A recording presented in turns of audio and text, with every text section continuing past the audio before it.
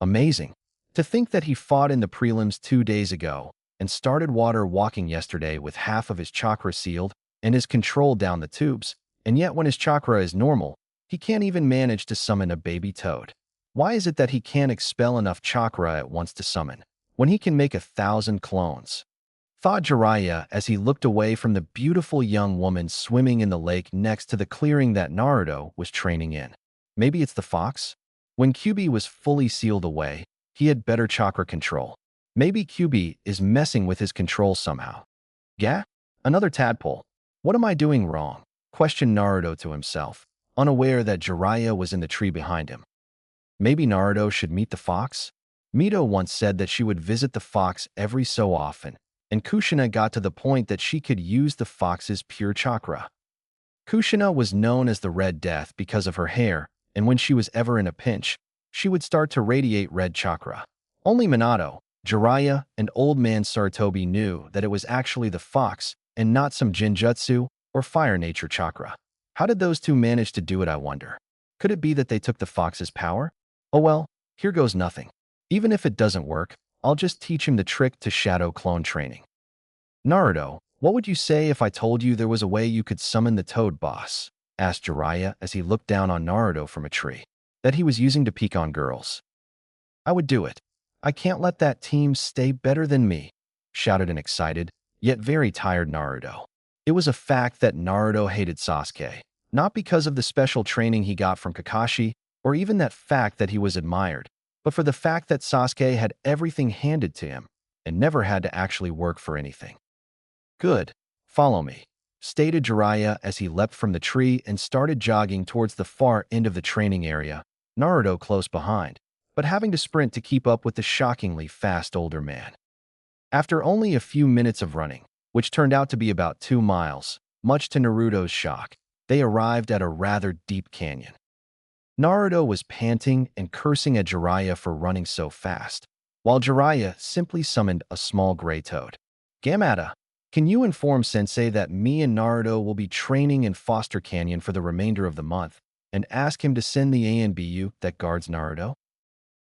The toad simply nodded and proofed off to the Hokage's office to deliver his message. Naruto, what did you feel when you used the fox's chakra? Questioned Jiraiya. Naruto's eyes widened in shock. Well, when I saw Sasuke go down, I got really angry, but when I was trying to save Sasuke and Sakura from Snake Face, I felt, I don't know, it was weird, like I wasn't fighting for myself, like I was fighting for something more. Naruto, we're going to the bottom of this canyon, and you're going to talk to the fox, stated Jiraiya. Why would I? He's made my life hell. The only thing he's good for is when I get hurt, and it's usually his fault anyway, stated Naruto loudly. Well, would you rather switch places? That demon in your gut has probably been staring at the same thing for the last 70 years. You don't know this, but that fox has been sealed 3 times now, and the only time it's been out, it was immediately attacked. Put yourself in that position, stated Jiraiya as if that explained everything, though at most it raised further questions. What? I thought I was the only one to ever carry this stupid thing, shouted Naruto. Naruto, you're not the only person in the world that has a demon sealed inside of them, stated Jiraiya. I am not, questioned Naruto. No, in fact it's so common that there's a name for them. Jinchuriki, the power of human sacrifice, you've met one of them. Gaara of the desert is a Jinchuriki, stated Jiraiya, a sad smile on his face. But he's the son of the Kazekage. Why would he have a demon sealed inside of him? Questioned Naruto. Most Jinchuriki are related to Kages or important people. In Kyuubi, the container of the 8 tails is a man by the name of Killer Bee, the Raikage's brother. There is another container in Kyuubi, a blonde woman. I don't know her name or what beast she holds. I'll be honest, the only reason I even know about her is because she caught me peeping, stated Jiraiya, a stupid perverted grin on his face. Guessing she beat the shit out of you, laughed Naruto. Actually, she asked me to sign her book and not use her in any of my books, stated Jiraiya. What? There's actually a girl out there that reads your books? Asked Naruto. Shut up, Gaki. We're getting off topic. It's your duty as a Jinchuriki to at the very least be able to use your curse, stated Jiraiya seriously. I still don't want to. If it's not my own power, then I don't want to have it, stated Naruto adamantly.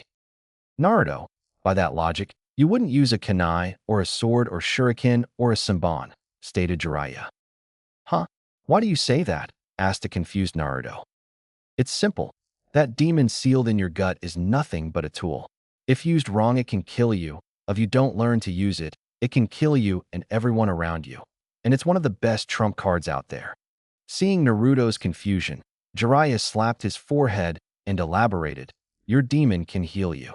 If you learn to control its chakra, you could take anything but a killing blow and keep fighting. Imagine that, a Hokage that can take any blow in stride and always come through in the end. Good lord, this kid is more stubborn than his old man and his mother. Minato, Kushina, what do I do to make your son understand? Thought Jiraiya. So, it's just a tool? Like a kunai or a sword? Questioned Naruto. I could always just not use it unless I really need it. Well, that was easy. I'll have to.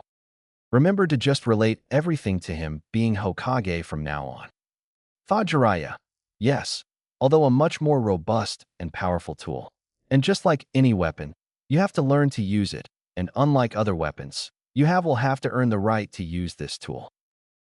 So, how do I go about doing this? Asked Naruto. When I first met Killer Bee, he said he had a mental connection with his beast. Also, it was said that Yagura, the fourth Mizukage, had such control over his beast that he could fully transform into it, stated Jiraiya. More to himself than anything, I guess that you might be able to travel into the seal and speak to him. At the very least, you could ask him to use his chakra whenever you want it. And how do I do that? Asked Naruto. Like this, shouted Jiraiya as he pushed Naruto over the edge of the massive canyon. Jiraiya then followed after his blonde student, ready to catch him when he finally entered the seal, or at least before he hit the ground. Meanwhile, Naruto was freaking out. God damn it. How the hell is this supposed to help me? Questioned Naruto as he felt a pull in the back of his mind and blacked out. He was then promptly caught by Jiraiya and taken to the bottom of the canyon. Mindscape. Where am I? How the hell did I get in a sewer? Asked Naruto as he looked around his surroundings. Seeing that one end of the sewer was bright and the other was dark, he decided to go towards the light. I swear to God, pervy sage, if I'm dead, I'm going to haunt you for the rest of your life. I can help with that, came a deep, booming voice from where Naruto was heading. But first, I believe we have much to discuss. Naruto walked up in front of a large gate, easily 50 feet tall. Behind the gate, two huge blood-red eyes and orange ears were visible. Are you Kyuubi? No, I'm the Easter Bunny. No shit, I'm Kyuubi. Now what is it you want?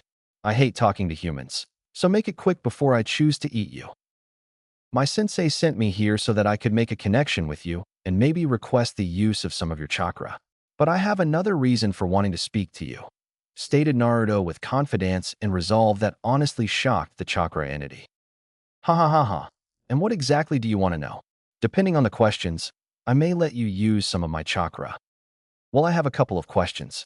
I guess my first is, why does my mind look like a sewer? The second is, why did you attack the village the night I was born? And the third, who were your other hosts? And four, outside of letting you go, what can I do to make you more comfortable while you're here? I don't know why your mind is a sewer. Maybe it's because of your mindset. I was being controlled when I attacked the village. I refuse to go into any more detail than that. My first host was the man who first sealed me, Hashirama's wife. I believe her name was Mito. The second was a woman named Kushina. Reminds me a lot of you, fiery temper, skilled, wanted to be Hokage. Then there's you. Now if you truly want to make my life inside of this seal better, you could give me access to your senses. I'm tired of living closed off from the world. You could also change the size of this cage. It may seem big to you, though I can barely move in this place, stated a much calmer and even friendlier sounding Kyuubi. How would I do that? Asked Naruto, his curiosity skyrocketed by the suddenly not so terrifying Kyuubi. It's your mind, kid. If I knew, I would tell you. My best guess is that if you concentrate hard enough, you can move these things at your will. Naruto closed his eyes and barely a second later, a pulse ripped through his mindscape, shredding everything in its path. Then a second pulse went through his mindscape, turning it into one giant cave with about a dozen doors on both sides and a small path in the back of the cave with a large blinking exit sign above it. Then, Kyuubi's cage expanded in all directions, forming a large grassy valley, surrounded on all sides by mountains and of course the large gate that made up the seal. Kyuubi was shocked. Not only was it beautiful, it was also brilliant. With mountains on all sides, it didn't truly feel like he was trapped anymore. The grass felt great on his paws. There was a massive tree in the back that looked like it would be great for napping under. And finally, because of the drop-off, Naruto and Kyuubi now stood eye to eye. That's when Kyuubi felt it. He could feel everything going on around Naruto, the perverted one setting up camp. A small fox was currently staring at Naruto from afar. Somewhere, a blonde with large breast was losing a lot of money. A snake was cutting open an orange. A scarecrow was creating a lot of lightning, and a bowl-cut man was somehow doing push-ups with his chin. "Wow, that was easier than I thought," stated Naruto. "You have proven yourself to me, Kit. I'm going to give you a gift, but first, I must tell you of my origins." "Kit," questioned Naruto. "You've just done more for me than any human since the man that created me. You see, all 9 bijou are all originally from one being, an ever-powerful beast that created the oceans and continents. It was the Kyuubi. It had no emotions, no thoughts. It was just a giant mass of immeasurable energy. That is until it was sealed into a single man. On the man's deathbed, he released the Kyuubi, separated its power from its body, and used it to create the 9 bijou. Each of us have a power from the great beast. Mine is its ability to harness natural energy and convert it to my own, so I can never run out. My last container earned enough of my respect to use just under a tael of my power. You, on the other hand, have earned everything. I'm giving you full, unrestricted control of all of my powers. And my true name, Kit, is Kurama." "What?" asked Naruto with an unreadable expression. "I'm going to give you full control of my powers, my chakra, my senses, hell, even my techniques, though you'll have to modify them," trailed of Kurama as it sat in the middle of the cage, pondering how a tiny boy would be able to perform his 2 best attacks. "Oh, really? Why?" asked Naruto. He had never really been given anything other than his goggles and his wallet. "Because, Kit, you've done more for me than almost anyone else. You earned my respect when you made my life easier, even though you could have made it even worse. Plus, it's pointless having basically unlimited chakra go to waste," stated Kurama. "What about that other stuff? You said all your powers and senses as well?" questioned Naruto. "For the love of Kami, you ask a lot of questions. At least this way I won't have to explain as much later. Other than pure chakra, each tailed beast got a power, or in my case, several. The first I already told you about, being able to gather natural energy, though it's only when I don't move. The second, as a mass of rage and hatred myself, I can sense negative emotions, as well as any chakra-producing beings, and in some cases, even what their intentions are based on their chakra flow. The third is rapid regeneration. My chakra, contrary to what you may think, is a multiplier. Anything exposed to my chakra kicks into overdrive. Say you get a huge gash on your arm, send my chakra to it, and it will heal several times faster. You can also use it on muscles to increase your power and speed, and even on your eyes, brain, and nervous system, so that you can react it much faster," stated Kyuubi. "That's so cool. Thank you, Lord Kurama," yelled Naruto in glee. "Hold up, Kit. Don't call me Lord. It irritates me. Second, you will have to work for it, as you will have to separate my chakra from me," stated Kurama. "Huh? Why do I have to do that? Wouldn't that hurt you?" questioned Naruto. "Because my rage and malice are intertwined with my chakra. If you break that connection, you can use the full dose of my chakra without losing it like you did on the bridge," stated Kurama, "though I doubt you will be able to use a full dose of the bat. You're going to need chakra control exercise to manipulate the flow of my chakra and regulate it. Otherwise, it will throw off everything and leave you extremely vulnerable." "Okay, that makes sense, but how do I do it?" asked Naruto. "Pull the seal off the gate, connect with my chakra, and pull it out of me," stated Kurama. "Hold the hell up. I have to remove my seal." "You would just escape then," stated Naruto. "No, the seal on the gate is the barrier seal that keeps me from attacking you. The full seal is probably hidden somewhere that neither of us are aware exists. If you don't believe me, look at the seal on the door. Does it look anything like the one on your gut? Questioned Kurama. Naruto drew a blank as he looked at the seal on the cage. Kurama was right. Where the one on his gut was a spiral, this one was a kanji for barrier. So I just pull this off, and then I take your chakra? More or less. Well, here it goes, stated Naruto as he reached up and pulled the seal off the cage. Outside world. You requested me, Lord Jiraiya? Questioned a cat-masked ANBU. Both men standing at the bottom of Foster Canyon, next to the large stream that ran down the middle. Tenzo, there's no need to be so formal with me. If I didn't care when I found you in Orochimaru's lab, I don't care now, stated Jiraiya. Fine, you requested me, Jiraiya. Questioned Tenzo as he took his mask off, revealing a brown-haired man with coal-black eyes and a helmet-style forehead protector.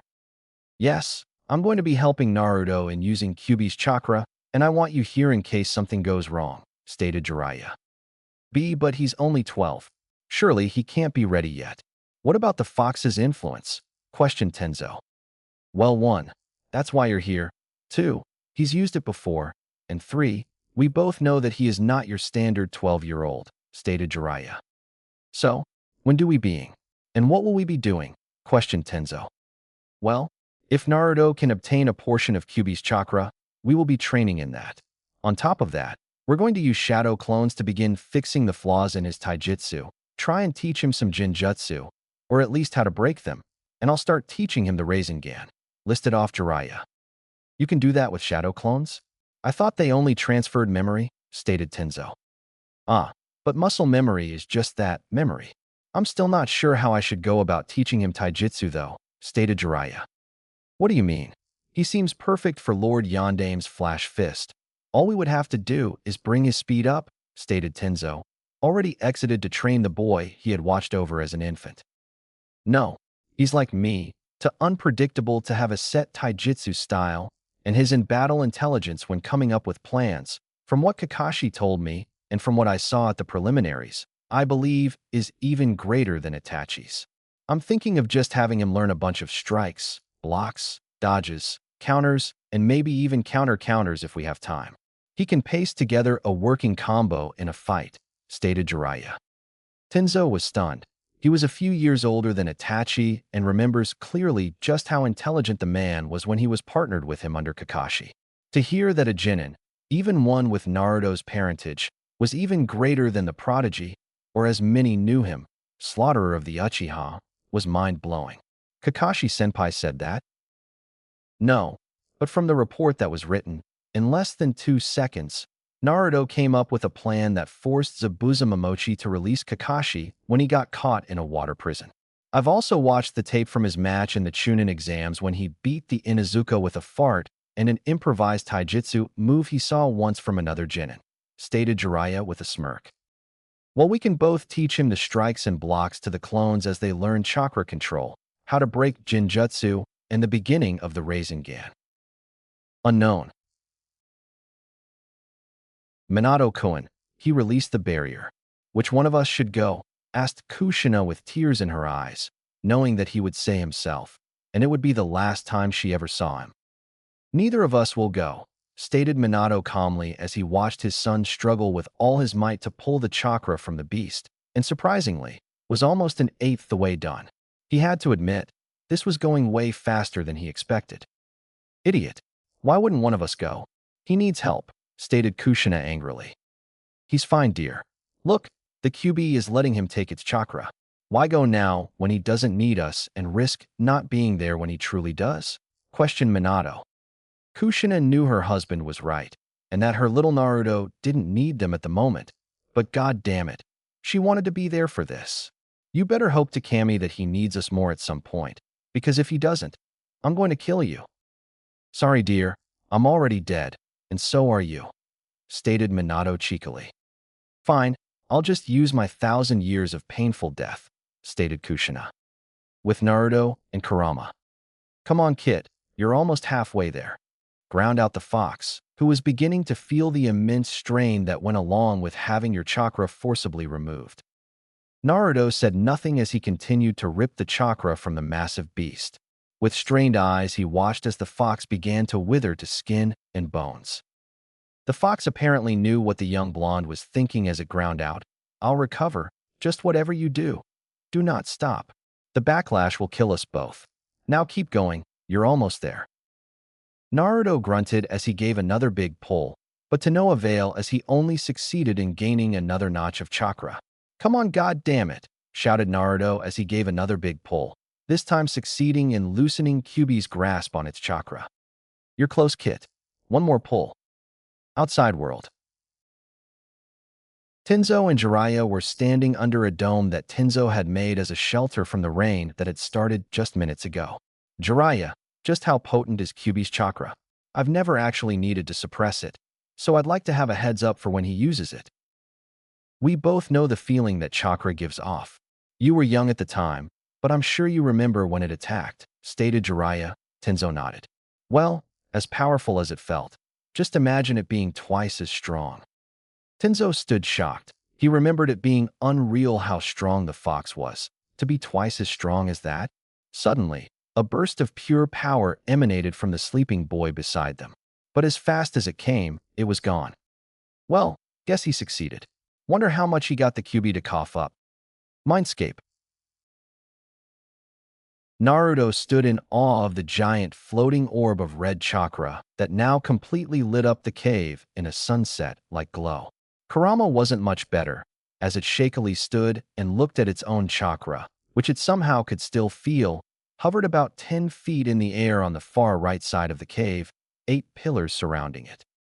"Kurama, are you okay?" questioned Naruto, seeing the fox roughly the size of a small house and still skin and bones. "Yeah, kid. Just need to withdraw some energy from the nature around us. I'll be back to full in about a year. If you use a lot of my chakra, it will take longer, but I'll be able to replenish whatever you use in roughly a month," panted Kurama. "Now, if you don't mind, I need to sleep to regain energy at a decent rate." "When can I start using your chakra?" asked Naruto. "Whenever you want, though I wouldn't use any more than 2% flow at a time. It should just under 3 tails." "How is 2% 3 tails worth?" asked a confused Naruto. "My tails are unlike the other bijou. My first tail of my power is roughly 1/3%. My second is 2/3%. My third tail is roughly 1% and 1/3. It's exponential. Add the first 3 tails together, and you get 2 1/3% of my chakra. That's why I'm so much more powerful than the other bijou." Naruto watched as the downsized fox staggered over to the giant tree behind it and laid down in the shade. "Okay, I'll let you sleep. See you later, Kurama." Unknown. "See Kushina-chan? I told you that he would be fine," stated Minato. "I know. I just wish there was some way we could help him out, or at least congratulate him," stated a sad Kushina. "If you wish, I can deliver a message to someone," stated a deathly sounding voice behind the duo. They spun to see a translucent figure in all white with long white hair. "Shinigami-sama. It's not what it looks like," stated a startled Minato. "Be calm, Minato. I've known of you using the seal to watch your son's life. Do you forget that part of me is incorporated into it?" questioned the death god. Minato simply hung his head. "Now, as I see it, taking control of young Kyuubi's chakra is cause to celebrate. After all, he is the first human to do so in a very long time. What is the message you wish to deliver, and to whom?" "Tell my little boy that we're proud of him and that dash." "No," Kushina was cut off by Minato. "What do you mean no? I will fuck you in the ass with my katana if you try to keep me from praising my baby," shouted Kushina, getting a sweat drop from the Shinigami. "He can't know about us yet. He's still at a troublesome stage in his life. I don't want his heritage going to his head," stated Minato. Kushina glared at him, but said nothing, understanding that Minato was right. "Shinigami-sama, could you possibly tell Hiruzen Sarutobi to give Naruto my old jacket and something for my wife, as well as the keys to our old apartment? After striping it of any pictures of me, he can leave everything of Kushina's." "But of course, what would you like to give the boy?" questioned Shinigami as it looked at Kushina. "Everything in the apartment, as well as my specialty Konoha headband and my Yuzu headband," stated Kushina with a small but true smile. As well as a letter from me, if you would, Shinigami-sama, stated a gruff, gravel-like voice. Jiraiya and Tenzo. Good to see you're awake, Gaki. How much chakra did you get? Questioned Jiraiya. From that burst of power earlier, I'm guessing a lot. A lot of what? Suddenly, two people dropped down from the dome and walked closer, showing themselves to be Kakashi and Sasuke. What are you two doing here?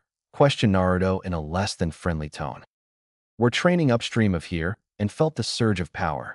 We decided to check it out, stated Kakashi lazily. What was that power before?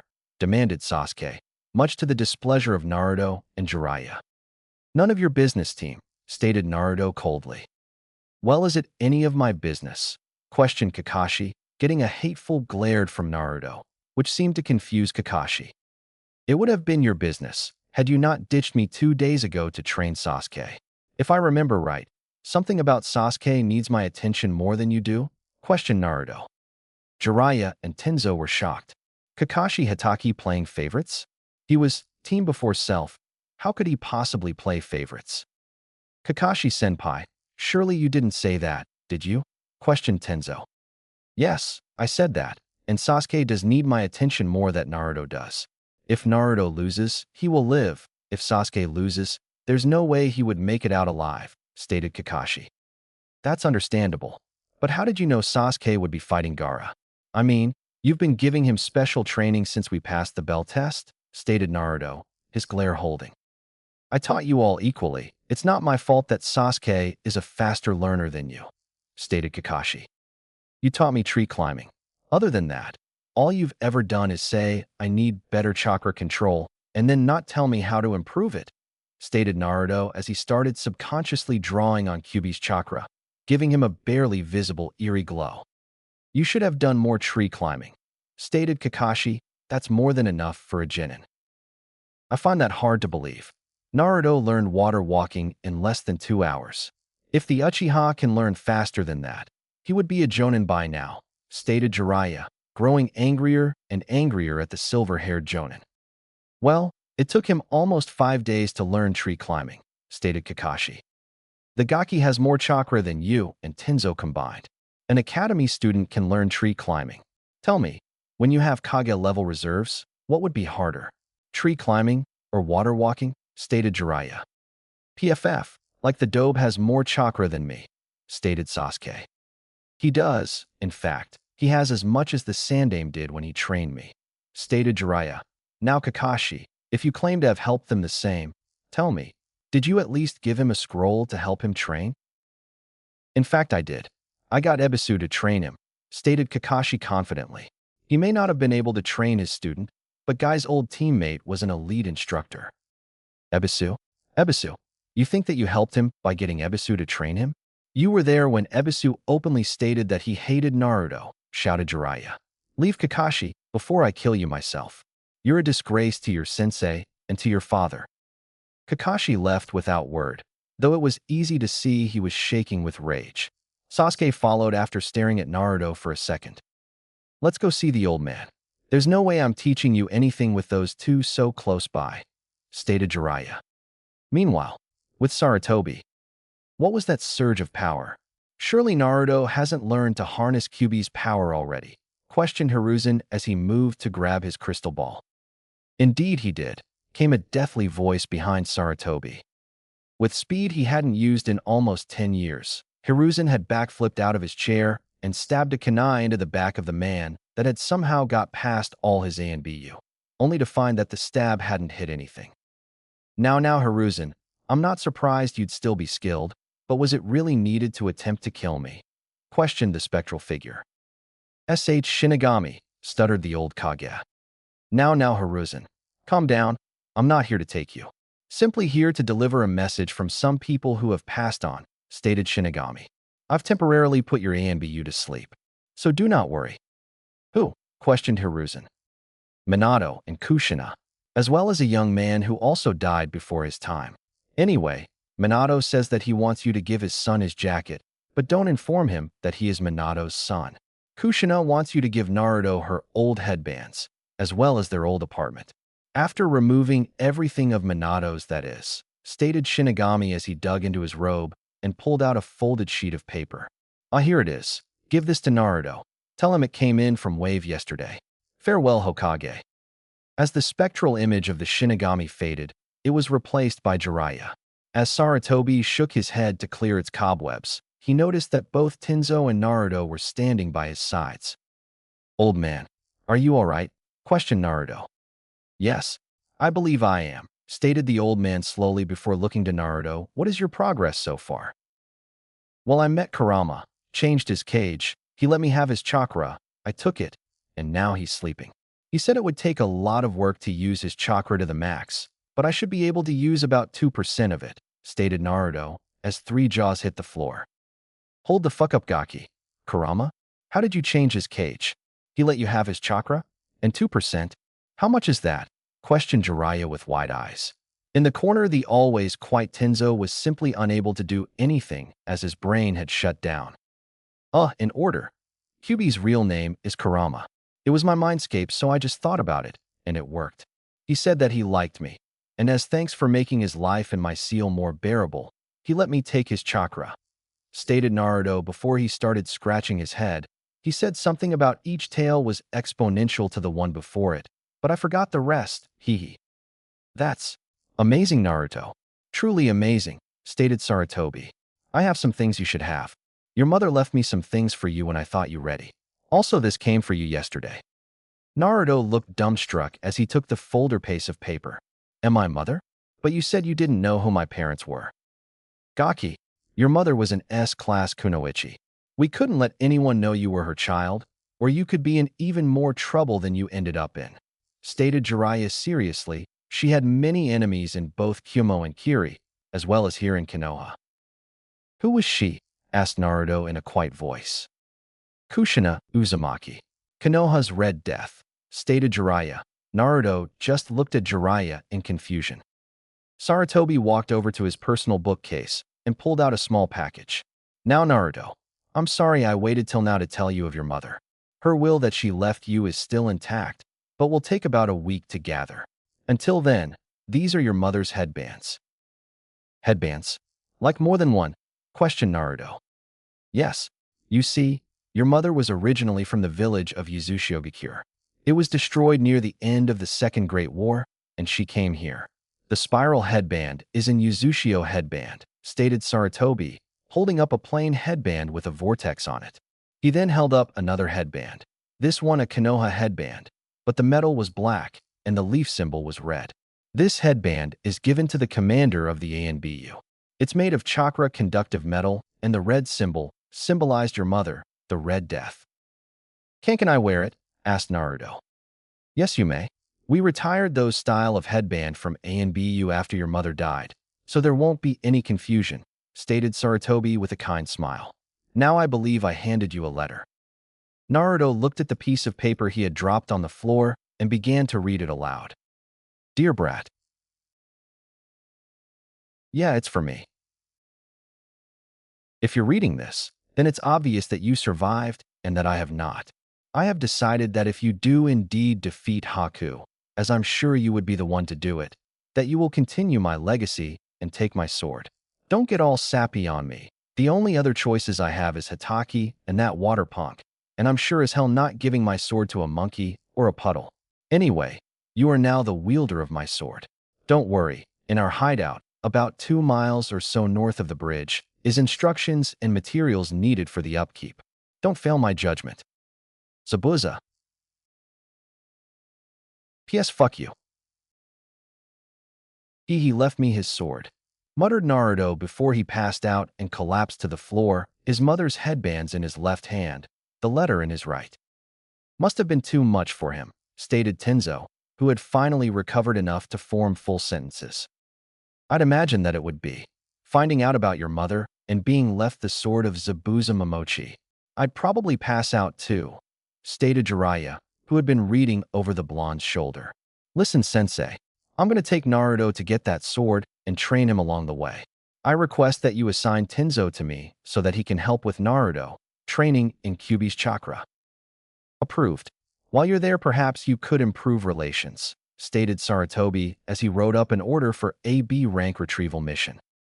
That won't be a problem. We can get there in a day and spend 3 weeks training, stated Jiraiya, more to himself than anything. Why would you be training there? Would it not be more beneficial to train here? Questioned the old man. Surprisingly, it was Naruto who answered. Kurama's chakra is too powerful. The only safe place to train is in Foster Canyon, and the Tims are training there. It wouldn't do me any good for Sasuke or Hatake to see anything I might learn. Why would you say that, Naruto? Kakashi is your sensei and Sasuke your teammate? Questioned Saratobi. He had heard that Team 7 was close and that they had perfect teamwork. It was Jiraiya that filled in the blanks. I believe Kakashi is favoring Sasuke heavily.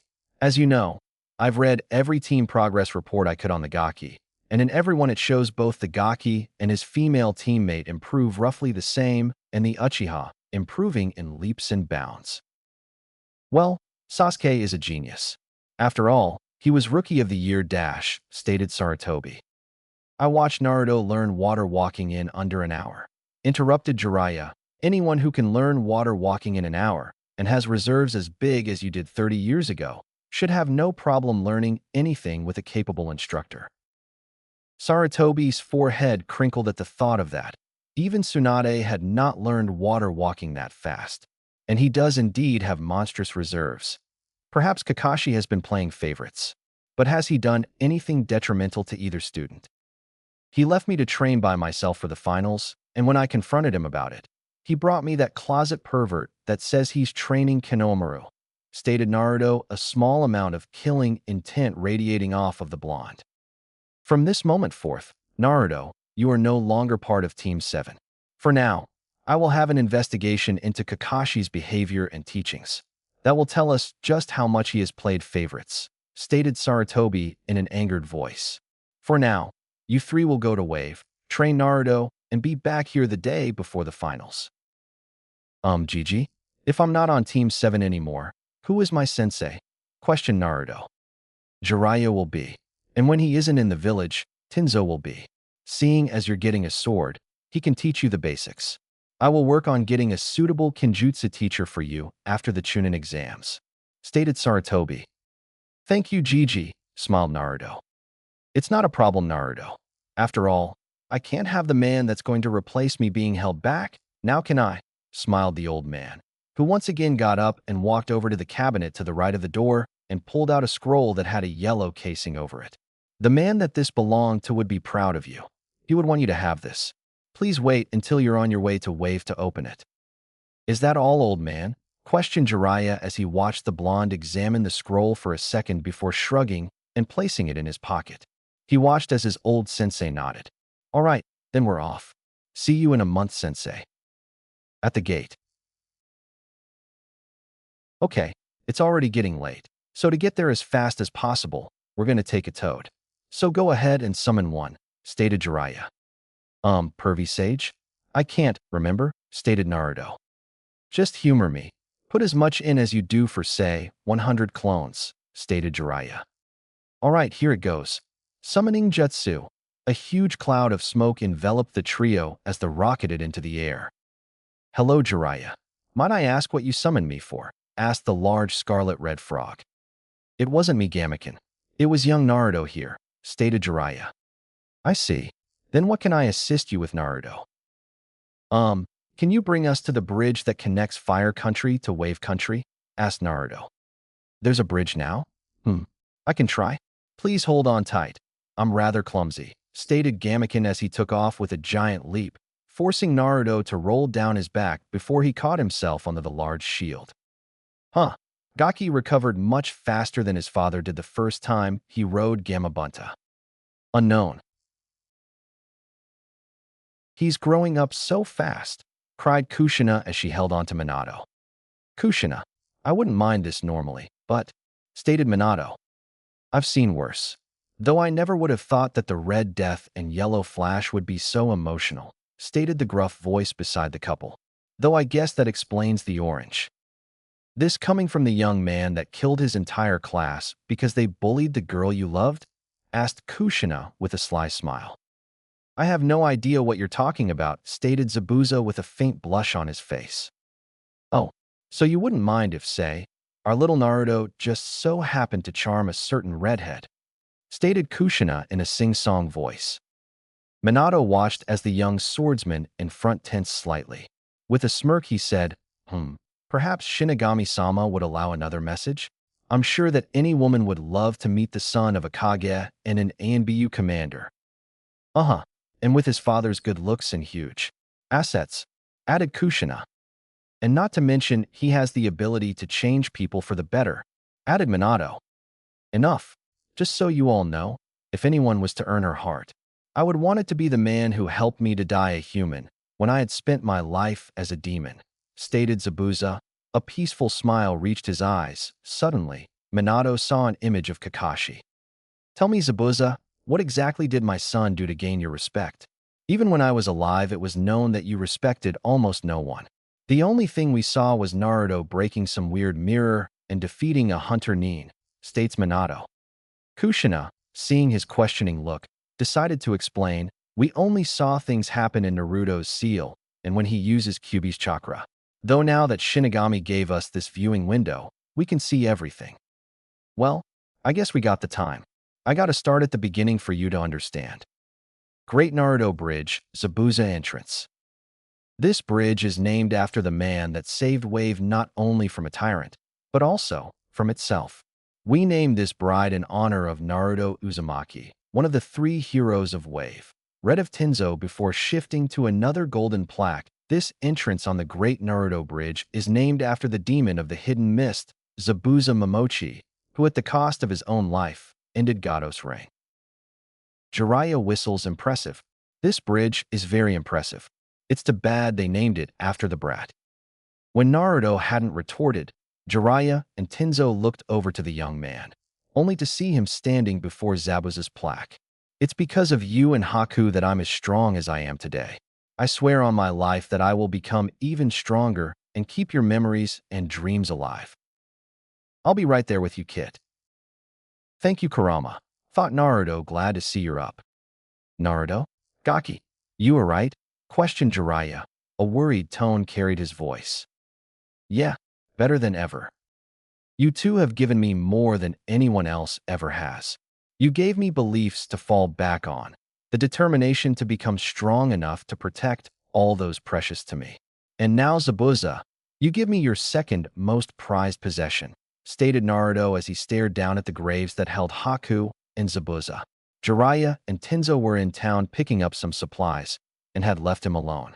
He grabbed his forehead protector and pulled it off, replacing it with his mother's ANBU Commander forehead protector, and turned it to the side, exactly like Zabuza had. I promise to you both that I will use everything you've given me to help those in need and protect everyone precious to me. Naruto grabbed the hilt of the sword, and with all his strength, he pulled it from the ground. He then ran his palm across the blade, causing blood to cover the blade. And I swear on my blood and my pain that I will make you two, my mother, the old man, and everyone else that's ever helped me or have been on my side proud. Very touching, for a thief. You speak well. Naruto spun around to see a stunning red-headed woman in a blue dress and mesh. He had barely sensed her approach, as he wasn't channeling any Kyuubi chakra.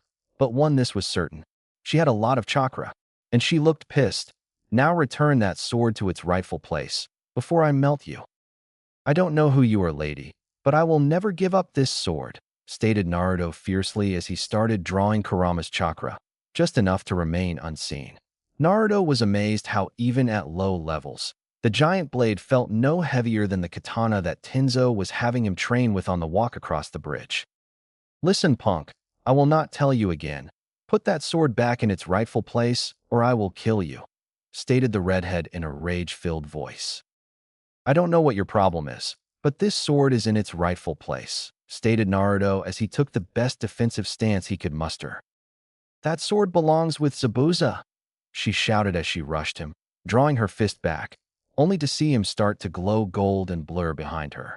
Fast, low Jonin level. Naruto tried to punch her from behind, only for her to spin around and grab his fist, using his own momentum to throw him like a rag doll over her shoulder. As Naruto righted in himself, He felt all the air leave his lungs, a fist planted in his gut. Kurama, I need as much chakra flow as I can handle. The only response was Naruto glowing brighter and feeling the pain from the punch lesson. As Naruto approached a tree, he stabbed the blade into the ground, halting his involuntary flight. Naruto's chakra-enhanced eyes and brain picked up another blur heading towards him from his right. On instinct, he pulled the blade from the ground and blocked the strike, something he had seen Zabuza do when first fighting Kakashi. Mei was in shock. The brat had blocked her punch, which, considering she was the second strongest woman in the world, right behind Tsunade, was a feat in itself. What shocked her the most was with his headband sideways, his demon-like shroud, and the way he blocked with the flat of the sword. The brat looked exactly like Zabuza. Why? Why are you dishonoring him? You took his sword, his style, and even his signature jinjutsu, yelled Mei in a fit of rage. He left me his sword. The headband thing is my way of honoring him, and I have no idea what you mean. I'm not using any jinjutsu, stated Naruto as he hefted the large sword up and placed it on his shoulder, making Mei once again see a resemblance to Zabuza. He would never leave that sword to you. With Tenzo and Jiraiya. Tenzo and Jiraiya were walking through the street, looking for a good tailor so that they could get Naruto a good set of clothes to train in, when they stumbled across a store that caught their eye. It was a ninja supply store. Both walked in and were surprised to see it was fully stocked with all manner of shinobi wear and gear. Welcome to my store, judging from your headbands. I assume you are Konoha ninja, asked the large gray-haired older man behind the counter. That we are? We were looking for some clothes for our student when we stumbled upon your store. Mind telling us what a village like this needs a shinobi supply store for? Asked Jiraiya as he looked at some of the clothes on the racks, seeing they were all high quality. Ever since Gato was killed, the civilians have been training to protect themselves, stated the man behind the counter. So what brings you to Wave? I can't believe that you would come all the way here just to buy a few supplies from little old me. Actually, our student is training for the Chunin exam finals. We're here because it's out of the way and we have some things we don't want his competition to know about him, stated Tenzo, inspecting a turtleneck Kevlar mesh undershirt. Why come to Wave though? I only know of 4 ninja from Konoha that have ever been here, stated the older man before his eye lit up. Is your student Naruto Uzumaki? With Naruto. Zabuza, he really did leave his sword too. You didn't he? Questioned Mei as she reread the letter for what had to have been the 20th time. Yeah, he also left me some other stuff as well, stated Naruto as he nursed his rib cage, where Mei had landed a brutal kick. Naruto laid down on the ground and sighed. At least I'm improving. Last time I fought a Jonin, I almost died. How did you know I'm a Jonin? Asked Mei. Her interest in the young genin had skyrocketed over the last 10 minutes. Because, even though my taijutsu and kenjutsu suck, I can still move at Jonin-level speeds, and I'm strong enough to swing around this sword, stated Naruto with a pat on the sword in his lap. If you weren't a Jonin, you wouldn't have been able to keep up, and seeing as you were blowing me out of the water, I can only assume that you're high Jonin in skill. Very deductive of you, Naruto-kun. But can I ask, how are you able to move like that? Questioned Mei. I use chakra on every muscle, my eyes, brain, and nervous system to make me faster, stronger, and quicker, stated Naruto. Sounds like A's lightning armor, stated Mei to herself, silently impressed that a genin had recreated the Raikage's personal jutsu. Huh? Who's A? And what's lightning armor? He's the Raikage. He uses a jutsu that's exactly like that golden cloak of yours, except he uses his masterful control over lightning, stated Mei. Naruto-kun. Did you mean everything you said about becoming strong? Yes, I will become strong so that I can protect everyone I care about, stated Naruto with resolve that made Mei once again see Zabuza. Well then, I guess you could use a few jutsu to help out, stated Mei with a smile as she stood up and fished a scroll out of the small pouch on her lower back. I'm sure these will help, but for now, I must get back to Mist. I hope to see you again, Naruto-kun. Naruto looked at the scroll and saw several high-ranking water jutsu on it. That you may Nei-chan, shouted Naruto as he charged and hugged her. Just keep Zabuza alive in memory and in your heart, stated Mei with a smile. She then disappeared in a swirl of water. Huh. I hope that's in this scroll too. That was awesome, stated Naruto as he walked back towards the village to meet up with Yamato and Jiraiya. Wonder how the training is going to go. 45 minutes later. Okay, Brad, let's get to work. During this month, we're going to be working on your taijutsu, ninjutsu, kenjutsu, fuinjutsu, and of course, using your new chakra, stated Jiraiya, showing his serious side. What's fuinjutsu? And how the hell are we going to do all of that in a month? Questioned Naruto. Fuinjutsu is the art, and I do mean art, of seals. Unlike ninjutsu or jinjutsu, or almost every other kind of jutsu, fuinjutsu can do almost anything. Most shinobi see fuinjutsu as pointless because they fail to see the in-fight capabilities, stated Jiraiya. What are the in-fight capabilities? You mean like being able to attack and defend? Asked Naruto, curious as to how useful it could be. There are a lot of things that can be useful in a fight. Just an example, the Yandame's signature jutsu, the Hiraishin, is 100% fuinjutsu. Also, you can seal weapons away and surprise your opponent by pulling a sword or an explosive tag out of nowhere, stated Jiraiya. That's so cool. So I could seal my sword on my palm and deploy it whenever I wanted? Questioned Naruto. Exactly. You could even seal kunai into the sword and have them launch out when you swing the sword, stated Jiraiya with a smile. That's awesome, shouted Naruto in glee. I want to learn fuinjutsu. That's great, Naruto. But first, we must get your other skills up to a higher level in a hurry. So we're going to be using my favorite training method, Kagebushin no Jutsu. Suddenly, there were two Jiraiyas. Okay, kid, I want you to make a clone and have it come with me, and you spar with Tenzo. Otogekure. Luck is on our side, stated Orochimaru as he looked over a spy report.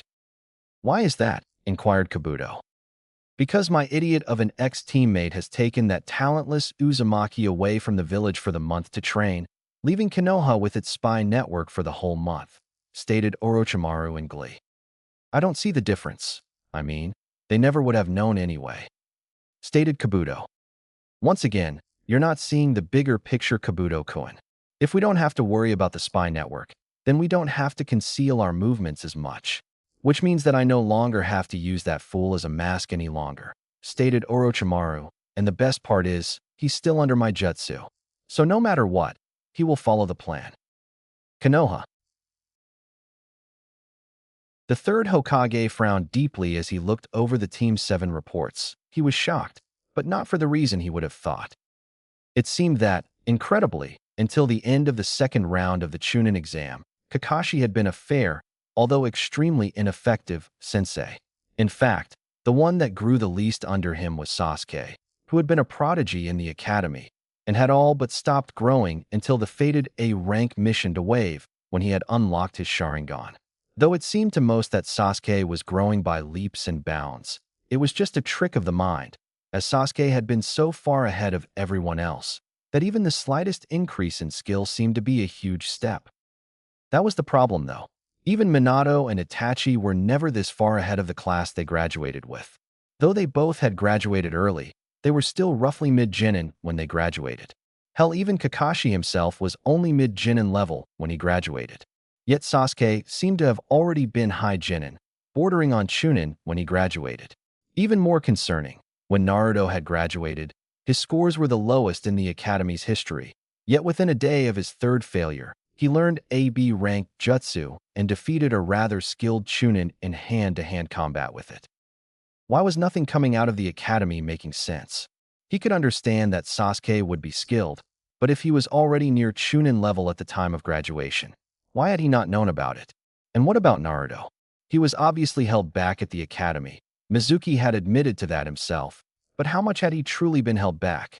In every definition of the term, Naruto was a prodigy, even more so than his father was. And yet he came out of the academy as the dead last? Hell, he failed 3 times. Not to mention the young Haruno. She's the daughter to fairly skilled, retired shinobi. She came out of the academy a well-rounded, incredibly intelligent young woman. But her team reports showed that she had done next to nothing on their missions, and when she trained, she did the bare minimum of work. Get me a Biki, Anko, Hate, and Gunma, now. commanded Sarutobi as he felt 2 ENBU leave to gather the people he requested. I will get to the bottom of this. Then I will handle Kakashi's shortcomings as a sensei. 3 weeks later. Okay, Naruto, let's spar again, and let's see how far you've come, stated Tenzo. Seeing Naruto nod, he added the stipulations, just your skills. The Kyuubi Chakra is a trump card. You should not become reliant on it. Naruto nodded and shot forward at high Chunin speed, throwing a punch at the ANBU's face, only for Tenzo to catch it and throw Naruto over his shoulder. However, Naruto used the throw to his advantage by unsealing his sword from his palm, slicing at Tenzo's back. Jiraiya watched his godson use his outstanding and fight intelligence to force an ANBU member onto the defensive. Outstanding. Even though he only has high Chunin speed and low Chunin strength, he still is able to outmaneuver a seasoned ANBU and even use what most would consider a horrible position to his own advantage. He really is your son Minato. Very good, Naruto. You have high Chunin speed and are easily low Chunin in strength with how you use that sword. Your taijutsu is good, but you still need more experience. I'd say it's also high Chunin. Now let's see some ninjutsu, stated Tenzo as he once again got into a defensive stance. I'll take it from here, Tenzo. No offense, but the Gaki's reserves are just as big as mine. Not to mention we've drilled so much chakra control into his head that he probably has low Chunin level chakra control, stated Jiraiya as he took Tenzo's place in front of Naruto. Okay, Gaki, show me what you got. Water style. Water Dragon Jutsu, shouted Naruto as he drew water from the air and launched the dragon at Jiraiya, who was shocked to see Naruto use B-rank jutsu of the bat, especially one that he hadn't taught him. Before he even had a chance to put up a defense, he heard another yell, water style. Great Collision Wave Jutsu. Earth style. Earth Bunker, shouted Jiraiya as he slammed his palms into the ground, creating a dome over himself to shield him from the water. Let's see you beat this Gaki. Earth style. Earth Bullet Dragon. Naruto's eyes widened as he flew through hand seals. Earth style. Earth Wall Jutsu. A 10-foot tall, 10-foot wide, and 2 feet thick wall of earth sprang up in front of Naruto, absorbing the impact of the bullet dragon as it slammed into it. As it fell, Jiraiya saw Naruto, kneeling behind the giant mound of mud that made of their combined jutsu, panting heavily. Man, 2B rank. Jutsu and AC. Rank, and I'm already down a fourth of my reserves, panted Naruto as he watched Jiraiya walk over to him. Gaki, the reason that took so much out of you is because you used water from the air instead of from a lake or even the ground. Seeing as your natural element is wind, it's harder for you to use other elements, stated Jiraiya. Plus the fact that you tried to use the water dragon without using a few hand signs didn't help. The second Hokage used the water dragon with only one hand sign. If I can do it with less hand seals, then it will be more useful in a fight, stated Naruto as he got up. Very true, but to properly do that, you need to have Kage-level control, which even with shadow clone training and Kyuubi no longer messing up your chakra flow, you're still years, maybe even decades away from, stated Jiraiya as he walked over to Tenzo. So what now? He needs to be back in a week, so we still have a few days to train him, stated Tenzo. Why not give the kid a break? He's already low Chunin without using Kyuubi chakra, and with it, he might as well be low Jonin. He deserves some time off. Plus, we still have to get him his new clothes, seeing as we destroyed that outfit, stated Jiraiya as he started walking away, not waiting for Tenzo's input. Come on, Gaki. Me and Tenzo have a surprise for you. Konoha. Sasuke once again flashed through hand signs and then gripped his forearm as chakra began to gather in his palm, growing and churning until it seemed to come to life with a high-pitched scream as it sparked and danced, ripping chunks out the earth around him.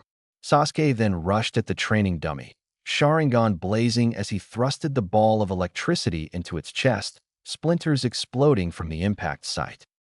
Very good, Sasuke, but you still haven't mastered the just yet. We will try again tomorrow. For right now, let's work on speed, stated Kakashi. And remember, Sasuke, the Chidori is an assassination technique. It has no other purpose but to kill. You will only use this jutsu to defend your comrades. Sasuke simply nodded as he turned away from his sensei. This is the perfect tool to kill him. Don't you worry, dope. Now that I have this, I won't need to kill you. Just as long as you don't stand in my way. Weapon shop and wave. Welcome back, Shinobi-san. Welcome to my store, Naruto-sama, called out the shop owner as the trio of shinobi made their way into the surprisingly large shinobi store. Hello, Kadio. Have you finished the orders? Asked Jiraiya. Naruto sent him a questioning look. But of course, my young seamstress finished the large order weeks ago. The second order was finished a few days ago, stated Kadio with a smile. Let me go get them. Naruto watched as the man shot into the back room of the shop. Did he just call me Naruto-sama? That he did, Gaki. I'd imagine that everyone in this village, hell, the whole country thinks of you as a hero, stated Jiraiya.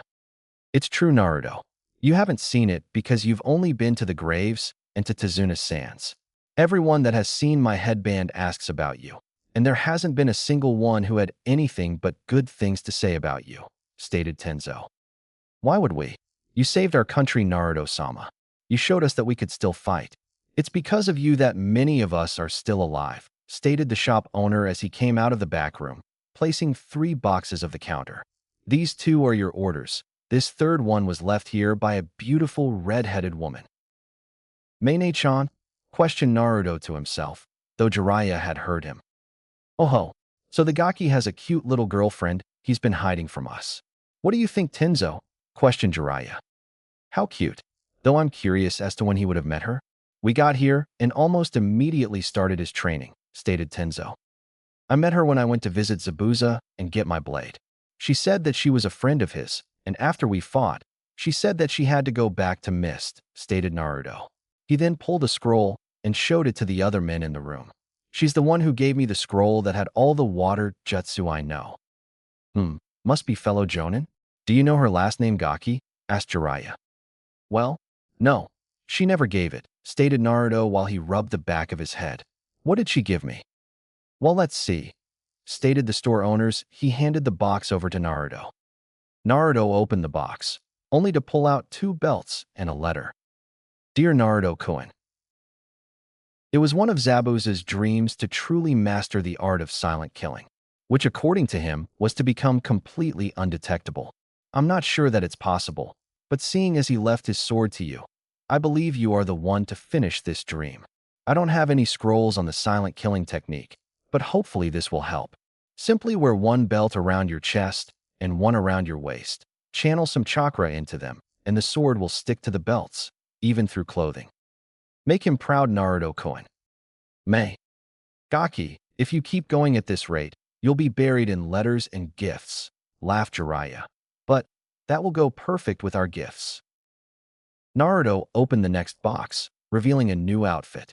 Naruto was at a loss for words as he looked at the new clothes, and was only taken out of his thoughts when he heard Tenzo speak. We knew you would never give up the color orange, so we simply toned it down. Go ahead and put it on. I believe there's a changing room over in the corner. Naruto darted into the small room in the back corner of the store, only to emerge a minute later, donning his new outfit, which consisted of a dark blue long-sleeved shirt with dark orange stripes going from his armpits to his hips, a giant red and black swirl on his back. His pants were much the same as his shirt, dark blue ENBU-style pants that had the same dark orange stripes, continuing from his hips, disappearing into his dark orange shinobi sandals. His mother's headband still lay across the side of his head. Looking sharp, Gaki. Looks like you're going to be breaking a lot of hearts, stated Jiraiya, my lord. He looks almost exactly like Minato. I can't wait to see everyone's smug faces when he arrives at the Chunin exams and beats the Hyuga, all while resembling his father. It's awesome. Thank you both so much, thanked Naruto with tears in his eyes. The shop owner was once again amazed that the hero of Wave was reduced to tears by simply being given an outfit, a very expensive and well-made outfit, mind you, but an outfit nonetheless. Open the last one, Gaki, stated Jiraiya. If he likes the outfit, he's going to love this. Such a shame the village held him back. Minato, would you have saved them if you knew this was your son's fate? Naruto nodded and wiped his eyes, moving over to the counter once again, taking the box into his hands, pulling the lid off. No way. No way. I take it you like it, Gaki. asked Jiraiya as he watched Naruto pull a blue jacket with orange flames licking the bottom and sleeves. On the back was the kanji for Demon of the Leaf. Naruto was at a loss for words as he put the jacket on and moved around in it. He was surprised that there was almost no loss of movement, and it hid the twin belts that made up his holster. In the front of the jacket, there was a spot where he could hook a forehead protector. You didn't need to do all of this. I may not have needed to, but I did. You said you wouldn't wear his jacket, so I got you your own. Flashback. Naruto? Gaki, you alright? Asked Jiraiya. Yeah, better than ever, retorted Naruto as he moved down the bridge, studying every square inch of it as he walked. Naruto, what was in that scroll that Lord Hokage gave you? Asked Tenzo, walking next to Jiraiya. Huh? Oh, that. I don't know. Why don't I check and see? Naruto reached into his pocket and pulled out the scroll, rolled it open, and stared at it. It's a seal? Well, what are you waiting for, brat? Put some chakra into the center of the seal, stated Jiraiya. Naruto is going to flip out when he sees what's in that seal. One poof later, Naruto was frozen in place on the bridge, in one hand, the scroll, in the other, the Yandame's jacket. Wow, why would he give me this?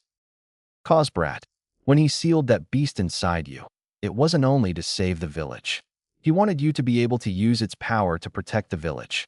Now that you can do just that, he would want you to have it, stated Jiraiya. Doesn't hurt that you're his son, and other than your mother's personality, you're a carbon copy of him. I can't wear this. He was the greatest shinobi of all time.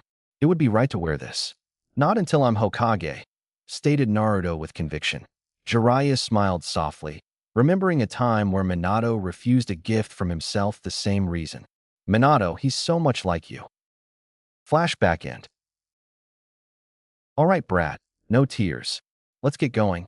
We have less than a week left, and we still have one last place to go. Konoha. The Sandame observed the 3 men and 1 woman in front of him. Hate was coughing as usual. Though his condition was getting better, he kept up the appearance of being sick to force others to underestimate him. What have you all found? Asked Sarutobi, already smoking his pipe. We believe that there has been major favoritism shown throughout the academy, but as far as we can tell, Kakashi has just been a shitty sensei, stated Ibiki, stepping forward and handing the aged Kage a binder. Explain. The Kakashi part first, and then the academy, instructed the aged Kage. Up until the Uchiha obtained the curse seal, Kakashi seemed to teach only teamwork exercises and use D ranks as his physical training.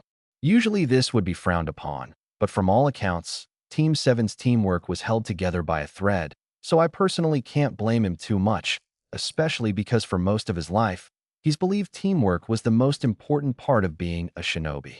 The C rank turned a rank, looking back, was actually not that bad of an idea. Kakashi had estimated it to be mid-B rank, and he could handle that by himself, as shown by his track record.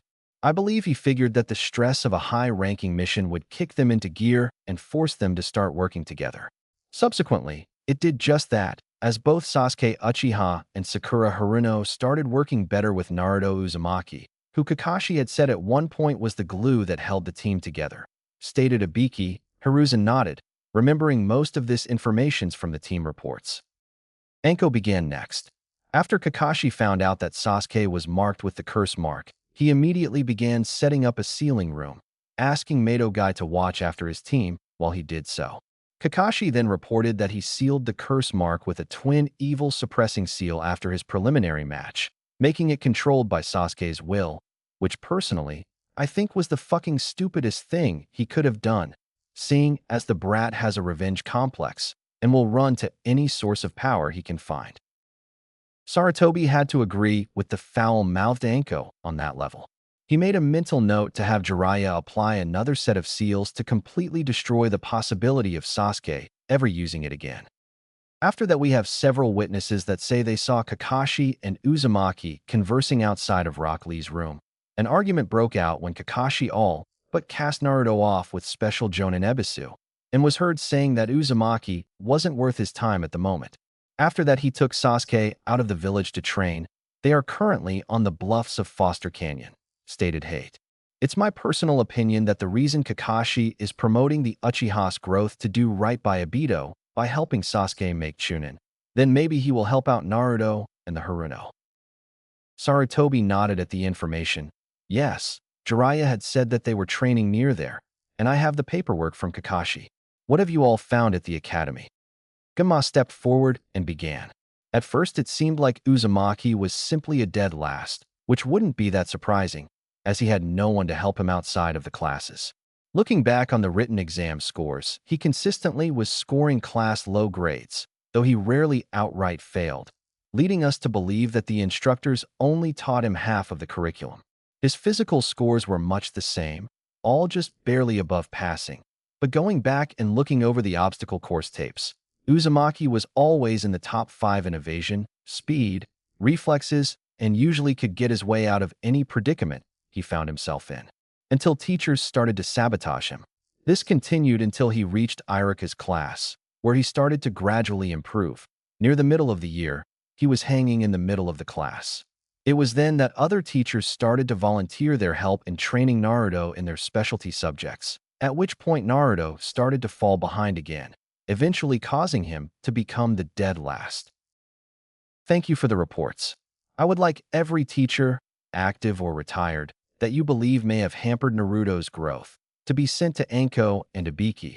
If the suspicions are found true, they are to have their chakra sealed and be placed in prison. Charge them with treason for undermining the military power of this village.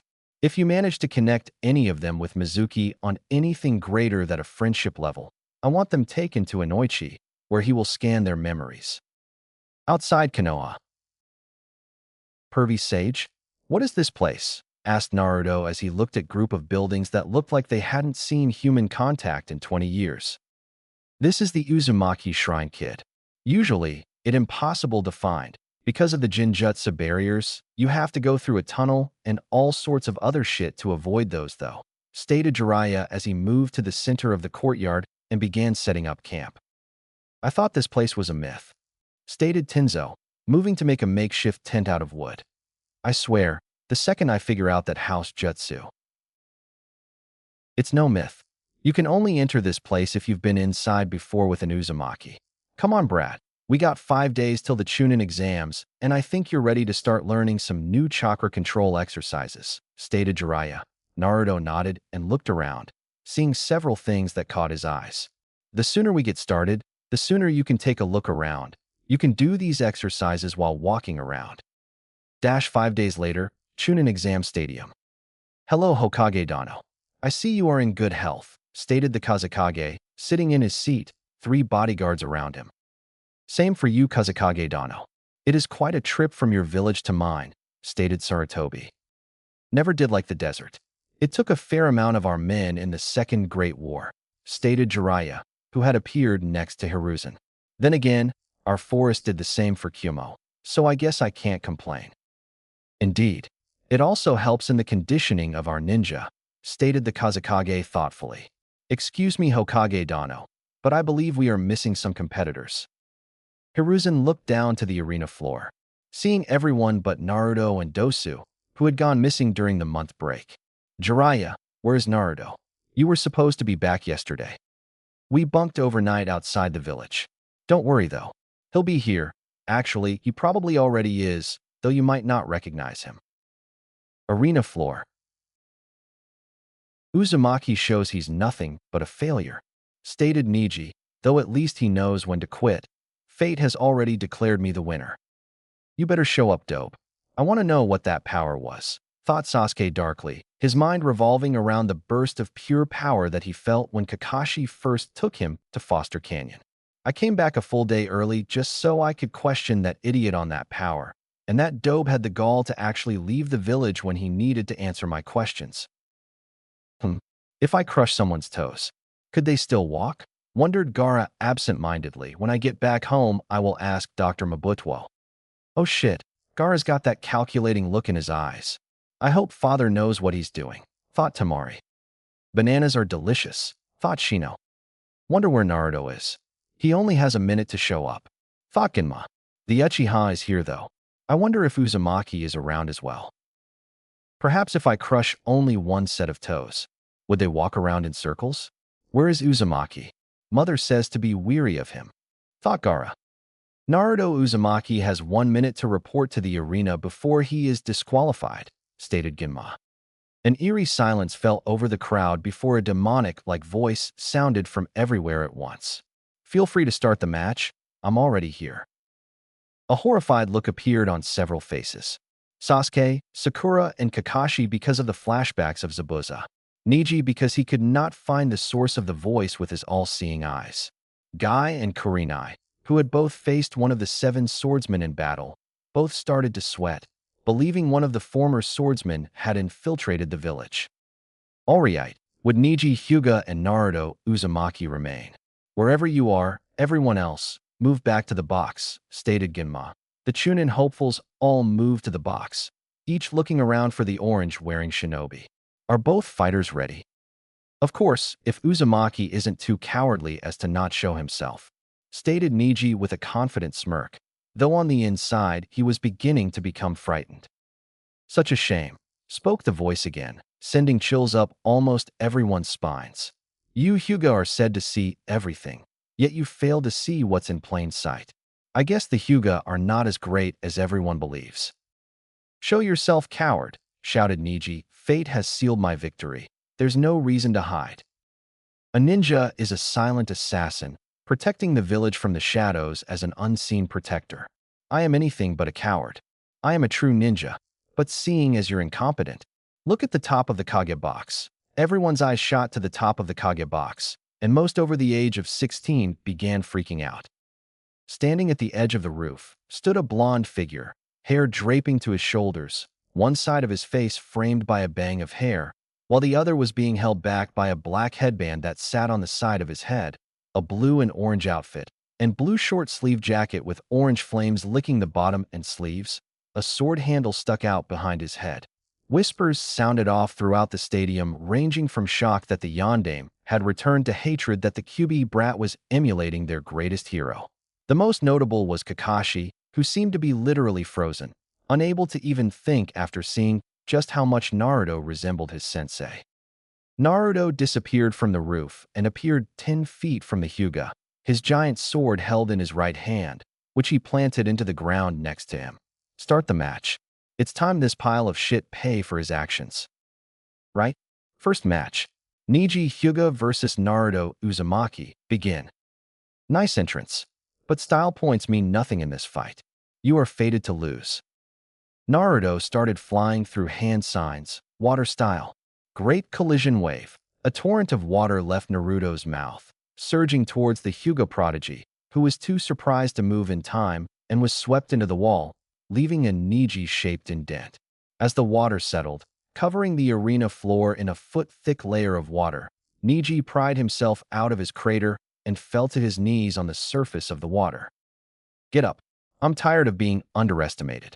I'm going to make it known here and now that I'm not the dead last, that I'm not just some fodder, stated Naruto as he channeled Kurama's chakra, just enough to shield his chakra network, giving him an eerie reddish glow.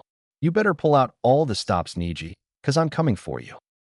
With teams 7, 8, 9, and 10. Man, when did Naruto become so cool? Questioned Ino, her interest piqued by this new and, in her opinion, very much improved Naruto. When did he learn that jutsu? He never used it against me? And what about the sword? Questioned Kiba, angry that he had lost to the blonde when he wasn't even using all his arsenal. Well, when Orochimaru hit him, he said something about a seal. Naruto said that his chakra felt funny, stated Sakura, staring at the sword that was planted in the ground. But that's Zabuza Momochi's sword. Who's Zabuza Momochi? Asked Choji. An A-class nuke nin from Kiri that we fought on our C rank turned a rank. It's likely that Naruto went back during the month break to retrieve it. Plus he's wearing his headband like Zabuza did. Most likely as a way to show his respect, stated Kakashi. Plus Naruto just used AB-ranked water jutsu with only 3/4 of the standard hand seals.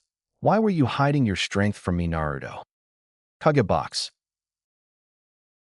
Sarutobi watched with a smile as his surrogate grandson showed his true colors to the rest of the village. Minato, Kushina. If only you could see him now. Arena floor. Naruto dodged another set of strikes from the Hyuga prodigy. Using his momentum, he spun and sent a vicious kick at Niji's head, which was blocked by the Hyuga's arm. Niji winced in pain as he was forced to block another blow, which was about as strong as Lee's. This is insane. The only reason I can even track him is because of the Byakugan. And why is there red chakra surrounding his body? It's time I end this, stated Naruto as he jumped away from their deadly lake-top dance, landing about 30 feet away, flashing through hand signs in a blur, so fast that all Niji saw was a blur that ended on the dragon symbol. Water style. Water Dragon Jutsu. Everyone in the stadium was amazed and somewhat horrified as a 50-foot-tall water dragon grew up from the water behind Naruto, using every ounce of water on the floor of the arena. The creature then rushed at Niji at near Jonin speeds, forcing the Hyuga prodigy to use his best move. Rotation, shouted Niji, spinning at incredible speeds and releasing a large portion of his chakra. As the dragon hit the spinning dome of chakra, it exploded in all different directions, sending water everywhere, drenching everyone within range of the blast.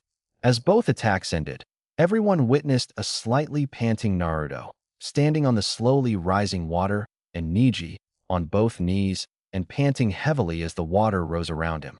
Heh, you cannot escape fate. Do you understand now? I was fated to win the match ever since you were made my opponent.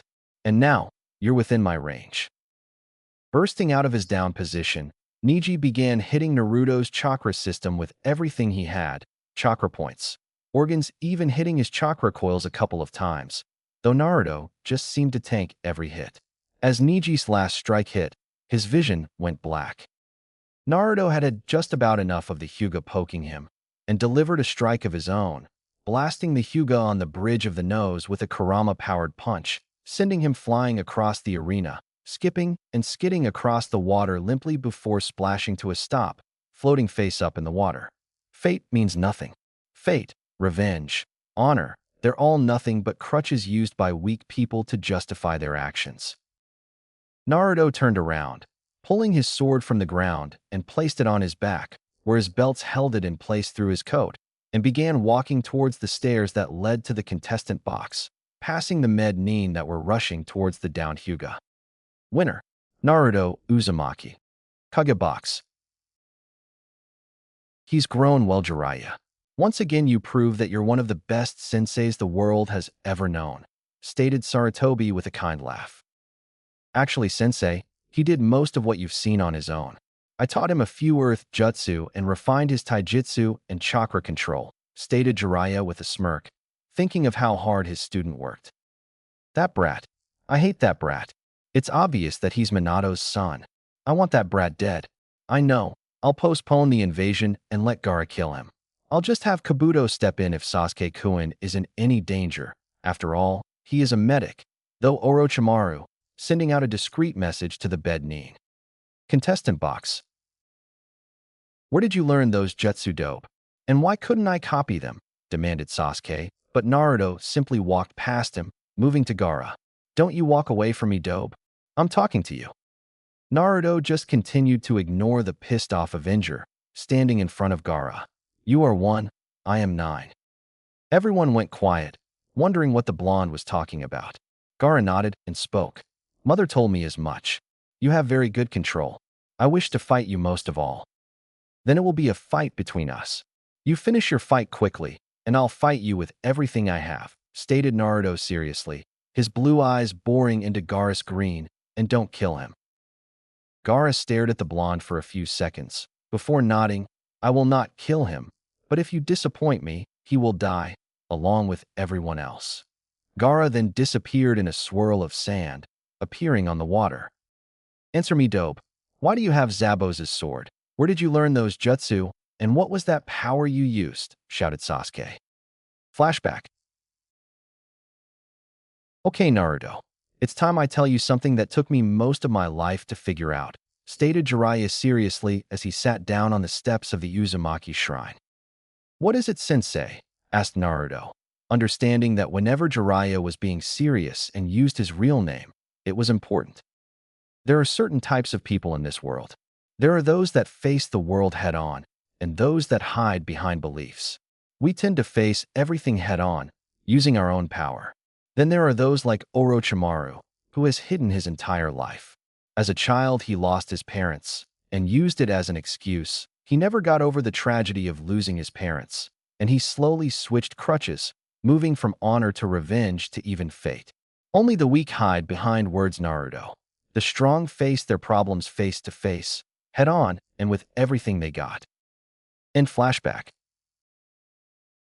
Naruto turned to the Uchiha, and with speed that Sasuke couldn't track with his Sharingan, he found Naruto's hand around his throat. No more Uchiha. I will no longer be the Team 7 punching bag. You want my hard work? To fucking bad. I've worked for everything I've ever had while you use those vile eyes of yours to just steal others' hard work. This is the last time I say it, team. I will never give you anything that is mine. Naruto then threw Sasuke out into the stadium, leaving a majority of the crowd stunned. Good to see you join us. Are both fighters ready? Asked Genma. Gaara nodded and began leaking chakra into the ground to create more sand. Uzumaki is the target. This Uchiha no longer interests me. I would usually play around with you, but I need answers from the dope. I'll end this in one move, stated Sasuke, activating his Sharingan. Begin. Sasuke immediately jumped away, creating the distance he would need to gather speed. This is the power of the Uchiha. Sasuke ran through hand seals and gripped his wrist. Electricity gathered in his palm and began chirping. Sasuke charged the still stationary red head, grinning like a madman that he could finally try this jutsu out on a living target. Chidori.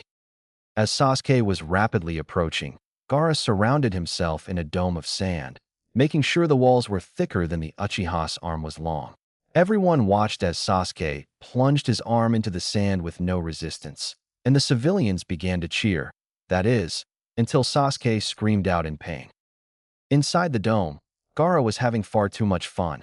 He used his sands to dislocate all of Sasuke's fingers, along with his wrist and elbow. He then sent his sand to cover the Uchiha's body, letting the dome fall as he enveloped Sasuke in sand. You're lucky that Uzumaki wants you alive, though I don't understand why. If I were him, I would have killed you long ago. Proctor, this match is over. Winner. Gaara of the Desert called out Genma as he watched the sand leave Sasuke. He was disgusted when he saw that Sasuke's left arm was now about 4 inches longer than his right. Hope that the Uzumaki gives me a good fight, or I will be coming back and finishing you off. You summoned me? Questioned Naruto from a knee in front of the Hokage and Kazekage. You may rise, Naruto. It doesn't suit you to be on a knee, stated Sarutobi kindly. Quite the performance. I did not know you had a water affinity, though with Kushina as your mother, I shouldn't be surprised. You are an Uzumaki after all. Hee about that. I don't have a water affinity, mine's wind, stated Naruto, getting a shocked look from both Sarutobi and the Kazekage. What? Are you saying that you were able to use 2 of the most infamous water jutsu, with less than the normally required hand seals, without an affinity for water? Questioned Sarutobi, his mind racing to figure out how that was possible. Well, yeah, I mean, what's the point of having 2 high-ranking jutsu if it takes like 5 to 15 seconds just to do the seals? I'd be dead before I got halfway through the hand seals, stated Naruto, not understanding the complexity of his jutsu. That's not what I'm talking about, Naruto. It's the fact that not even I can do those jutsu without the full amount of seals, because I do not possess a water affinity, stated Sarutobi as he glanced down to the start of Shikamaru's match. He turned to see a confused look on Naruto's face. I know every jutsu in Konoha's position, minus personal jutsu of my ninja and clans. I can use every basic element, but I only have an affinity for earth and fire. I can perform a fire dragon and earth dragon with 2 or 3 hand signs, but for jutsu like the water and lightning dragon, I must use all the hand signs. Oh so, does that mean I have an affinity for water as well as earth and wind? Questioned Naruto. When I did that card thing, it only showed I had wind. Can you do earth jutsu with less than the standard seals? Questioned Sarutobi, to which Naruto nodded. You are indeed a very talented shinobi, Naruto. Don't be surprised if you make Chunin at the end of these finals. Let him fight Gaara first. I was rather disappointed in the Uchiha. Perhaps you can give Gaara a challenge, young Uzumaki, stated the Kazekage, truly wanting to see what the Uzumaki could do, especially if he had heard right about him being Kushina's son. I have to, otherwise your son will kill my friends, even if it means starting a war. It makes me wonder, if he has such free reign in an allied village, how does he behave in his own village? Questioned Naruto, subtly using just enough of Kurama's chakra to increase his senses, feeling a spike of anger come from the Kazekage. I suggest you tread lightly, Genin. Insulting a Kage, even an allied one, can cost you your life, stated the Kazekage, his voice dangerous. Jiraiya was about to shut Naruto up when Naruto felt a huge spike of negative emotions and retorted, I would rather kill myself than die by the hand of a man who doesn't even have the respect of his own son. At least I hope that's what is going on. Hate to find out that you're planning on betraying our trust. After all, letting a mentally unstable Jinchuriki loose in any village could be considered an act of war. Naruto turned away from the frozen wind shadow and towards the old man. May I go now? I would like to congratulate Shikamaru on his loss. Sarutobi, lost in thought, simply nodded and said, of course, my boy. Be careful fighting Gaara. He's much stronger than Neji. Naruto nodded and moved to pass Jiraiya, only to pause and whisper to him, something's wrong, pervy sage. There's 5 different signatures besides the Kazekage, and all their emotions are negative. Medical Bay. You're very skilled for being a Genin. We've already repaired all the joints in his fingers and his elbow, stated a random mednin that had been dedicated to fixing the last Uchiha's all but crushed arm. It's really nothing. All the joints were popped out of place with a pulling motion. It's the easiest dislocation to heal, and he should be back to full range of motion in no time, stated Kabuto with a smile, though on the inside, his mind was running a mile a minute. Orochimaru ordered me to heal Sasuke, but doing this will delay the invasion. It could even stop it from happening. And why has he changed the start signal? Does he want to see that idiot get killed by Gaara? Contestant box. Really, Shika? I knew you would quit, but why quit right before you were going to win? Questioned Naruto, a deadpan expression on his face. Well, it would be troublesome to go on fighting. I'm already low on chakra, and having to face Shino next, there's a slim chance I would have been able to finish the fight before his bugs drained me. Then even if I somehow managed to beat Shino, who is still fresh after Makeup Boy forfeited, I'd be facing you or Gaara. And there is no way in hell I'd want to fight either of you, explained Shikamaru, who then took a large breath and leaned up against the wall. Wow, I think that's the most you've ever said at once, stated Naruto as he started moving towards the doorway out of the contestant box. See ya later, Shika. Where are you going? Questioned Shikamaru, his interest piqued in the blonde. Well, I got a half hour before my fight with Gaara, so I'm going to get ready. Hokage Monument, in Naruto's mindscape. Okay, can I ask about his abilities? Asked Naruto as he sat on the edge of Kurama's area. Well, we've both seen the redhead use sand, but being a Jinchuriki, he can also transform into a half form, maybe even a full form of Shikaku. Lucky for you, the best way to slow him down, maybe even stop his sand attacks completely, is to soak it with water. So all I need to do is soak his sand with water? No, soaking the sand with water will only slow down the movement of that sand. The best thing to do if he doesn't go half a full form would be to break that gourd on his back and then drench his sand with water, then attack as fast as possible, dodge the slower sand, and beat the shit out of the kid. And if he goes half or full form, what then? Do you have a massive sword on your back? If he goes half form, soak him with water and hack away. If he goes full form, I guess we're going to find out just how much chakra you can handle. What was your last max out? 12% flow rate. That's what I could use 2 days ago. That should be just about enough for the lower 6 tails. You're still not skilled enough with the tailed beast chains to help at all. How is the tailed beast bomb coming? With Gaara. What's he planning? We were supposed to begin when you beat the Uchiha, questioned Kankuro, confused that the invasion had yet to start. It does not matter. I get to fight Uzumaki in 10 minutes. He will be the one to test my power, stated Gaara, his tone dangerous and his eyes bloodshot. What's so special about the Uzumaki? You tossed the Uchiha around like he was nothing. So why would the blonde be any different? Asked Baki, who on top of being confused about the invasion not starting, was also confused about Gaara's choice of target. He was supposed to target the strong Jonin, not some punk that got lucky versus a Hyuga. My choices are none of your concern. Just know that I choose he is the one I will fight. This invasion is not my priority. Arena floor. Naruto appeared in a red blur, or as he called it, a Kurama Shunshin, as it was a simple Shunshin that he used the Biju's chakra for. He looked around, seeing that not everyone was in their seats yet.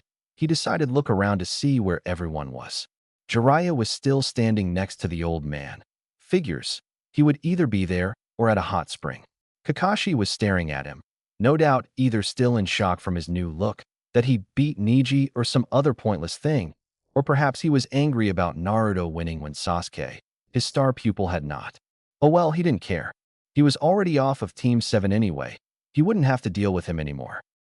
Sakura had yet to notice he was on the arena floor. That, or she just didn't care. She too was most likely angry that he had beaten Neji when Sasuke had lost. Ino was staring at him with the same look she always gave Sasuke, which he had to admit. He wasn't sure if that was a good or bad thing. Tintin, Guy and Lee were all aware of his presence, but were all talking amongst themselves, most likely how he had beaten their strongest member. Shikamaru and Shino had made their way back to their respective teams and senseis, and were either congratulated for his loss, or in Shino's case, was listening to the idle conversation around him. Gunma appeared next to him, a kind smile on his face. Don't worry, kid. I got your back if this heads south. You're one of the few that do. Thank you for that, stated Naruto calmly and kindly. You know, kid, you're nothing like I remember from before last month. I'm kinda digging it.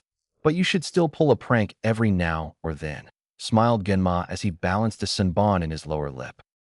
Naruto was about to respond when he felt a huge swelling of negative emotions flare up roughly 15 feet from him. He turned and looked at the spot Gaara appeared. Did he sense me? Not even Baki can sense me. You definitely will be the one to challenge me, thought Gaara with a maniacal grin. Let's start this now. I will not wait any longer. Oh shit, I hope you're as strong as you look, kid, thought Genma, the first fight of the second round. Naruto Uzumaki versus Gaara of the desert. Are both fighters ready? Both nodded, waiting for the fight to begin. Begin. Gaara lashes out with a sand spear aimed at the blonde's heart, which he blocked with the flat of his sword before he spun around and chopped at the side of the red head, only for a wall of sand to block it before Naruto retreated from another sand attack. How is the ground completely dry? There was a foot of water on it when I left. Oh well. Water style, great collision wave. Naruto once again blasted a torrent of water out of his mouth, aimed at the sand using Jinchuriki. Gaara blocked the powerful water attack, though found his sand was much harder to control, forcing him to use far more chakra and concentration to use, as well as reacting slower. Water style, hidden mist jutsu. Kakashi and company.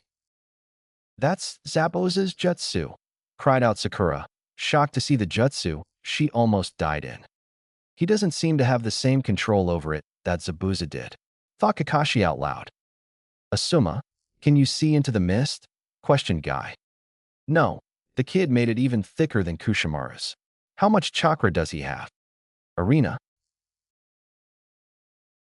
Gaara was starting to panic. His sand was becoming almost impossible to control, and he couldn't make any more due to the fact that the ground was covered in water. Add the fact he could no longer see or hear his opponent, which should be impossible as they were standing on water, and you have one frightened redhead. 1, 2, I'm coming for you, sounded a demonic Naruto from everywhere at once. Everything was silent as they felt chills crawl up their spine. 3, 4, I'm coming back for more. Gaara suddenly felt his sand struggle to his back, barely blocking a heavy blow from the blonde's giant blade that would have cut the Suna Jinchuriki in half. 5, 6, throw some blood in the mix. Gaara, fearing another strike, began coating himself in his drenched sand, trying his best to shake the water out of it so that he could use it more effectively. 7, 8, death is your fate. A vicious killing intent rolled out of the mist, turning the chill crawling up everyone's spine turned into a blade of ice stabbing into their hearts. 9, 10. The sound of metal slashing into earth sounded. Gaara felt a pain in his left bicep. He looked to see the giant blade stuck about an inch into the sand, blood running down the face of the giant cleaver. He followed the blade and saw his opponent holding it. Let's play again. Naruto ripped the blade free as he slid it along the wound, forcing Gaara to shriek in pain. Blood. It's my blood. I'll kill you. Everyone was now confused as to what was going on inside the mist, as all most had been hearing was a demon singing some kind of nightmare tune. Though some Jonin could hear the footsteps on the water, even I just barely, and were very impressed that a Chunin had so much stealth. Naruto felt another great wave of negative emotions as muck started growing up from the ground, surrounding the injured redhead. Sending some more of Kyuubi's chakra to his eyes, he saw that Gaara now had his whole left side covered in wet sand. His left eye was now a gold diamond with a black backdrop. Suddenly, the mist exploded outward as the Shikaku-induced Gaara flared his chakra, as well as drying the sand around him. Come Uzumaki, make me feel alive. Naruto knew the fun and games were over and began channeling Kurama's chakra throughout his body, going straight to the maximum amount he knew he could handle. His body was encased in a red, almost orange glow as his cloak billowed in a non-existent wind. He was going to end this right now? Naruto shot forward at low Jonin speed, but had to dodge a sand that extended out towards him. He spun, cutting it off as he moved quickly towards the sand-covered shinobi. He watched as the sand that had made up the arm returned quickly to Gaara and began to coat his left side, encasing most of Gaara's torso in sand. Naruto saw that Gaara was getting out of control, sending another chop at the injured arm of the Chunin. Naruto began leading him out of and away from the stadium. Shit, I can't put everyone in danger if he goes full-blown Shikaku. I need to lead him away, thought Naruto as he lunged and punched the wall on the opposite side of the spectator boxes, blowing out a large section of the wall, and began running. Where are you going, Uzumaki? Don't you run from me, shouted Gaara as he took the bait, following Naruto out of the stadium and up the face of the Hokage monument. With Hiruzen. Kazekage Dano. What exactly is going on? Questioned the Hokage in a neutral tone, even though on the inside he was quite pleased. That was fantastic. I still have chills up my spine. My word, what a great intimidation tactic. I believe someone should be added to the bingo book. It appears that Gaara is embracing his inner demon and that your shinobi has led him away from the city. Quite the ninja you have there, stated the Kazekage, silently questioning why Orochimaru hadn't signaled the invasion yet. And if my shinobi cannot stop your son? Questioned Hiruzen. Even if Naruto had improved greatly, he was still going up against a bijou-crazed Chunin. Then I shall step in. Do not worry, Hokage Dano. I won't let my son hurt any of your shinobi other than the one currently fighting him, lied the Kazekage, sending a glare at Orochimaru. Gaki's good, but I don't think he's good enough to stand up to an enraged Jinchuriki, stated Jiraiya. If things go south, I will be saving my apprentice. Jiraiya then took off, along with Gunma, following the two boys up the Hokage monument. Go make sure he doesn't try anything until the fight is over. It would not look good for us if our best Chunin was beaten, stated the Kazekage, though his tone said, make sure you don't fuck this up. Orochimaru, who was hidden as a masked guard to the left of the Kazekage, simply nodded and followed his old teammate to the top of the Hokage monument. Perfect. Even if Gaara doesn't kill him, I still can. Then I can start the invasion and finally kill Sarutobi-sensei. With Kakashi and company. That was the single most frightening thing I have ever experienced, stated Ino, her voice finally coming back to her. Why is he running away? He could have beat him, questioned Kiba, still sweating from the demonic lullaby the blonde had sang.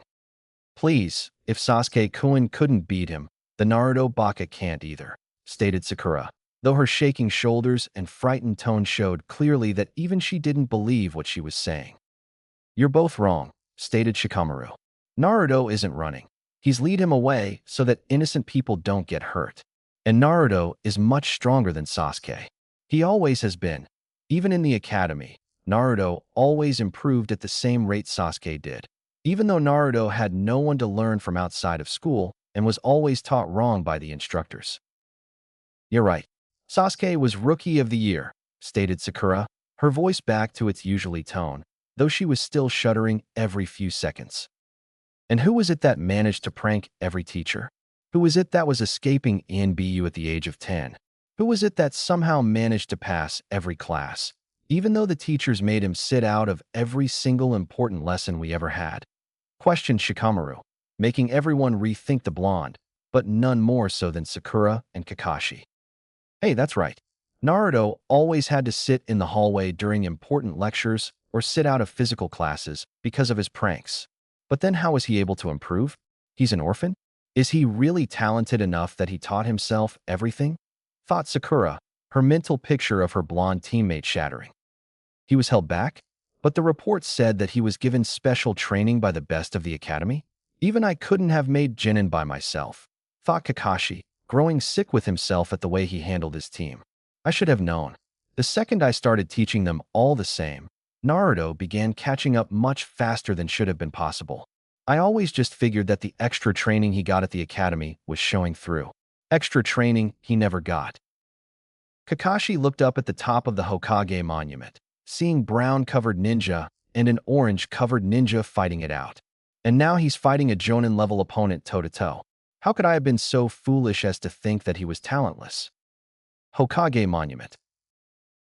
Naruto had stopped using his sword, as he was far too slow to do any damage with it when his opponent was the same speed as he was. Now he was sending supercharged punches and kicks at the sand-covered Jinchuriki, blowing off huge chunks of sand and causing heavy damage anywhere he hit flesh. Gaara took a hit to his injured bicep and jumped back, making some space. You're strong, Uzumaki. I've never been injured before, and you've managed to do it multiple times. Though that ends here. Now you die? Feigning sleep technique. Gaara fell limp as sand exploded around him, forming the giant form of Shikaku, who yelled out in glee, "Yeah? At long last, I'm free." "Oh shit. Summoning Jutsu," shouted out Naruto. A cloud of smoke matching Shikaku's height revealed a massive scarlet-red battle frog. "Hello again, Naruto. Need my help?" asked Gamaken as he looked around, spotting the one-tailed Bijou. "Ah, I see. You're fighting Shikaku. I thought he was sealed." "He is. His container let him take over," stated Naruto, hoping that Gamaken wasn't as clumsy as he always says. "Oh, Gamaken, it's time to play, eh?" "Hold on tight, Naruto. We have to wake up his container, and I am quite clumsy," stated Gamaken as he lunged forward, swiping at the Bijou with his spiked Susumita, catching the giant Bijou on its right arm, tearing it off, only for another one to grow in its place. "I'm going to try and pin him, if I can, wake up the container." Gamaken once again lunged forward, then to the side as he dodged several wind blasts from the large raccoon. Finally maneuvering around the sand blasts and inside Shikaku's guard, he slammed the Susumita around the Bijou's throat, picking him up and slamming him to the ground, picking him up again holding the Bijou of the ground. "Quickly, I won't be able to hold him for long." Naruto nodded and jumped off the large toad's head, landing on the head of the Bijou, and took off towards the limp body of Gaara. Dodging spikes of sand that shot up in an attempt to stop him, Naruto made his way to Gaara and smashed a punch into his injured arm. The pain forced Gaara awake, though in his pain-filled state. He couldn't tell that he was now falling at an incredible rate. He hit the ground with a wicked thump, his legs crumpling into his chest as he felt his ankles dislocate from the awkward landing. Naruto landed about 10 feet away and dropped to a knee, the smoke from Gamaken's departure behind him. With his sword in his right hand, he moved towards Gaara, who was crawling away from the blonde. "Stay away from me." "It's almost unbearable, isn't it?" asked the stoic Naruto as he walked towards Gaara.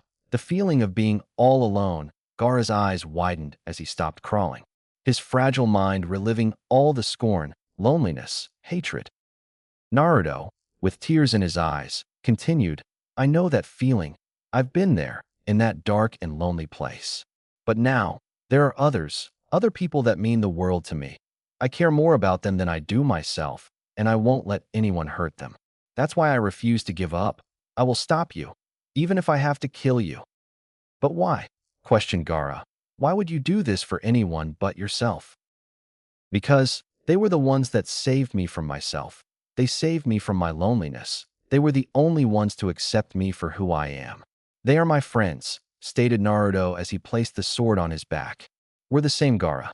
You can be saved just as I was. I'll be your friend, Gaara, and I'll validate your existence."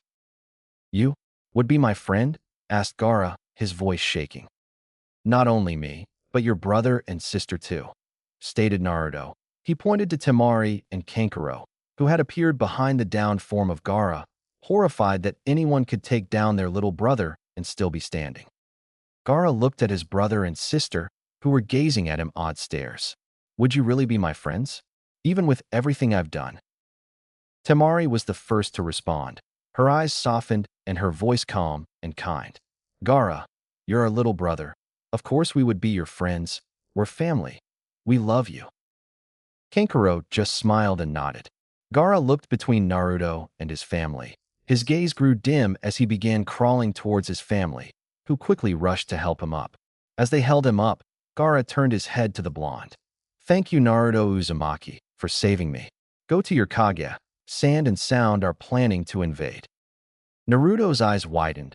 His heart raced as he once again began channeling Kyuubi Chakra, sprinting back to the stadium. About halfway down the face of the monument, he was met by Jiraiya and Gunma. "Congrats, kid. You won the match," stated Gunma, running as fast as he could, stride for stride with the orange chakra-cloaked blonde. "No time.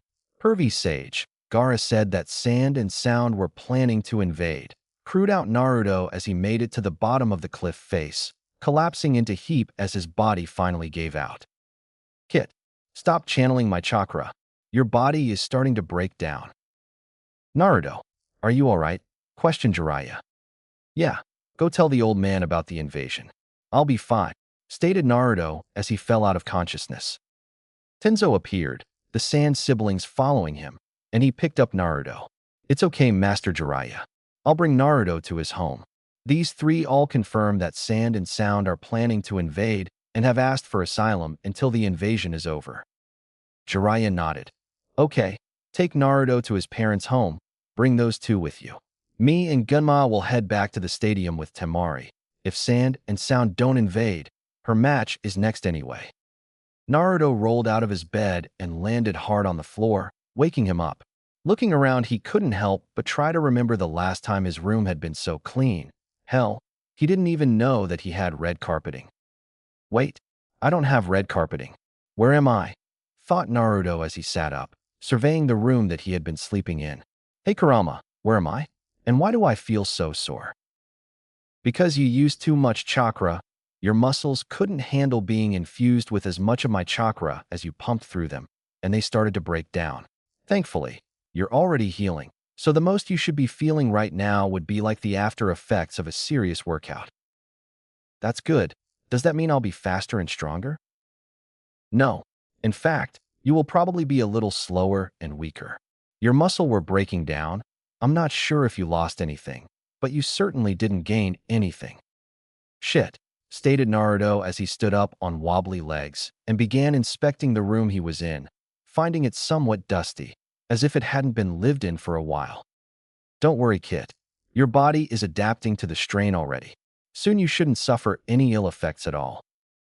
"Thanks, Kurama. Go ahead and get some rest." Naruto looked over the room. He began feeling an odd sense of familiarity, as if he has been here before. The red carpet, red walls, cherry oak dressers, even the picture. Naruto all but ran to the dresser on the right side of the bed, where there sat 3 pictures. One was a beautiful redhead and a very well-endowed blonde. The next was a small red-headed girl with a very old red-headed woman. The last was old man Sarutobi and the beautiful redhead standing in the Hokage's office. Sarutobi was smiling at the camera while the redhead was smirking and pointing towards her black headband with a red leaf symbol. "Mom, this is my mother. This is my mother's room," stated Naruto as he started crying. He moved towards the doorway, opening the door and started walking down the hallway. The first door he came to was a linen closet. The next was a bathroom. The next room Naruto entered forced him to his knees. The walls were blue, clouds painted on the ceiling. There was toys in the back left corner, dresser, and mirror on the back wall, and a small crib that looked to be made out of the best wood money could buy. This was supposed to be my room. She loved me. Someone loved me.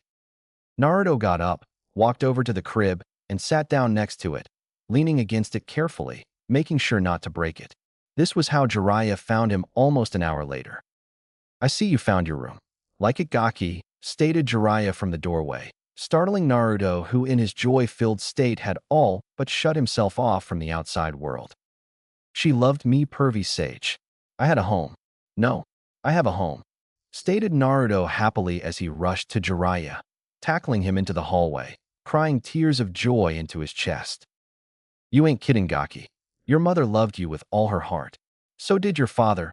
I still remember him fumbling around trying to put that damn crib together," stated Jiraiya with a laugh. "Smartest man I've ever known. Couldn't put that thing together to save his life." "Why, you know who my dad is. Who is he? Where is he?" questioned Naruto as he got up off of Jiraiya. "I knew your father better than anyone. Well, except for your mother. Those two were quite the pair. I'll tell you more when we get back. You have a meeting with Sensei in 10 minutes, and with your injuries, I doubt you can make it there by yourself," stated Jiraiya as he led Naruto outside, where Naruto saw the outside of the small home. Jiraiya once again spoke up. They had lived in a tiny one-bedroom apartment before they moved in here about a month before you were born. He said that there was no way his apartment would be safe for a baby. "Hell, I'm surprised you lasted as long as you did in that dump." "Wait, my apartment was..." "That's correct, Gaki. Your dad lived there from when he was a kid till he made Jonin, and some time after that. Though he cleaned the place out when they moved here," stated Jiraiya. "Now come on, we have to be there soon, and I don't want too late." Unknown location. "So this Gaki can already use his beast chakra?" asked a blue-skinned fish man. "Yes. Zetsu reported that he is at least Jonin speed and power when he uses Kyuubi's chakra," stated a dark-haired teen with Sharingan eyes. "Perfect. You're way faster than that, and I'm way stronger than that.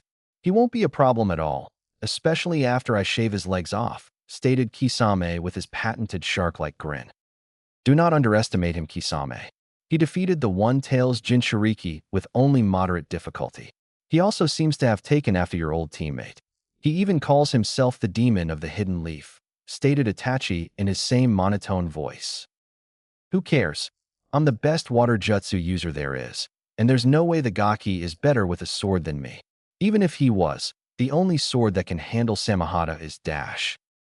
The Kubikurabocho, a sword the Nine-Tails Jinchuriki now possesses and wields in a devastating tandem with the hidden mist jutsu, silent killing, and possibly chakra nature enhancements as well, stated Itachi. He hated to admit it, but if his target could use silent killing and the hidden mist jutsu, it limited him to only a handful of lower-level jinjutsu and his ninjutsu. There were ways for him to get around the hidden mist jutsu, though it did require setting up the battlefield as he went along. Well, shit. Hopefully he's as good as you say. I wouldn't want to be disappointed. Hokage's office. Hiruzen Sarutobi, the third Hokage, sat behind his desk, working on some of the massive amount of paperwork that had somehow appeared on his desk after Sand and Sound foolishly invaded. At the end of the battle, less than 15 Konoha ninja lost their lives, though hundreds of Sand and Oto Nin were killed, including the fourth Kazekage, who had thoughtlessly attacked the Hokage, stating that Sarutobi was nothing but an old man while past his prime. The fight was short. Sarutobi had crushed his skull in with Enma after a short taijutsu bout. Now Kakashi, Asuma, Kurenai, Shino, Shikamaru, Sakura, and Sasuke, whose arm was in a cast now, were standing before him. Good. Now when Naruto and Jiraiya get here, we can begin. Already here, Sensei, came a deep voice behind Sarutobi. Everyone looked to see the Gama Sannin on the roof outside the far left window, facing the Hokage monument. Jiraiya, how many times have I told you to use the door? And where's Naruto? Questioned Sarutobi, not sensing the usually unrelenting ball of energy he had usually sensed when the boy was in his office. Come on, old man. If you can't even sense a genin, then I think it time you hand over that hat. Sarutobi's eyes widened along with everyone else's as their eyes snapped to the far right window, where a blue cloak and blonde hair were visible behind a human-sized sword. Oh, I think I have a few years left in the tank. After all, I did just defeat a fellow Kage in combat. Now if you two would be so kind as to enter this room, we can begin, stated Sarutobi calmly. Though on the inside he was still in a state of shock. Jiraiya I can understand. He's the king of stealth. But Naruto just snuck up on me. I didn't hear him, smell him, or even sense his chakra. How is it possible to be able to hide both his presence and that of the Kyuubis? To have come so far in just a month. Naruto limped his way into the room, his body still stiff from overusing Kyuubi's chakra. He stood as far away from Team 7 as possible, using the massive frame of Jiraiya as a buffer to block them out as much as possible. I don't want to be anywhere near them when they find out I was taken off the team almost a month ago. Alright, now that everyone is here, I have some announcements to make. First off, would Shino Aburame and Shikamaru Nara please step forward? Shino and Shikamaru stepped forward, as Sarutobi had requested, their faces showing no emotions. Shino because he was an Aburame, Shikamaru because he legitimately didn't care about anything happening around him. Due to your performances in the exams and your efforts in the invasion, you are hereby promoted to Chunin. Shikamaru's eyes widened while Shino stayed calm, though Naruto was sure he could hear his hive buzzing louder. Sasuke was about to say something, but a squeeze on his injured shoulder from Kakashi stopped him. Sarutobi handed each boy a Chunin vest, shaking each ninja's hand and wishing them good luck in their new roles. Now on to our second promotion of the day. Naruto Uzumaki, I am promoting you to Special Jonin. Your speed, strength, and ninjutsu are all Jonin level, and your tactics, along with your skill and stealth, have shown greatly in both of your fights. You would be promoted to Jonin, but your Jinjutsu and Taijutsu are still too weak for me to do so. Your Kenjutsu skills also need work, stated Sarutobi with a smile on his face, which was erased by a certain duck-haired Uchiha. Why is the doe being promoted? And to Jonin no less? Questioned the Uchiha. He had seen the blonde idiot defeated the Hyuga, but the Hyuga was weak. Well, Sasuke, after you fell to Gaara when he dislocated the joints in your hand and arm, Naruto defeated him. Naruto was the one that found out about the invasion and defeated the biggest threat to the village. On top of that, since you obviously weren't listening to what I just said, he has showed Jonin-level skill in water ninjutsu, stealth, tactics, speed, strength, and summoned one of the big three toads, stated Sarutobi, his tone final, and his eyes locked onto the young Uchihas. Lord Hokage, though I agree with this promotion, I must ask what will happen to my team if Naruto now has special Jonin duties, asked Kakashi. He felt shame as he watched Naruto put his new Jonin vest on under his coat, knowing he didn't help him at all, or at least since he had watched him in ANBU. Kakashi couldn't help but draw parallels between Naruto and his dead sensei. The cloak and Jonin vest were the same, as well as the blue bodysuit, though the colors were different. Glad you asked. Naruto was, and has been, removed from Team 7 since before the finals of the Chunin exams. After several complaints into your teaching, I determined that Naruto was better off by himself. It will be determined later as to where he will be res-signed, stated Sarutobi, finding a strange enjoyment at the dumbfounded looks on everyone in the room, besides Naruto and Jiraiya faces. But if Naruto isn't on the team, then what will we do? Questioned Sakura. Team 7 will back up other Jonin teams on all C-rank missions outside the village and fill in for the clan heirs on their respective teams when they have clan business. Other than that, you are now on reserves, stated Sarutobi. Now I must ask you all to leave. Jiraiya and I have some business to attend to. Kakashi, you stay. You have a lot to explain. I'll meet you back at your house, Gaki. Oh, might want to check the basement. There is some intense material down there on ceiling, stated Jiraiya as everyone left the room. Sasuke was visibly angry, even more so than usual, at the very thought that the Dobe was stronger than him. Sakura was, for once, not following the Uchiha, her mind reliving every mean thing she had ever done to the blonde. Asuma and Kurenai were re-evaluating their own teams in their head. If Kakashi had missed the gold mine that was Naruto Uzumaki, perhaps they had as well. Alright, see you soon, pervy sage. Hey old man, you know where Tenzo is? Asked Naruto. I believe he is helping rebuild the south wall, But by now he's probably passed out from chakra exhaustion, stated Sarutobi. Naruto shot out the window at speeds only the Jonin or higher could see. Hard to believe half of his muscles are strained from that fight, isn't it? He is his father's son, stated Jiraiya. Sensei, I'm telling him tonight that Minato is his father. I'm going to be taking him with me for a while. You are his master now, Jiraiya, and as he is now granted Jonin level clearance, he can leave with you whenever he wants, stated Sarutobi. Now Kakashi, I already know that you taught them the bare minimum. Tell me in your own words why you did that, and I might let you continue to teach the other two. South Wall. Naruto appeared next to the nearly completely rebuilt South Wall, kicking up a cloud of dust as he stopped. Man Kurama, how much longer until I can use your chakra without it hurting this bad? Probably a week. As long as you don't go above 5% flow, you should be fine. Naruto was taken out of his internal conversation when a familiar voice reached his ears. Hey there, Naruto. Congrats on the promotion to Chunin. You're one of us now, buddy.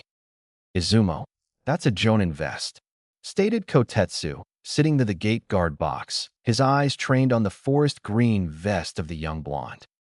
What? Questioned Izumo, looking at the best in question. How did you get a Jonin vest? Simple. He was promoted to Special Jonin. How's it feel to have a 13-year-old superior to you? Stated a cheery voice behind them. They turned around to see an ANBU member. Hey Tenzo, I was looking for you, stated Naruto excitedly. Well, come on. There is some people I want you to meet, stated Tenzo. He adjusted his mask and took off towards the center of the village, Naruto following closely behind. How do you think he got a sword of the hidden mist? Questioned Kotetsu, staring at the back of the blonde as he bounded away. How does that kid do half the shit he does? Konoha Flower Shop. Ino was in the back room taking inventory when she heard the front door open, ringing the bells that were hung above the doorframe. Just a moment. Take your time, Ino, came a crying voice from the front of the store. Sakura? Questioned Ino as she scrambled out of the back room, finding her friend leaning against the counter, her face in her hands. Sakura, what's wrong? I'm such a horrible person, Sakura muttered. Ino was about to retort when Sakura looked up and smiled, her eyes puffy and her makeup running. Shikamaru, Shino, and Naruto all got promoted. That's great and all, but why are you crying? Questioned Ino, her voice confused as she got behind the counter. Naruto isn't a part of Team 7. He hasn't been for a month, stated Sakura, still crying lightly. What? Why? Questioned Ino. Naruto wouldn't ask for a transfer, would he? I don't know. Something about complaints and him requesting to leave, stated Sakura. What? What complaints could there be? You have the strongest genin team in the village? And why would he request to leave the team? Questioned Ino. I don't know. After the wave mission, I started being nice to Naruto, since he basically saved mine and Sasuke's lives, but he seemed to grow more and more distant with us until the Chunin exams. Then at some point during the month break, he was removed from the team and now he's a Jonin, stated Sakura. Wait. Did you just say he is a Jonin now? Seriously? Questioned Ino. Sort of. Hokage-sama called him a special Jonin. Something about not being skilled enough to be a Jonin, but too strong to be a Chunin, stated Sakura. But it doesn't matter anyway, now without Naruto. Is your team being disbanded? Questioned Ino. No, we're getting a new member next graduation class. Until then we are on reserve, but I don't know we can even be a team anymore. With Naruto gone, there's no one to hold the team together. And if that's not bad enough, he hates me now, stated Sakura, her crying starting again. He doesn't hate you. Naruto is too nice to hate anyone, let alone you, reassured Ino. You weren't there, Ino. He stood as far away from me as possible, and the only time he so much as looked towards me. His eyes were like the fires of hell, stated Sakura. Why that little? Don't worry, Sakura. My shift is over and we're closing for the day, but I'll go talk to Naruto. I'm sure that this is all a big misunderstanding, stated Ino as she walked Sakura out of the shop and locked the door behind her. Now go get some rest. You look like you haven't slept in days. I'll sort everything out with Naruto. I was going to see him anyway. Thanks, Ino, mumbled Sakura as she walked towards her home. I doubt that he could ever hate you, Sakura, and I'll prove it. and maybe get a hot boy toy as a bonus. Hokage office. So you refused to teach them anything of value until their teamwork improved, took a C rank thinking they would improve, and then when you found out that you were out of your league, you pressed on anyway. To make matters worse, you come away from the C turned A rank mostly unharmed and believe that they are strong enough to take the Chunin exams. You forsake Naruto and stick him with a teacher that you know is publicly against him, train Sasuke in a stolen taijutsu style, and then you teach him an A-rank assassination jutsu. Do I have all of that correct? Questioned Sarutobi, his voice cold, his eyes hard. Sir, I only taught Sasuke that move so that he could defeat Gaara, stated Kakashi. Bullshit. There were 100 ways you could have taught that brat to beat him. Genjutsu, water jutsu. Hell, you could have taught him that trick that you figured out. You were playing favorites. You wanted Sasuke to win the finals. What better way than to teach him a jutsu that many genin wouldn't use properly? Then make it so he would either face his own stunted teammate or a close-range fighter that would be weak against your student, stated Jiraiya. That's not true. Naruto should have never beaten Neji in the first place. He was hiding his strength. How was I supposed to know he was really high Chunin level, stated Kakashi. You disappoint me, Kakashi.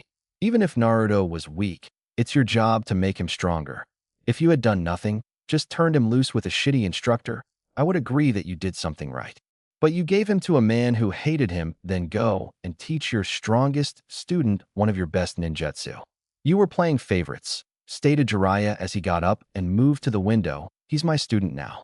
It's up to him if you can still talk to him. By the way, if you teach that Uchiha any of Minato's jutsu, I will kill you and that Uchiha. With Sasuke. Damn that dope. I deserve that power. How was he able to increase his speed so much in a month? And when did he gain Zabuza's sword? I know he left that in Wave. He also knows all those jutsu he didn't before, and I can't copy them. Every time I try to use one of them, I end up losing control of the jutsu, shouted Sasuke mentally as he shoved another Chidori into the training post. I am going to kill that dobe. Then I'm going to Orochimaru. If the dobe improved that much under a Sannin, then I'll grow tenfold, and then Itachi will fall at my feet. I won't even need to take Danzo up on his offer. Odo. Damn that Uzumaki brat, stated Orochimaru as he read over the reports of the invasion. Foolish. Suna loses a quarter of their forces and their Kage. Perhaps I will send Kabuto to get some more test subjects? That Uzumaki brat needs to be dealt with. If he's anything like his father, he will be a thorn in my side. I'll have the sound for kill him when they go get Sasuke. Naruto.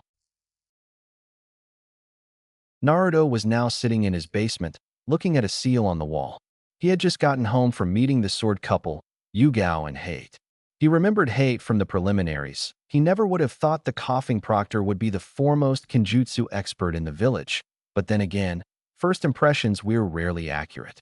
After Tenzo had informed him that the two would be training him in their off time, Naruto had been ecstatic, but now that he thought about it, he wasn't too sure.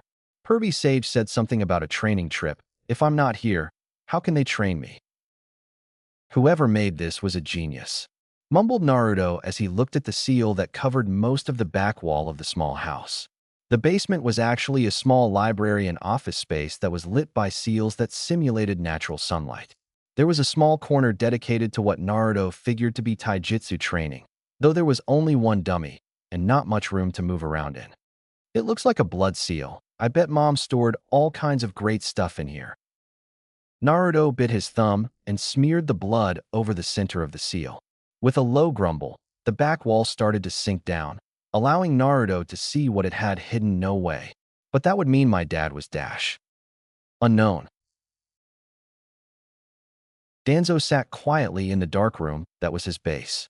A blank mask Anbu arrived and bowed before him, waiting for his orders. What have you found? Sir, the Hokage is not suspecting you in this invasion, though Master Jiraiya has informed him that he wishes to take the Kyuubi container with him when he leaves the village again, stated the Anbu. What of the Uchiha? Questioned Danzo. He has been training. He is very adept with the Hitachi's Chidori, stated the root agent. We have witnessed Kabuto of Odo spying on him. Distract Kabuto and seal off Sasuke's memories of me. I don't want Orochimaru finding out that I have offered him training, stated Danzo. He watched the man before him about to leave in a blur and motioned to wait. I must obtain the Kyuubi Jinchuriki and bring him here. Make sure that Jiraiya is not around when you do so. Actually, I'll just call a meeting with Hitaki, Hiruzen, and Jiraiya. Then that brat will be wide open. Dismissed. No way, but that would mean my dad was the fourth, stated Naruto in disbelief as he looked around the unsealed room. Three-pronged kunai hung around the room. A sword was hanging on the backmost wall. A large red and gold scroll sat on a pedestal beneath the sword, two smaller ones on each side of the large one. The left one was gold. The one on the right was blue. The room was an armory and library that was built by his hero, and he was now in awe at finding out he was the man's son. The room itself was nearly the size of the whole basement. Waist-high racks of books and scrolls lined the walls, and the center of the room was 10-foot diameter ceiling array that seemed to shimmer the air around it. What is that? It's not a containment seal, pondered Naruto as he inspected the oversized array. There's 10 expansion seals around the perimeter and a bilateral gravity seal in the middle. But then why are there resistance seals linked with both the gravity seal and the... He was seriously going to have to thank Jiraiya for teaching him how to at least recognize the advanced aspects in sealing, as he doubted that he would even know what those seals were otherwise. No way in hell. The fourth, my dad, made a self-contained gravity room, stated Naruto, summoning a shadow clone and having it move to the center of the seal. Naruto watched as the clone walked into the seal's circle, moving slower and slower, only for the clone to crumple to the floor and poof out of existence once it reached the middle. Naruto sat shocked at the memories the clone sent back. The gravity increase is ridiculous. It's like the gravity seals that Tenzo told me about. Only the whole area is like that. And it's way bigger from the inside. Almost 100 feet across instead of the 10 that I see from here. I wonder dash. No, you're in no shape to enter that seal array. You have torn muscles all over your limbs and most of your body is strained otherwise. It's a miracle that you can even move right now. Going in a high-gravity environment such as that is asking to end up like your friend in green after my sibling got through with him. Fine. Way to ruin my fun, responded Naruto as he walked around the seal and up to the pedestal where the 3 scrolls Saturday. Might as well read the small gold one first. Maybe this was one of Dad's. Kiri. Well, I'll be damned, stated Ao, reading over an intelligence report that just came in from one of their spies. Maisama, you were correct to let that boy keep the Kubikirabocho. Seems he's already made a name for himself. Really? How so? Questioned May. Her interest peaked when the young blonde was mentioned. Said blonde had been on her mind quite a bit lately, though she wasn't sure why. The boy beat a Hyuga prodigy in outstanding fashion before defeating the one-tailed Jinchuriki by using a mixture of silent killing, mind games, and I quote, the densest hidden mist jutsu our informant has ever seen. Says he also summoned a giant toad to help when the one-tail container fully transformed. Though it wasn't Gamabunta, it says he was equal in height, stated Ao, though I doubt the boy can actually do all of that. After all, he is just a genin. Even Kakashi Hitaki wasn't that skilled at that age, and I doubt he is on par with Itachi Uchiha. Don't doubt him, Ao. Before I even gave him a scroll, he was Jonin level speed and strength.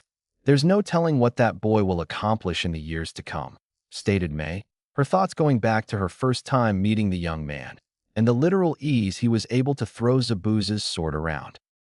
Well, perhaps we should recruit him to join us then, joked Ao, not even remotely serious about doing just that. It's not a bad idea. Council chambers. Why are we here? And where are those idiot civilians? Questioned some Inuzuka. Danzo has called this meeting, stated Sarutobi simply, not wanting to give anything away, even though he was sure it was about Naruto's promotion or Sasuke's lack thereof. So why don't you fill us in, old man? What could be so important that you would call a full military council meeting? Questioned Jiraiya, who stood behind Sarutobi. Danzo frowned at the disrespect the toad, Sannin, always treated him with. It has come to my attention that the Kyuubi Jinchuriki not only can use the beast's chakra, but also has been promoted to Special Jonin, has been removed from Team 7, and is now your apprentice, Jiraiya. I wish to inquire why the council wasn't informed, stated Danzo, his face staying impassive. Who cares? The kid beat a Jinchuriki and can use not only 3 of the Hidden Mist's most well-known jutsu, but can also use one of their legendary swords. The only question I have is why he wasn't made Jonin. I fail to see why there was a council meeting called over this, questioned Shikaku, his head never moving from its position on the table. The other clan heads all agreed with him, though the elders were visibly displeased with the lazy Nara's comment. The council has been called because the boy possesses an imminent threat to the village. If he can use its chakra, then he can be influenced by it. If he can be influenced by it, then he could lose control of the beast and end up losing control entirely, or worse, release it, stated Danzo. A small smirk played out on his lips. He's not being influenced by the beast. That seal is as strong as the day my former student put it on. I checked it this morning. Plus the fact that everyone in this room has already been informed of his special Jonin status, as well as the advancement of both Shikamaru Nara and Shino Abure, stated Jiraiya, his eyes narrowed at the seemingly crippled old man. The only reason we are all here is so you can make a play to gain control of him. Danzo was about to retort when a loud explosion sounded from the west side of the village. In an instant, both Jiraiya and Sarutobi were out the doors, both the same thought in mind. That came from Naruto. Damn, they may get there before my men have a chance to grab the boy. With Naruto. Sarutobi and Jiraiya arrived to find Naruto was covered in blood, unconscious on the ground outside his house. There was a clear path where a line of trees had been vaporized, as well as what remained of 5 bodies littered around the young blonde. 2 missing heads, one missing his left leg with Naruto's sword run through his chest, and 2 that had been cut in half. What the fuck happened here? Questioned Jiraiya as he observed the area around his godson before moving to Naruto's side and checking his vitals, which thankfully were normal. It looks like none of this blood is his, though there is no way to be sure. I'll take him to the hospital. ANBU, commanded Sarutobi. In less than a second, for ANBU had appeared around the old man. Seal the village and nobody enters this immediate area. I want the bodies taken to Inoichi and Ibiki. This area must be searched for any wounded that could answer our questioning. Then I want this entire area cataloged for any other clues. This attack on Naruto's life can't be a coincidence after the Chunin exams, and I need to know who is responsible. Move. With Naruto at hospital. Naruto stirred awake in the lumpy hospital bed. The moment he regained consciousness, he was out of the bed, up on his feet, and his hands were flashing through hand seals. Naruto, it's okay, you're safe. Stand down, commanded Tenzo from the corner of the room, ruining his own hand seals to restrain the blonde in case he couldn't calm him down. The familiar voice brought Naruto back to reality. He realized that he was in a hospital room. In the room with him was Tenzo, mask on his face, and a young nurse that had probably been checking him for something, though she had a deep red blush in her face. At some point during Naruto's jump from the bed to where he was now across the room, he had lost his hospital gown and was now standing naked in his hospital room. Naruto felt the floor shift and a chest-high wall emerged in front of him. The nurse shook her head and regained her composure. Why your vitals are normal, but your chakra network is strained heavily as well as most of your muscles, stated the nurse, her blush increasing as she examined his body, which was way too well developed to belong to a 13-year-old. Also, your throat is very raw, so you should limit your talking. I don't know what happened to cause all these injuries, but you're a lucky man to be up so soon, and you may worry someone SP special if you don't take better care of yourself. How long till I can leave? Questioned Naruto, his voice hoarse. You're going to be stuck here for a while you recover. I'll be sure to stop by and check on your recovery, Naruto-kun, winked the nurse as she walked out of the room, swaying her hips, making sure that the blonde hunk got a good view. That was weird, stated Naruto. He then grabbed his hospital gown from the floor and got back into his lumpy hospital bed. Where's the old man and pervy sage? I need to tell them something. They'll send for them. For now, just get some rest. I'll make sure nothing bad happens, stated Tenzo with a hidden smirk, though with the looks that hot young nurse was giving you. And oh bad Tenzo. I need to stop being around Jiraiya-sama so much. Danzo. Explain. commanded Danzo as he looked down one of his root ninja, laying in the medical bay of his base, right arm cut off at the shoulder, a group of med nin healing the stub. He isn't human. We had him surrounded when he just mist appeared faster than we anticipated. The last thing I remember before retreating was the captain ordering a retreat and then losing his leg, which was when I barely escaped, muttered the crippled ninja, his mind obviously still rattled from whatever the Uzumaki had done. Is there any way you can be traced back to us? Questioned Danzo, his tone still flat. No. Captain made sure we did everything as Code 6. Good. Once you're healed, report to the genetics lab and see what they can do, stated Danzo, turning and walking away. Damn, 8 lower-level ninja and a captain lost to that brat. And now Hiruzen may be suspicious of me. This is not good. I'm going to need to see that report when it's filed and make sure that nothing of value was found. With Naruto. Are you doing all right, Naruto? Questioned Sarutobi, his voice laced with concern at seeing his newest special Jonin hospitalized for the first time in 6 years. Yeah, I'm good. Who were those people who tried to abduct me, though? Asked Naruto, his voice less hoarse than when he first woke up. What do you mean abduct you? Actually, just tell us the whole story, stated Jiraiya, pulling out a different notepad, obviously wanting to miss any details that the blonde could give them. Well, I was just leaving the house to see if I could talk to Gaara when. Flashback. Naruto, Uzumaki. You are to come with us, stated a blank-masked ANBU that dropped down next to Naruto. Almost immediately, 9 more dropped down from the forest around him. Naruto began making one-handed hand seals with his left hand at speeds that few of the ANBU could keep up with, yet none recognized. His right hand flew to his sword handle, and then he disappeared into an impossibly fast forming fog as he stated, Hidden Mist Jutsu.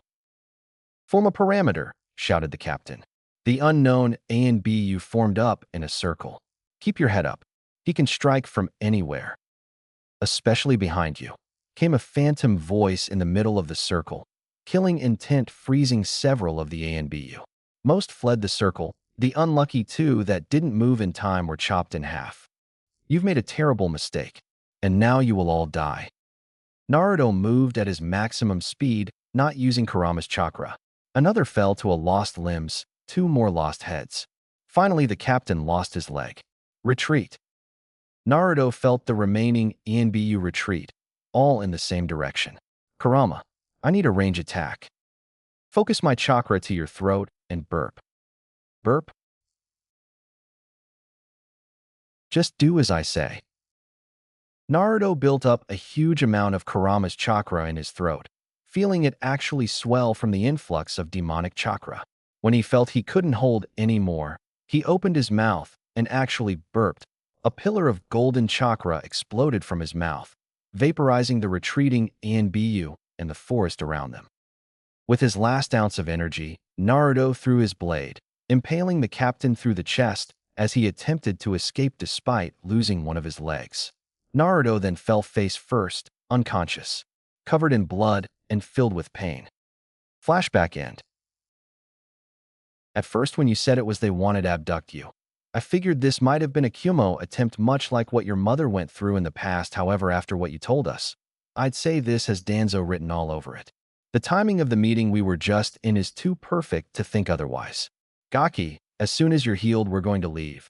It's time to start your real training trip, stated Jiraiya, giving his notepad to Sarutobi and pulling out a scroll and jotting down locations he felt would be beneficial to his apprentice. Very well. In the meantime, I will have Tenzo launch an investigation. Even if it wasn't Danzo, this was a wake-up call. Next day, word had traveled fast of Naruto's hospitalization, as well as him taking out several unknown ANBU. So far, Team 8 and Team Guy had come by. Both Kurenai and Guy had given him gifts for making Jonin. Guy had somehow found a set of orange taijutsu sandals that had metal plates reinforcing the top and heels of his feet, as well as a list of holes that Guy had found in his fights with Neji and Gaara, for which Naruto had thanked him repeatedly. Kurenai had given him a scroll of several high chakra usage genjutsu that Naruto could actually use. At the end of the scroll, Naruto found a picture of Kurenai in a very skimpy bikini. Thankfully, he was alone when he found it, as he had passed out from a nosebleed. He needed to make sure that Pervy Sage never found that, or he had a feeling Kurenai-sensei would make his life a living hell. The remaining genin of Team 7, Choji, and Asuma were on a mission while Shikamaru had stopped in after finishing the clan business that had kept him from going on said mission. The boy didn't know what Ino was doing, as she wasn't on a mission and she had yet to come visit him. Currently, Naruto sat in his room, while the nurse from the day before was feeding him and giggling at the disgruntled look on the blonde's face. Just then Naruto sensed someone standing at the door. "And here I thought you forgot about me. What can I do for you, Ino?" 1 week later. Naruto stood at the northern gate, Jiraiya at his side. Team Guy, Team 8, and Team 10 had already said their goodbyes. Ino and Kurenai both giving the young Jonin a hug, though Ino had taken it a step farther and giving Naruto a kiss on the cheek. Hinata and Kiba had wished him luck on his travels. Choji and Shikamaru had gotten the blonde a jumbo pack of ramen, and Shino had simply nodded to him, though Naruto could feel Shino's turbulent emotions, as well as hear his hive buzzing louder. Now Sasuke and Sakura stood before Naruto. "See you when you get back, Naruto," said Sakura. She gave him a hug and whispered into his ear, "Thank you for forgiving me. I know you told Ino that you didn't hate me, but I know that on some level you did, and I'm sorry. It's not in me to hate a teammate. I told Ino the truth, and am telling you that it's okay," stated Naruto, returning the hug. Suddenly, Naruto pulled his sword off of his back and chopped Jiraiya's notebook in half. "Don't you use us in your smut, Pervy Sage. You're no fun, Gaki," stated Jiraiya with a pout, pulling out another notepad and transferring his precious research. "Sasuke, how are you doing?" questioned Naruto, who had gotten the chance to read the mission report and found out that Sasuke had gotten his first kill on the mission he just got back from. "Don't you worry about me, Dope. I'd be worried about falling behind me," stated Sasuke with a smirk, though Naruto could feel his emotions swirling violently. "Just you wait, Dope. By the time you get back, Orochimaru will have made me stronger than you could ever be. Then he'll finally be strong enough to kill my brother." "You're on, Sasuke. Just don't die on me," stated Naruto. "I'll see everyone when I get back." Jiraiya and Naruto turned and made their way down the road away from the village, the glare off of Naruto's sword blinding the group as disappeared into the distance. "Odo, you are to go to Konoha, obtain Sasuke Uchiha, and kill Naruto Uzumaki. Your first priority is Sasuke. He must be brought here, no matter what. If you run across the Uzumaki, kill him," stated Orochimaru. Before him stood the Sound Four. "You cannot be caught. Kill anyone who finds you. Do not draw unnecessary attention." "Hi, Master," responded all of the Sound Four before taking off on their 2-day journey. "Sir, are you sure it was wise to send them? None of them are above high Chunin in speed, and none of them are good enough to face Uzumaki unless they use the second level of the Curse Seal, and even then only Kidamaru can fight without his eyes," stated a worried Kabuto, knowing full well how dangerous a swordsman that wielded a sword and the jutsu of the mist could be. "I think you overestimate him, Kabuto. After all, he is a Genin, maybe Chunin. He has no real power," stated Orochimaru, scoffing at the very thought of Minato's brat being stronger than his personal guards. "Even if the brat is strong enough to kill one of them, I can just send Kimimaro." "Sir, did you read the latest report?" questioned Kabuto carefully, not wanting to anger his master, yet wanting to make sure he knew all the risks that the blonde posseed. "Why would there be a new report?" questioned Orochimaru dangerously, his eyes narrowing at his most trusted subordinate. "Well, sir, our spy reports that the Uzumaki is a special Jonin now, and he's leaving with Jiraiya to train. IWA." In an old run-down building on the south side of the village, several councilmen and high-ranking Jonin were meeting about an issue of grave importance. At least to them, it was important. "I believe you all know why you are here today. That old fence-sitter has decided that we should forget the past and just overlook the fact that that bastard Minato Namikaze has a son," stated an elderly councilman, hate evident in his voice. "I say we hunt the little bastard down and kill him. Our village suffered enough with what that monster did to all our families. Let's get back at him by killing his only kid," shouted a verdant Jonin. There's a problem. He's extremely powerful. He was able to defeat a Hyuga in hand-to-hand combat, and has Zabuza Momochi's blade. Plus, he's the container of the Kyuubi, and can use its power. He even defeated the One Tail with its power and summoned Gamaken, which means that he is being trained by Jiraiya of the Sannin, stated an informant that was at the Chunin exams. Everyone paused at that information. If the kid could summon Gamaken, then he was no doubt being trained by Jiraiya of the Sannin, and would most likely be close by whenever they decided to attack. We're going to need Han and Rashi. 5 days later, Valley of the End. Naruto and Jiraiya had not made much progress. Naruto was working on his chakra control and wind manipulation with clones, while he himself was working lightly on reflexes, speed, and the Rasengan. In the meantime, Jiraiya was working out how to maximize Naruto's training, as they had just made it to the border of Rice Country earlier in the day. They were moving slow for the time being, as Jiraiya wanted Naruto to be as combat-ready as possible before they moved into Rice Country. Hunting down Orochimaru and any information about his activities would be complicated if Naruto was still slowed down by injuries. "Hey, pervy sage," called out Naruto from his spot on the head of the first Hokage statue, thinking that maybe sitting on the head of the mammoth statue, he would gain some of the man's knowledge. So far, nothing had happened. "No, Gaki, I'm not teaching you any more until you can form a complete Rasengan, and I don't have any more tips for you," stated Jiraiya from the edge of the cliff next to the falls, a scroll in his left hand and a brush in his right. "Why does everyone call you a sage?" questioned Naruto as he looked back at the empty balloon in his hand. Jiraiya was silent for a minute, unsure of how to answer the question. Well, that was unexpected. If I told him, he would want to learn it. But would he need it? If he can fully harness the Kyuubi's power, then Sage Mode won't help at all. Naruto asked Kyuubi what he knows about nature chakra, and if his chakra could mix with it. "All right," responded a confused Naruto. "Hey Kurama, you hear that?" "Yes, Brad, I did. Get comfortable. This is going to take a while." Hokage's office. "You called for us, Hokage-sama?" questioned Shikamaru as he and Shino walked into the office. Last night at roughly 11 o'clock, Sasuke Uchiha was reported to have left the village by Sakura Haruno. She did not say if he left of his own free will or if he was taken, stated Sarutobi. Both of the boys' eyes widened at the information. "I am assigning both of you as co-squad leaders. Your mission is to gather any available Genin and Chunin to assist in the recovery of Sasuke Uchiha. I have already sent for reinforcements from outside the village. Get a Hyuga and an Inuzuka squad member, as you will have to track him down. You will leave from the North Gate in 1 hour. Dismissed." "Hi," both responded before darting out of the office. This is very troubling. There is only 2 places Sasuke would run to: Itachi or Orochimaru.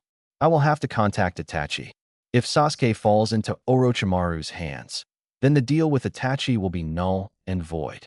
Hopefully it does not come to that, but I must prepare in case it does, thought Sarutobi gravely. "Boar, bring me Danzo Shimura now." With Naruto. Naruto had been in a trance for about half an hour when Jiraiya felt a presence above them. Looking up, he saw a Konoha messenger eagle. Calling it down and sticking his arm out, the eagle descended, slamming into the toad Sannin's arm. After a wince, Jiraiya took the scroll from its leg and shooed the messenger bird away. I wonder why Sensei sent an eagle? Did he come up with something regarding the attempt on Naruto? Wondered. Jiraiya opened the scroll, his eyes widening at the information. Sasuke defected, didn't he? Asked the blonde from his lotus position. He has felt the bird, and then felt Jiraiya's emotions spike moments later. I figured he would. Ever since the Chunin exams, he's been giving signals that he would. I was just too stupid to do anything about it. With Sasuke. So I take those pills, and it will give me full control of my seal? Questioned Sasuke, his suspicion of the 5 people in front of him being clouded by the desire of more power. After all, he was able to destroy those Oto Genin when he used the seal. It would no doubt make him stronger. That'll show the dope. There's no way he will be able to beat me with this seal. Then I can take on Itachi. Yep, and because you have the cursed seal of heaven, you will gain the biggest boost possible, stated Jirobo. his face passive. If you were, say, mid-Chunin level now, which I think you are, you will be roughly high Chunin with the first level, low Jonin in speed and strength when you activate the second, stated Karen, a red-headed, red-eyed girl that had yet to take her eyes off of Sasuke. Shut up, bitch, stated Tayuya under her breath, tired of the girl that in her eyes was as useless as an ice cube in an ocean. Ladies shouldn't swear, Tayuya, stated Jirobo kindly. Fuck off, fatso. Odo, you sent for me? Questioned Kimimaro as he moved slowly into the room. Yes, Orochimaru-sama has ordered that you be ready in case the Sound 4 fails to retrieve Sasuke, stated Kabuto, who had been working on a side project. They will not fail. You have told me that the Uchiha was mid-Chunin level. They are all high Chunin, stated Kimimaro, sitting down against the wall next to the door. True, but Konoha will no doubt send a retrieval team. Plus, there is little to no chance that his ex-teammate won't try to help the retrieval team, stated Kabuto, his inner hate for the blonde-haired Jonin showing through slightly. Stupid brat, he completely rendered all information on himself useless. Was he hiding all of his talents? Or has he actually grown this quickly? The one who foiled the invasion attempt. I will be ready if needed, stated Kimimaro as he stood up and returned to his room. If we ever do fight Naruto Uzumaki, you will die by my hand for ruining Master Orochimaru's plans. Good. The Sound 4 might fall to him, but Kimimaro is more than a match for him, thought Kabuto happily as he added 2 vials together. But why send Kimimaro? He is already in failing health. There are plenty of others I could send. After all, Karen is already with them. With Shikamaru and Shino. Shikamaru and Shino stood with their backs to the north gate. In front of them stood Ino, Choji, Niji, and Kiba. Okay, as of right now, we are on an A, possibly S-rank retrieval mission to capture Sasuke Uchiha, who left under unknown circumstances last night during the guard shift change at 11 o'clock. That gives them an 11-hour lead, stated Shikamaru. I say capture because we don't know for certain whether he willingly left or if he was taken. Therefore, we must go under the worst-case scenario that he will attack us. The Nara continued drawing looks of concern from his team. It would be best if we streamlined our operations. Kiba should lead, as he and Akamaru have the best sense of smell as well as tracking skills, stated Shino. From there will we go into a cross formation, as I have discussed with Shikamaru. As Shino said, we will go into cross formation. This will have Shino and I side by side protecting Ino in the center. She will be our medical support, and it will be vital to ensure her safety whenever possible. Also from this position, Shino and I will be able to extend orders to the following members while Shino and Kiba can communicate due to their extensive history and teamwork. Behind us will be Choji, as our best all-around fighter. He will be able to respond in any direction needed. Niji will hold the rear and scan with his bloodline to ensure that we won't be ambushed, finished Shikamaru. So they're sending 2 Chunin and 4 Genin on an A-rank mission? Questioned Niji. This could be problematic. The Nara and Aburame are decent, as well as the Inuzuka, but it might not be enough. We will have prepared at least 1 wave of support, though 2 is likely. The first wave is thought to be 12 hours away while the second is approximately 20, stated Shikamaru. Who is our support? The Wagakure outskirts. What's it say, Kakashi? Questioned Asuma, his body tense. Dad sent an eagle. We only use those for urgent information. My student has left the village. We are to meet a retrieval team and pursue, stated Kakashi, disappointment in his voice. Why would we need to retrieve Naruto? He's a Jonin and with Jiraiya, stated Kurenai. He better not show Jiraiya that picture. Actually, maybe he should. Me and Naruto in one of those books. It's not Naruto.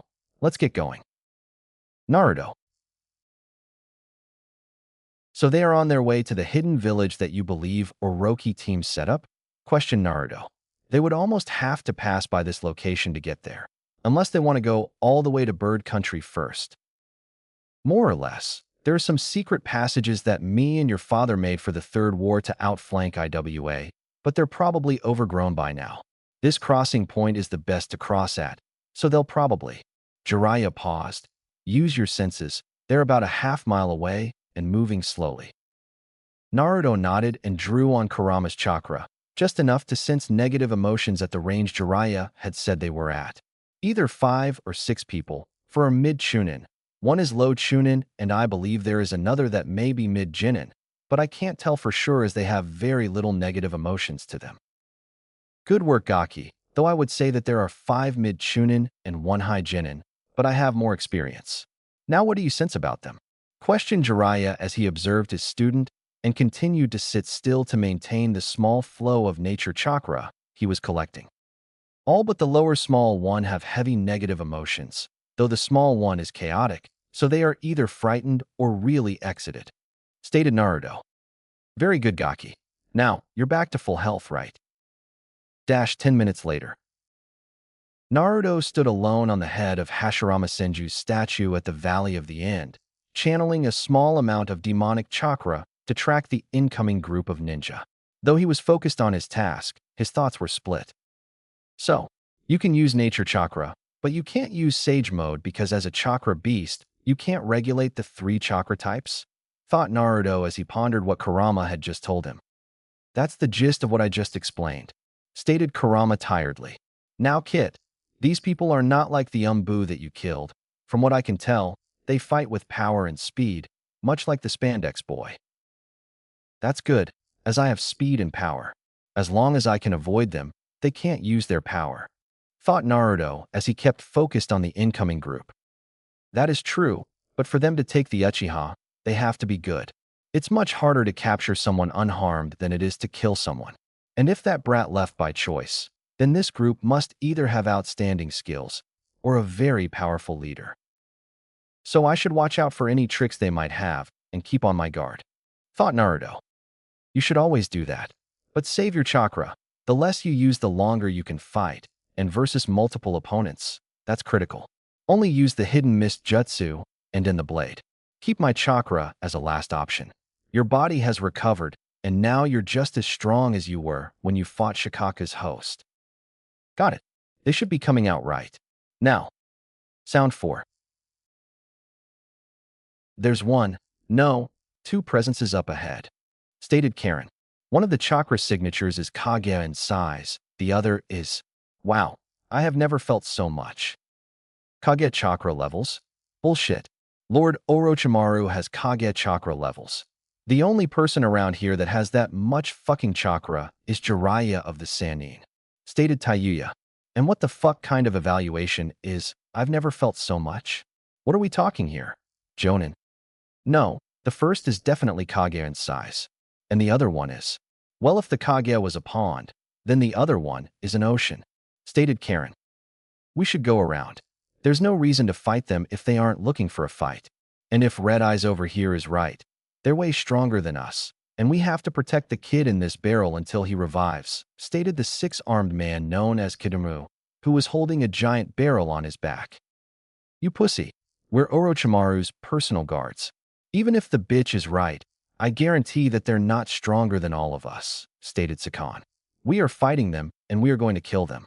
I missed my chance at that Uzumaki brat, and there's no way I'm going to miss this. Too late now. They're in this upcoming clearing, stated Karen with an amount of fear in her voice. She may be new to sensing, but she had been taught personally by Kabuto and Orochimaru, and she had never felt chakra as massive and as powerful as this. That's the border. We'll kill this guy and be safe from any more trash trying to catch up to us, stated Sakan. Valley of the End. The sound for burst into the clearing, the red-headed girl trailing slightly behind. They all stared at the man standing atop the head of the Hashirama Senju statue. I don't believe my luck. This is the guy Kabuto told us to kill, shouted Sakan as he dropped into a battle stance. This twerp? This is the kid that Four Eyes told us to kill. Bullshit, stated Taiyuya as she looked at the kid who seemed to be staring at all of them at once. Where is Sasuke Uchiha? If you turn him over to me, you will be able to leave this battle unharmed, stated Naruto with authority and confidence. This trash? Beat us? That's a laugh. I could beat you with 5 arms tied behind my back, kid, shouted the spider like Kidamaru. Wait, he is wearing a Jonin vest. Are you sure this is the target? Questioned Jirobo. He didn't like this, Being this close, he could actually feel the power this man put off. It was like Kimimaro. Hey, Fatso is right. Orochimaru said that the kid was a Chunin at the most. This isn't the guy we were assigned to kill, stated Tayuya. Suddenly, a strong killing intent covered the area. Karen fell to her knees, not used to such power, though the members of the sound form managed to stand their ground, if a little shaken. You think you can threaten my life and get away with it? I know who you are. You are the people Sasuke left with. It's my duty as a Tokubetsu Jonin to either return him to the village or kill him. Whether or not you are taken down as well is your option, stated Naruto. Oh, a Tokubetsu Jonin? He's nothing but a Chunin with a few tricks, laughed Sakan. I'd say more that a few. Hidden mist jutsu, stated Naruto as the clearing they were centered in was overtaken by outrageously thick mist that even made it hard for Karen to locate the other chakra signatures. What the fuck? That four-eyed bastard didn't say anything about this. Neither did Orochimaru, stated Tayuya loudly. Thank God my jutsu work by sound. Otherwise I'd be next to useless. Everyone, group up and face outward. Kidamaru, set up a net.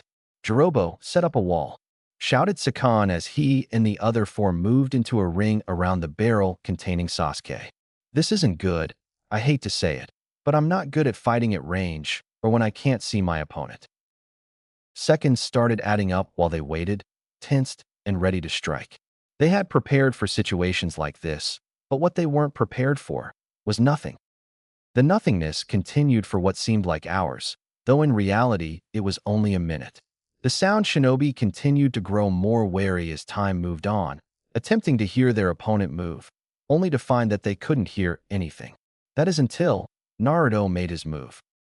Sklek, thump, thump. Jirobo and Tayuya turned to their right and left respectively, only to find that Sakan was nowhere to be found. They both looked down, only to see in horror that their leader was now headless, crumpled to the ground, his head laying a foot behind his body. Shit, he got Sakan. Does that mean that Yukon is dead too? Wondered Tayuya. 1-2. I've already got one of you. The remaining group members' eyes widened as the demonic sound reverberated from every direction at once. 3-4. He's on the floor. Tayuya began to panic. Her specialty was sound jinjutsu, and she had absolutely no idea what this was. She had never felt anything like it before. Then, the killing intent increased. 5-6. Let's throw some blood in the mix. Oh, shouted out Kidamaru as his stomach was split open, nearly cutting him in half. He acted quickly, using his silk to stitch the wound together while he lay motionless on the ground, pretending to be dead. He had felt his web move ever so slightly, which allowed him to back up just enough as to not be cut in half. 7-8. Death is your fate. Another swipe found its ways to the back of Karen's legs, severing her hamstrings, though missing anything vital. Karen did her best not to scream out, though she ended up letting out a choked sob of pain as she started to repair her own legs, while leaning over and helping Kidamaru patch himself up. 9-10. Everyone heard the blade slice into a body, though there was no scream, no cry, or even a whimper. Tayuya turned to see the now dead body of Yukon, split down the middle, one side landing to the right of Sakan, the other laying over the top of him. A silent scream etched into both sides of his face, blood coating the ground around the dead parasitic twins. Fat ass. He got both of them. Go to level 2 and grab the crate. We have to get out of this mist, shouted Tayuya as she began unleashing her curse mark. Her skin was overtaken by black markings that moved in slithering patterns before they began to fade away, staining her skin dark orange, almost brown as she began growing horns around her body. Jirobo had an identical transformation, although his hair had grown longer and his skin was hard and jagged. He grabbed the barrel and began moving, only to notice that the mist was being forced away by the chakra he and Tayuya were outputting. They're dissipating my mist with pure chakra? How is that possible? Are they Jinchuriki? No, the chakra isn't right. It's too controlled and dark to be a Jinchuriki. Curse marks, thought Naruto as he released the mist. It wouldn't do any good if they could just blow it away. All right, what's my next move? With the retrieval team. Huh? What is it, boy? Questioned Kiba as he led the group after the sound for. Akamaru whined in fear and snuggled deeper into Kiba's jacket, still shivering violently. Hey guys, Akamaru said that there's a huge battle up ahead. He says there's a bunch of blood in the air too. Did the support squad cut them off? Questioned Ino, slightly out of breath from the rapid pace they were keeping. Not possible. The Jonin were in Earth Country. That's half a day's run at Jonin speed, and the unspecified group would have had to cover too much ground to be there right now. No, someone else got to them before us, stated Shikamaru.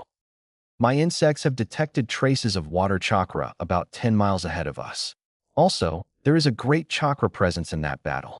Estimates are between high Jonin and high Kage, though I only have experience with Sandaime-sama and Naruto to base this on, stated Shino. Could it be Naruto? I mean, he left with Jiraiya-sama 5 days ago, and they left in this direction, stated Choji. It's possible Naruto's reserves were outstandingly large during our fight. Unfortunately, my Byakugan cannot see that far, though there is a slowly dissipating cloud of chakra in the sky about 25 miles ahead, added Niji, straining his eyes to further enhance the distance he could see.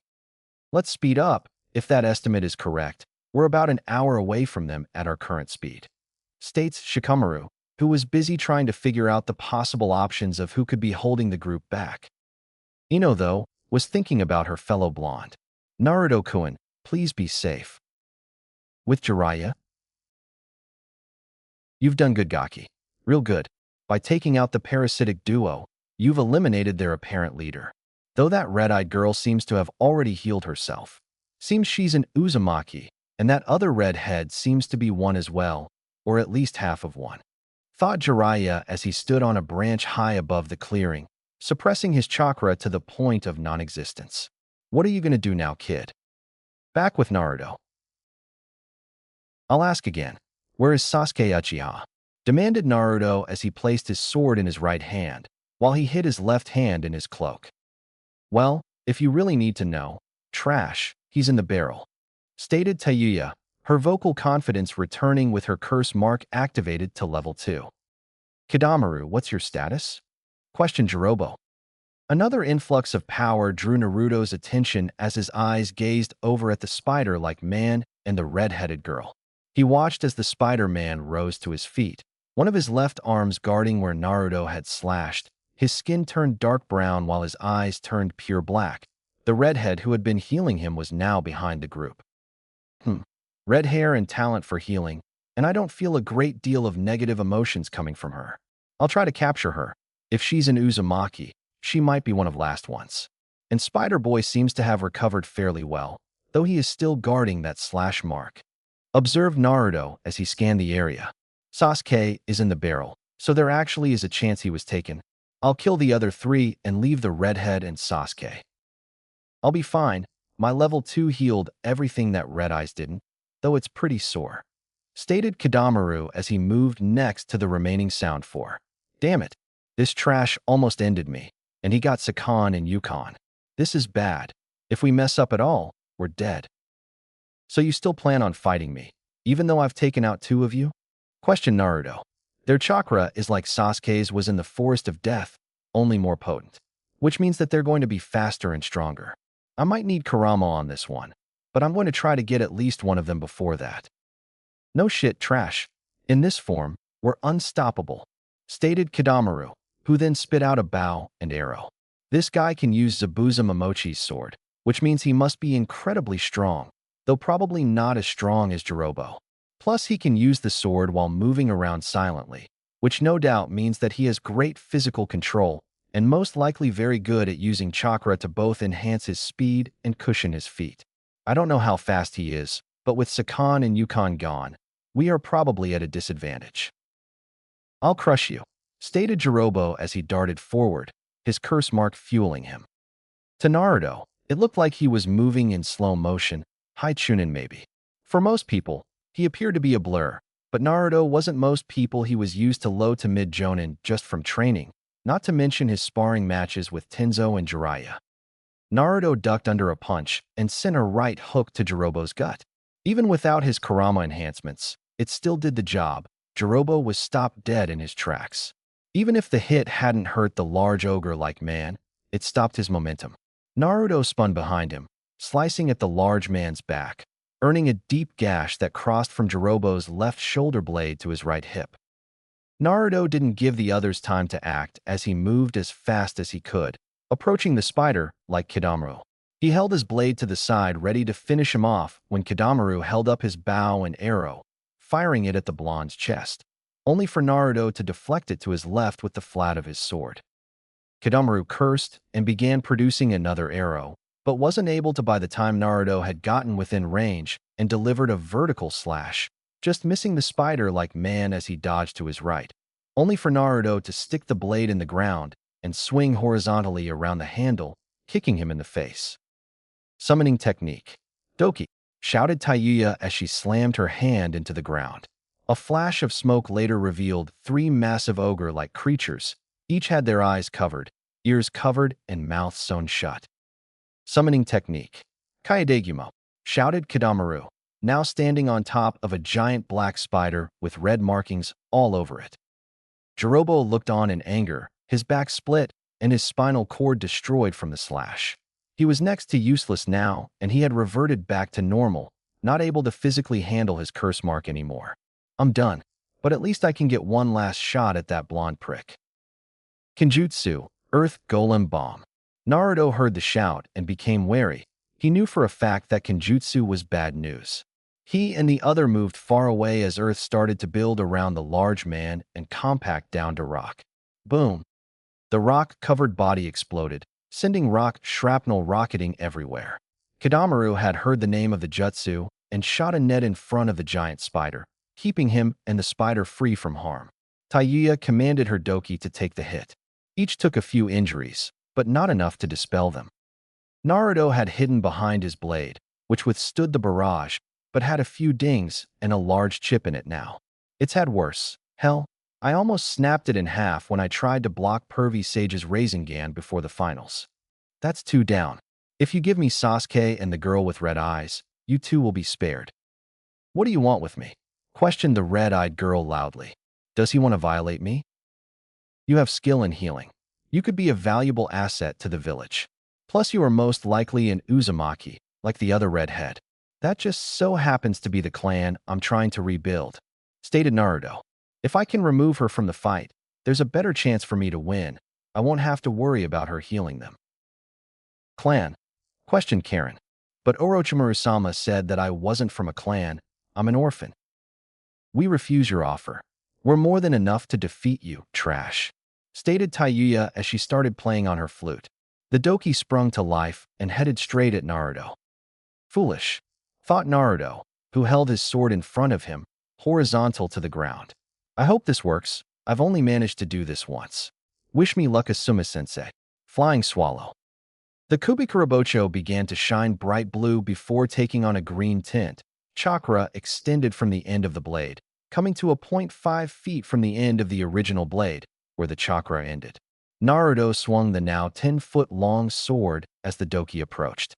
The wind-enhanced sword split the 3 doki in half before they faded out of existence. It's time I finish this, stated Naruto as the sword returned to normal. How much can I use, Kurama? Stick with 15%. I know you can handle almost 25 now, but that starts to break down your body. 15 should be more than enough. Just make sure you end this quickly. Even if you defeat them, there could be more coming, stated Kurama. Got it, replied Naruto as he started glowing red. The red shifted lighter and lighter, growing until it resembled a dark orange cloak. This ends. Now. Holy shit. What jutsu is that? First he kills all my doki in one move, then he starts glowing fucking red, and now he looked like he's surrounded by red chakra. Thought Tayuya, frozen in fear. Even the Kaidegumo is afraid of him now. What is this red chakra? Is it like our curse marks? Thought Kidamaru, who was taken out of his musings as the blonde disappeared from sight. He looked around quickly, not even picking up movement. Suddenly, Tayuya flew backwards, folded over to the point that her forehead was almost touching her knees. Standing where she had been was the blonde-haired kid that they were told to kill, his legs still extended. Tayuya bounced and rolled to a stop, her body against a tree, the curse mark receding as she coughed up some blood and passed out. That was a kick? How strong is this guy? That would have broken a civilian in half. Kaedagumo, catch him in your web, shouted Kadamaru as he began looking for the blonde-haired kid again. The giant spider let out a horrible screech. Kadamaru looked down to see the blonde, his giant sword buried in the forehead of the Kaedagumo, before the blonde pulled the blade out and retreated, waiting for the giant summon to dispel. You killed her. You killed Kaedagumo, shouted Kadamaru in rage, his face gaining black lines, inadvertently forcing the curse seal to adapt a new level. I'm going to kill you. Well, that can't be good, thought Naruto as he tightened his grip on the sword. Kid, I think that's a new level. His chakra output just increased, and it's stronger now. Be careful. Kadamaru charged, his speed rocketing to mid-jonin as he charged recklessly, all 6 fists coated in sticky spider gold, turning them into blades. He swiped at Naruto, aiming for the blonde's head, missing as Naruto ducked under and slashed with the sword, only for it to parried by one of the arm blades. Naruto jumped back, creating distance between the crazed Spider-Man and himself. He placed his sword on his back and began planning. He's faster now. With 6 arms, it's hard to maneuver around him. I'll have to use ninjutsu. I'll end it with one shot. Shadow Clone Jutsu, shouted Naruto as 2 clones popped into position. Both clones nodded, already knowing the plan, and turned to their opponent. Naruto placed his hands on their backs and pumped some chakra into each clone as Kadamaru charged once again. Wind style, Cyclone Fist. Water style, Great Collision Wave. With Naruto pushing Kurama's chakra into the clones and providing a mental link, the 2 jutsu were able to combine, resulting in a huge, devastating vortex that rocketed forward, tearing into the enraged Kadamaru, who hadn't been able to escape the vast area of the jutsu before it collided with him, catching him in the rapidly spinning water and smashing him into the tree line, uprooting and smashing through trees until the jutsu died down, leaving a disfigured mass of flesh in the new clearing. The clones dispelled, leaving Naruto alone in the clearing, Kurama's chakra receding back into his body, along with the fatigued feeling of losing the chakra. There is no possible way he is getting up from that, thought Naruto as he moved to the barrel holding Sasuke. Karen, though, that he was coming for her and started trembling in fear. I'm not going to hurt you. I meant what I said earlier. If you are an Uzumaki, we are from the same clan, and if not, you are still of use to the village, and it would be nice to have another friend, stated Naruto kindly as he tried to open the barrel, only to find that it wouldn't budge. Why won't this thing open? Karen was about to respond when her face turned pale. Suigetsu. What's a suigetsu? Questioned Naruto before he felt a presence behind him. He drew his sword and spun around, only to see a teen, roughly his own age. Purple eyes and white hair matched his purple shirt and white pants. Who are you and what do you want? Fool. The bitch just said my name. I'm Suigetsu Hozuki, and I want my sword. Fool.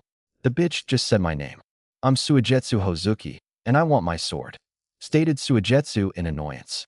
Hell, he was an infamous enough ninja. He was almost part of the 7 swordsmen. Any jonin should know who he is. Where's your sword? I don't see it anywhere, stated Naruto, acting dumb. This is my sword. Zabuza trusted me with it, and I will guard it with my life. The one on your back, you little shit. I'm the next in line to that blade, snarled Suigetsu, radiating killer intent. He left it to me. I have the letter back home to prove it.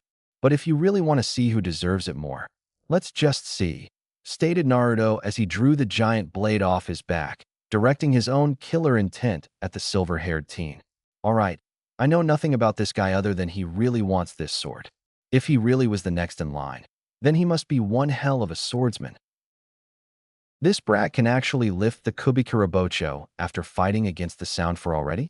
I guess he has some skill, but there's no way he's better than me, thought Suigetsu, who unsealed a claymore from a seal on his belt.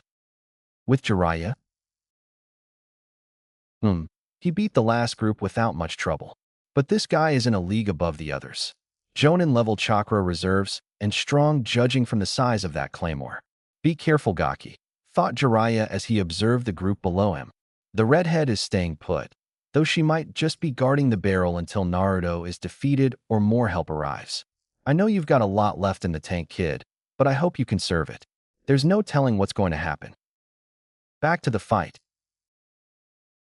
You're on, brat. This claymore is the training sword for the 7 swordsmen. It's made of the same metal as that sword in your hand. I'll take my sword back, then I'll kill you with it. And I'll do it using Zabuza's jutsu, shouted Suigetsu. Hidden mist jutsu. Naruto could only smirk as he watched the mist roll in. He barely contained himself when he found he could still see his opponent. Oh, this brings back memories of when I first learned this jutsu. Let me show you how it's really done. Suddenly, the mist got much denser, so much so that Suigetsu felt like there was actual weight being placed on top of him. What? How much chakra does he have? Even Mangetsu didn't have mist this thick, thought Suigetsu as he readied himself for the blonde's eventual attack. He didn't have to wait long as instincts took over, and he blocked a sweeping slash that would have taken his head off. I didn't even hear him. How is that possible? So he can keep up with me in the mist. That's going to complicate things. If I don't have the advantage here, then I have to resort to ninjutsu. But Pervy Sage told me to conserve energy until backup gets here, thought Naruto as he prepared his next attack. You might as well dismiss this mist. While you're good, I'm better, taunted Suigetsu as he closed his eyes and tried to sense the blonde. Dash, if that were true, you wouldn't be telling me that. You are either lying or an idiot, stated Naruto from everywhere at once again putting Suigetsu off. Come out and fight, coward, shouted Suigetsu, trying to force his way through the images of Zabuza hunting him in the mist. Absolute silence followed his shout. No sound at all. Wait, there should be at least some sound. Is this mist really thick enough to block out the outside sounds? He was taken out of his musings when his danger senses went absolutely wacky, telling him that he was surrounded. Thinking quickly, Suigetsu reverted to water, letting several slashes pass right through him. What the hell? There's only one of him? How did I get slashed by 7 different blades? Meanwhile, Naruto was also reviewing what just happened. What? But not even Yamato can escape my 7-clone cut? The blades just passed right through him, like he was made out of water? Dash, what jutsu was that? I haven't seen anything like it before. Questioned Naruto as he resumes his predatory position, which was actually right behind Suigetsu. That's because it wasn't a jutsu. That's my bloodline, stated Suigetsu arrogantly, his confidence returning. I can draw power from the water around me. With enough of it, I can even regenerate. That doesn't make any sense. I've kept him right there, so he couldn't have gotten any water from the valley, and any water around here is laced with my chakra, which would be too potent for his body to use. That must mean that his entire body is already water, or can turn into water. In any case, I need to get rid of this mist. If I can see him, I can figure out just how to defeat his bloodline, thought Naruto as he slowly absorbed the chakra back into himself, drawing the mist away from his opponent. If he can truly absorb water for health, then maybe I can hurt him with fire attacks. But all I know is some low-level ones, and I need Kurama for my big one. Shit, he's actually removing the mist. Now I need a new water source, thought Suigetsu as he prepared to launch an attack at the blonde. A sudden influx of chakra caught both their attention as they simultaneously turned their heads to the source, their eyes landing on Sasuke, who had at some point escaped the barrel and now was covered in a pattern of black flames and standing over the downed form of Karen. Unfortunately, this was also the time when the retrieval squad entered the clearing. Dope, finally. I'll finally prove I'm better than you, shouted Sasuke manically before looking at the group behind him, locking eyes with Shikamaru. You'll be next, Nara. Shit, if I have to fight off both of them. Fuck it, Kurama. Give me 20%, shouted Naruto, confusing all in the clearing. A shockwave exploded outward from the blonde as he was enveloped by a bright orange flame, before he disappeared and reappeared before the retrieval team. All of you stay back. This isn't a fight that you can help in. No, we're going to help you, shouted Ino, her pride not accepting that they couldn't help. These two are above your league. You will only get in my way, stated Naruto while he gave a glance to Shikamaru. If any of them come to help, stop them. You got it, stated Shikamaru, getting a shocked look from most of the retrieval team. We have no intel on the one holding the claymore, and we all saw Sasuke last time he had those marks. The most we could do is hold our own. Dope cares about his fellow losers. Too bad I'm unstoppable with this new power, stated Sasuke cockily, his eyes boring into Naruto. You are nothing more than a zit on my ass, Uchiha, stated Naruto as he pulled the Kyuubi Kiribocho off of his back. Sasuke snarled at the jab. Don't give me that look. I taught you once before how far beneath me you are. In an instant, Naruto disappeared at mid to high Jonin speed. Sasuke was smashing into a tree that was about 50 feet from where he had started, and Suigetsu was cut in half at the waist. No, I won't be beaten by the dope, shouted a furious Sasuke, apparently no worse for the wear after being kicked into a tree. Another explosion of malicious chakra erupted from the Uchiha as his skin turned an ash-like color, his hair grew longer, and his face adapted a cross-like pattern over his nose. Finally, a huge pair of bat-like wings grew out of Sasuke's back. Yes, this is what Orochimaru wanted to have. With this power, I will show all of you the true power of the Uchiha. Unknown location. What a crude boy, stated Shinigami, is his face blank as it usually was, though he had a normal voice now, seeing as he had no reason to try and scare this group any longer. I just can't understand how one of Mikoto-chan's children is this dark and twisted, stated Minato, a disapproving look on his face. Well, he is Fugaku team's son. Nothing that man has ever done has turned out right, stated Kushina. Be that as I may, this is not the same boy who sacrificed himself for his comrade when they fought Haku. I'd bet that seal that's giving him that power is to blame, stated Zabuza, gaining a nod from everyone else. Such a shame. The Uchiha was a powerful clan, yet they seemed to have apart fallen just like the Kagaya did. They didn't really fall apart, stated Kushina. Itachi-kun killed off the clan elders and ninja when they tried to rebel and take over the village. What? I thought that he did it to test his skills, questioned Zabuza. Why would he test his skills on some weak clan like the Uchiha? He was stronger than every one of them, barring Mikoto-chan, by the time he was 13, stated Minato, praising the teen highly. You know, the way you talk about him, I'd say that you love him as much as you do Naruto, stated Zabuza with a taunting smirk. The only reason he dared taunt one of the deadliest men to ever live was that he was already dead. Well, that's probably because it's true. After all, Itachi couldn't be the son of that weak jutsu thief Fugaku, stated Kushina, getting everyone in the room to freeze. Sensing the obvious confusion, Minato decided to fill everyone in. You see, I've loved Kushina since I was about 8 years old, and we've been smitten ever since. However, Kushina wanted to experiment, and the only one she trusted enough to have joined in was her best friend, Mikoto Uchiha. At the time, Mikoto was single, and the rest you should be able to figure out yourselves. Now everyone was speechless. Itachi Uchiha, the clan slayer, was actually Itachi Uchiha Namikaze, son of the Yellow Flash? Hold right the hell up. I've read the bingo book about 1,000,000 times over, and I can say, without a doubt, that Itachi is a near replica of Fugaku Uchiha of the Konoha Military Police Force, stated Zabuza, his mind whirling. Well, isn't that proof enough? Sasuke looks a lot more like Mikoto than Fugaku, and if Itachi was both their child, shouldn't he look like both of them? Stated Shinigami, a grin that could kill a small child across his face. You used an appearance seal, didn't you? Yes. Had I not, Mikoto would have been banished from the clan and lost her rightful place as clan leader. It was tricky since it had to be undetectable from Jujutsu, and I had to alter physical appearance in a way that made Itachi look as if he took after both Fugaku and Mikoto. If you look closely, the only trait that Itachi seems to share with Fugaku is his distinct tear troughs around his eyes, and that is a product of the seal. However, aside from that, Itachi looks more like Mikoto from the basic shape of his face and hair, but his eyes hold a closer resemblance to my own, and his hair was originally blonde like my own. There was also the issue of keeping Fugaku away from Mikoto during birth, so he wouldn't notice Itachi's distinct features at birth, and that was done easily enough by having the seal prepped ahead of time for the doctor to apply. This was done by a shinobi council meeting, which Fugaku took part in place of Mikoto.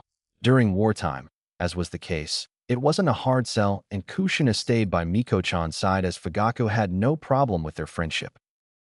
Although after his whole life with a seal that even he is unaware of, I'd imagine that his physical appearance as it is now would likely not change greatly, even if it was somehow found and removed. The most that he would change would be growing blonde hair and maybe grow an inch or two. Anyway, from what I understand, the clan elders took the role of clan leader away when Mikoto retired from active duty to raise Sasuke. So it seems that my helping her was for naught in the end. But given what happened to the clan as a whole, I can't say whether I would do the same if given a second chance," stated Minato. That would explain why Itachi is so powerful and smart, yet also explain why this brat turned out so bad. If he was babied because he was Fugaku's actual son, he might have developed this superiority complex, stated Zabuza, thinking that it couldn't get any more surprising if he tried. Fugaku didn't know. Mikoto and he were forcefully married the week after Itachi was conceived by the Uchiha Council so that they would have control over Mikoto. The only ones who know are myself, Minato, Mikoto, you two, and the nurse who helped deliver Itachi, stated Kushina. Actually, I bet my life that Kakashi-kun knows too. That boy is incredibly gifted. So Sarutobi does not know this then? Questioned Shinigami, a nefarious smile growing on his horrifying visage. No, Sarutobi believes that Itachi was simply born 2 weeks early, stated Minato. And now that I think about it, I would tend to guess so as well. Kakashi always did look at Itachi funny whenever they crossed paths, but that might have been due to close proximity to Obito. That seal took a while to take hold. Hell, Itachi had dark blue eyes until he was 3. So who was this medic that delivered him?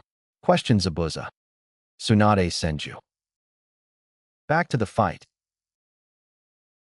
Naruto watched with bated breath as Sasuke's cursed seal advanced once again. Shit, he can use the next level like Spider-Face did.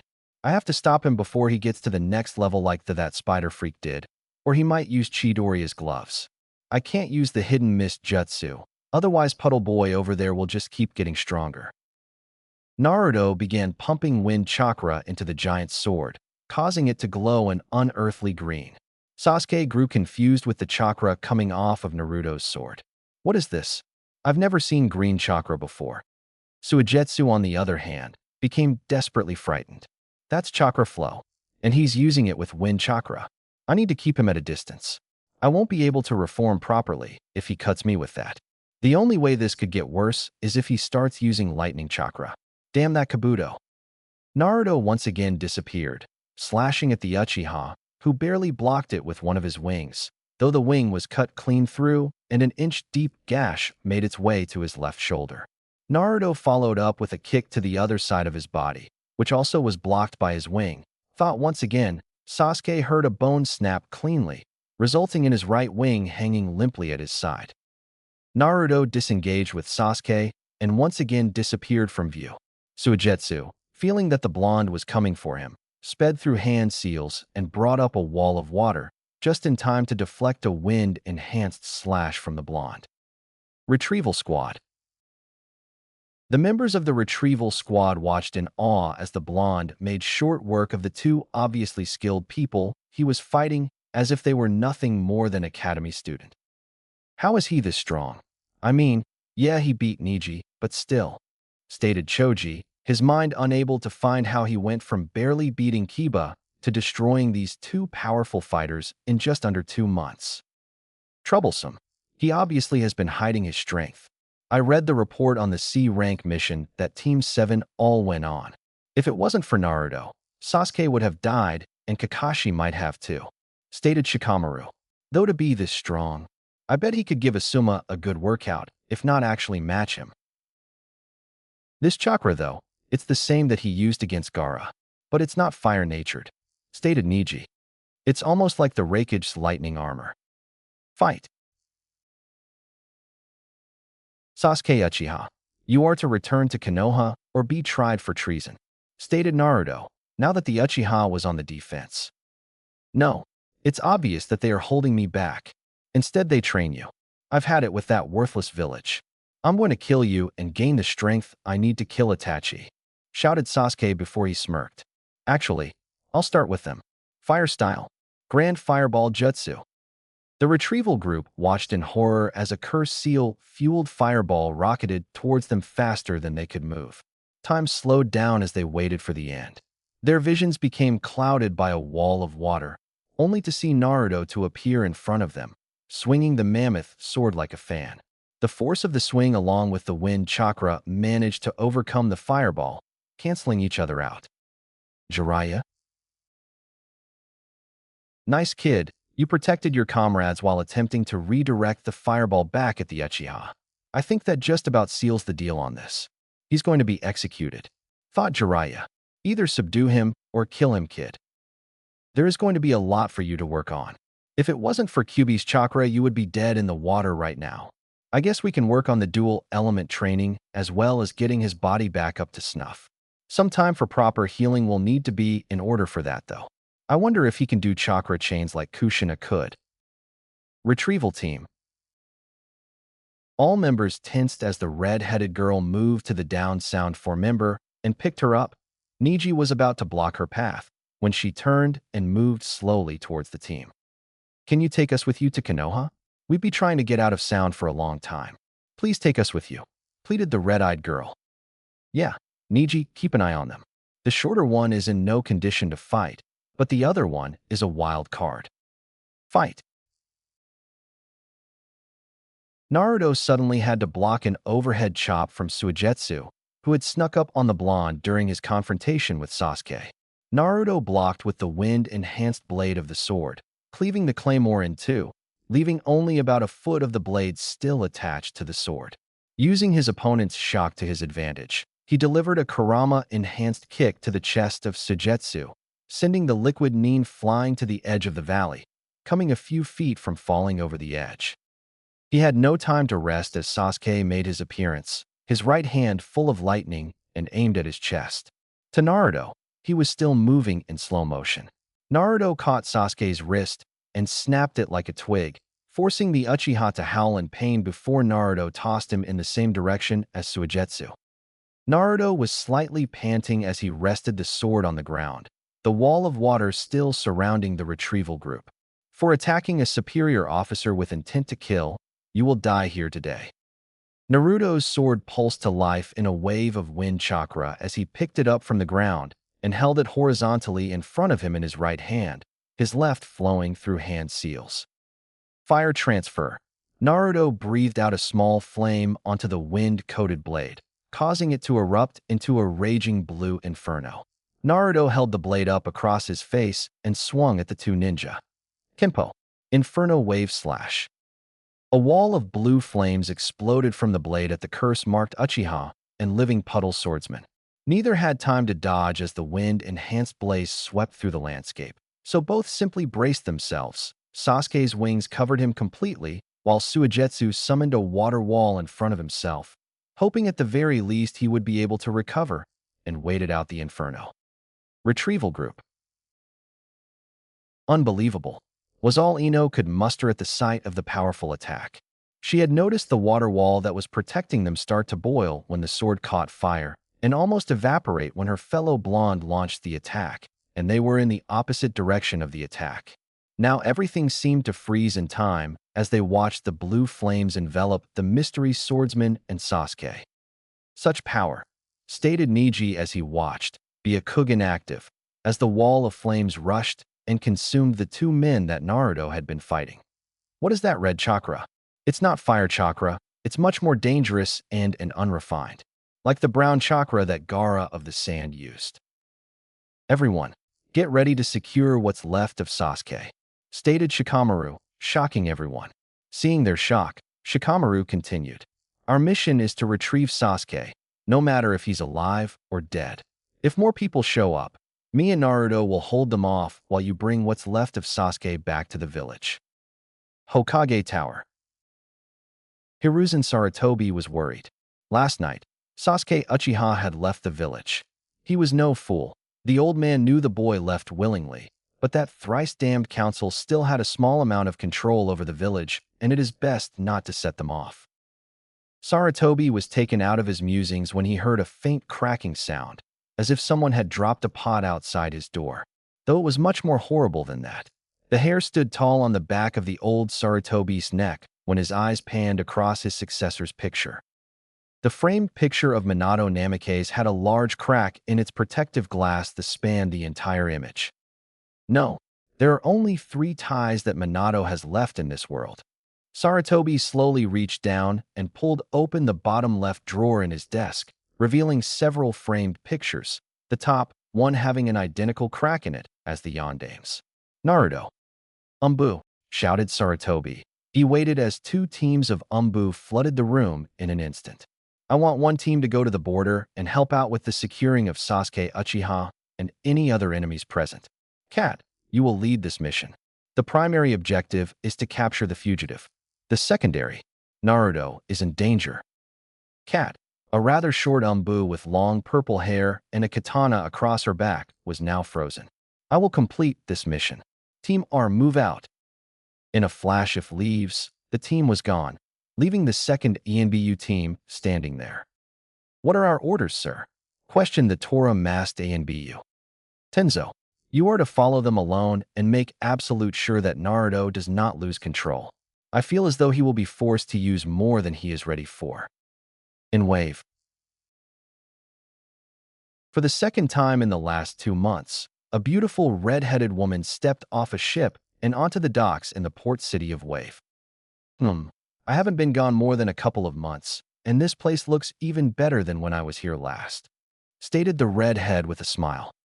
It's thanks to our hero that we can strive once again, stated a young dock worker, no more than 16.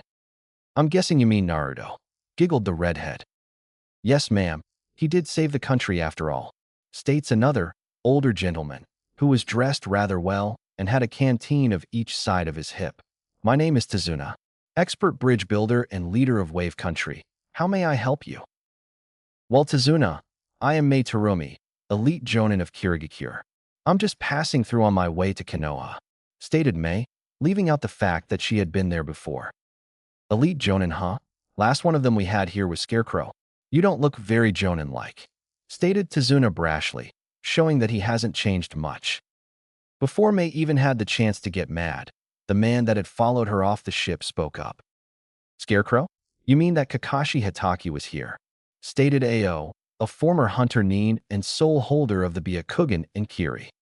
Yep, he was here with Naruto and those other 2 brats. Stated Tazuna.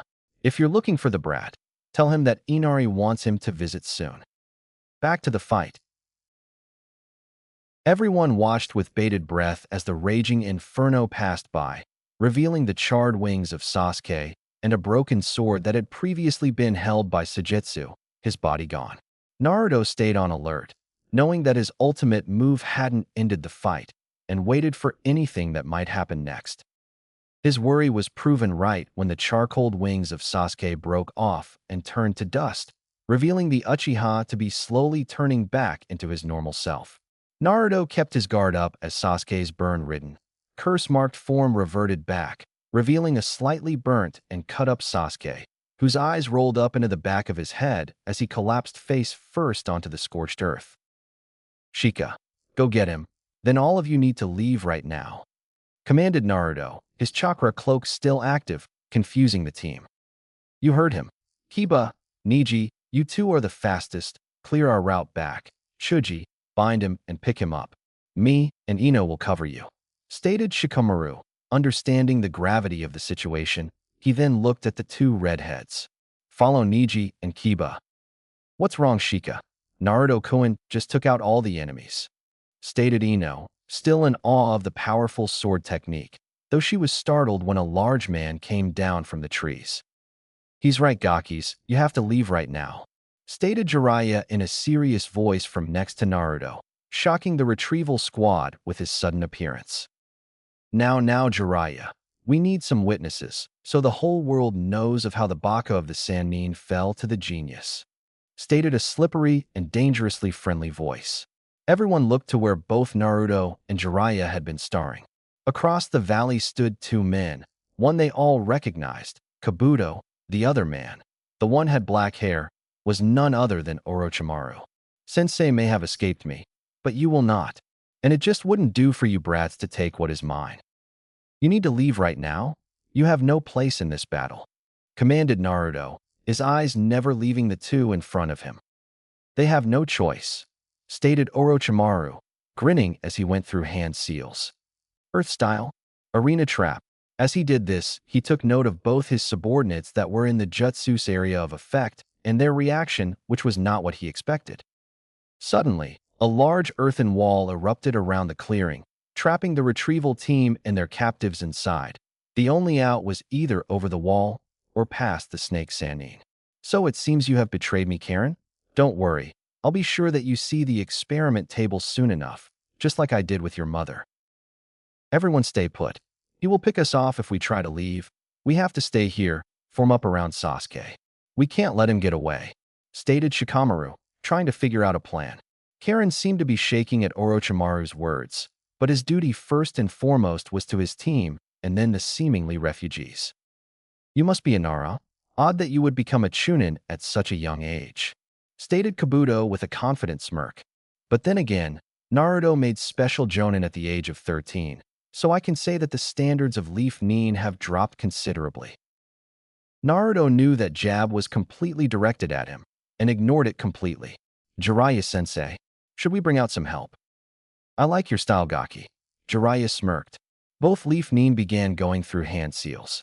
Seeing this, both Orochimaru and Kabuto went through their own. Summoning Jutsu. Summoning Jutsu. For huge plumes of smoke erupted from either side of valley, blocking out the sunlight for the people straining their eyes to see. As the smoke disappeared, for mammoth creatures stood tall on each side of the valley. Two toads, both red, sat crouched, ready to pounce on the set of purple snakes that lay coiled on the other side of the land gap. I see why you summoned me, Naruto, stated the Gamaken, his club already in hand. I will do my best, but I am quite clumsy. Ken, stop that. You're more graceful than Bunto is, stated Naruto. I heard that, brat, shouted said Toad, confusing the onlookers. With the retrieval team. That's Gamabunta and the Toad Naruto summoned during the Chunin exams, exclaimed Kiba, surprised to see two huge, legendary beasts. Their opponents are even more startling. Orochimaru and Manda, the snake boss, stated Shino from his position next to Sasuke, where he kept his insects draining the Uchiha's chakra. To think anyone would stand up to Orochimaru-sama, stated a wary Karen. Well, Naruto-kun was the most stubborn of all of us. Guess we shouldn't be too surprised, stated Ino, getting an odd look from Shino and Shikamaru. He did fight a Bijou after all. The fight.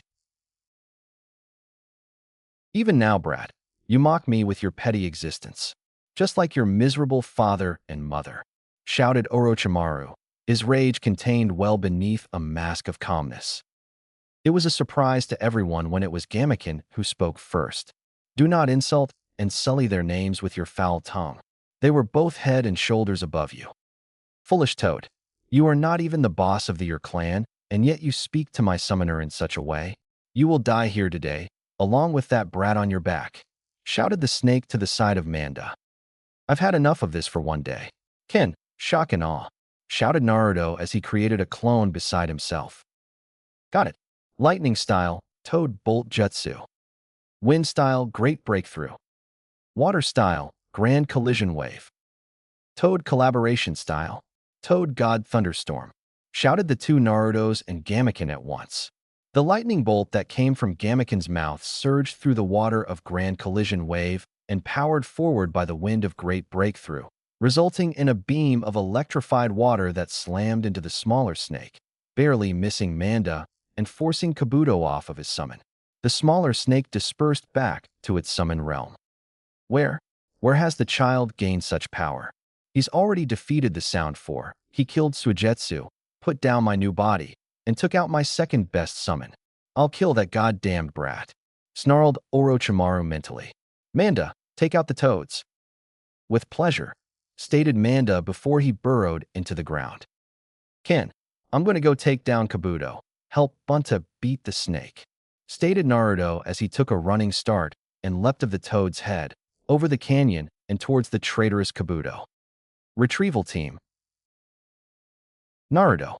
No, shouted Ino as she watched Naruto dive bomb off of the mammoth toad over the canyon. Ino, he's going to be all right. His trajectory will land him on the other side with plenty of room to spare, stated Shikamaru, who himself was in awe of the controlled insanity that was Naruto Uzumaki. It's like he has no fear of death, just a healthy respect for it. Jiraiya versus Orochimaru. That brat is quite impressive, even with him constantly thwarting my plans. Perhaps I shall use him as my next vessel, stated Orochimaru, taunting Jiraiya from the top of Manda. You have no clue. He wouldn't join you, and you don't have the willpower to take him over, stated Jiraiya. Perhaps, but will can be broken, stated Orochimaru with a sickly sweet voice that made the hairs on the back of Jiraiya's neck rise. Now, I'll let Kabuto end him, while I finally kill you. Focus on your own fight, stated Gamaken as he slammed into Manda with his shield. Naruto. As Naruto descended towards Kabuto's position, he started spinning, his sword held across his face, one hand on the handle, the other holding the full circle cutout. His spin caused the legendary Kyuubi to turn into a vicious fan blade of death as he got closer to his target. Kabuto was shocked to see the daring maneuver by the rookie Jonin. He really had to give the blonde credit. It took balls to jump off of a giant toad, over a canyon, and attack him. Kabuto waited till the last second to dodge, jumping far away from the impact site. His eyes nearly left his skull as the rotating blonde released his blade, timed perfectly so the massive slab of metal headed right for the still airborne Kabuto. Impossible. He was spinning too fast for any kind of accuracy, shouted Kabuto in his head as he did his best to maneuver around the giant blade, only slightly succeeding as the blade sliced through his left side, nicking his kidney. Shit. I need to heal. Wait, what? Oh. Everyone froze as the blood-curdling scream broke the air. Everyone looked over to see the legendary Kyuubi flying back towards Naruto's awaiting hand, covered in blood, and with a glowing purple chain attached to the hilt, which ran back to Naruto's sleeve. Okay, absolutely no clue how I did that. I'll figure it out later, thought Naruto with a calm expression. The brat. Those are the Uzumaki chains, shouted Orochimaru through gritted teeth. What next? Does that little shit know the Hiraishin too? No, stated Jiraiya suspiciously, but I don't know that for sure. He's your student, Baka. How can you not know? Shouted Orochimaru, but before he could get an answer, a spiked club came down on the top of Manda's head, the snake Sannin barely jumping out of the way before his summon departed to his realm to heal. Hopefully that killed him. Good work, Ken. Let's have a drink. And with that, the two toads left, knowing their job was done. Meanwhile, while Orochimaru looked disbelievingly at Jiraiya, who continued to astound the snake man with his sheer stupidity, Kabuto was hunched over holding his side and pumping chakra into the gaping wound on his side. I know you can heal yourself, but can you heal from wind chakra cuts? Probably. After all, you're Orochimaru's bitch, stated Naruto as he slowly gathered water chakra. This was all just a diversion. I know you have a secret weapon in hiding back there, over in the tree line. And even if they do come out, hidden mist jutsu. Retrieval team. What is this jutsu? Sakura said that they fought in it before, but I've never seen it used by anyone else, stated Kiba. I asked my father about it, stated Shino. He said that Kiri ninja, particularly the seven swordsmen of the mist, use it to conceal movement. It has been said that the best, namely Kushimaru Kurare and Zabuza Momochi, could sometimes block out sound, sight, and even other chakra signatures. I couldn't sense his chakra when I fought him. It makes sense now though, stated Niji. While I'm not the most skilled in it, I am aware of my surroundings. That was blocked off when he used this mist. I'm still confused as to what he did with that sword. What was that chain he had attached to it? Asked Choji. And Master Orochimaru said they were chakra chains, stated Karen from the back of the group, gaining their attention. Where have I heard that before? Naruto's fight. How can this mist be so damn thick? I don't understand. This is unreal. It's like it's physically holding me back, thought Kabuto as he tried to gain his bearings. I can't see it all, and I can't hear anything. I can't even sense his chakra signature.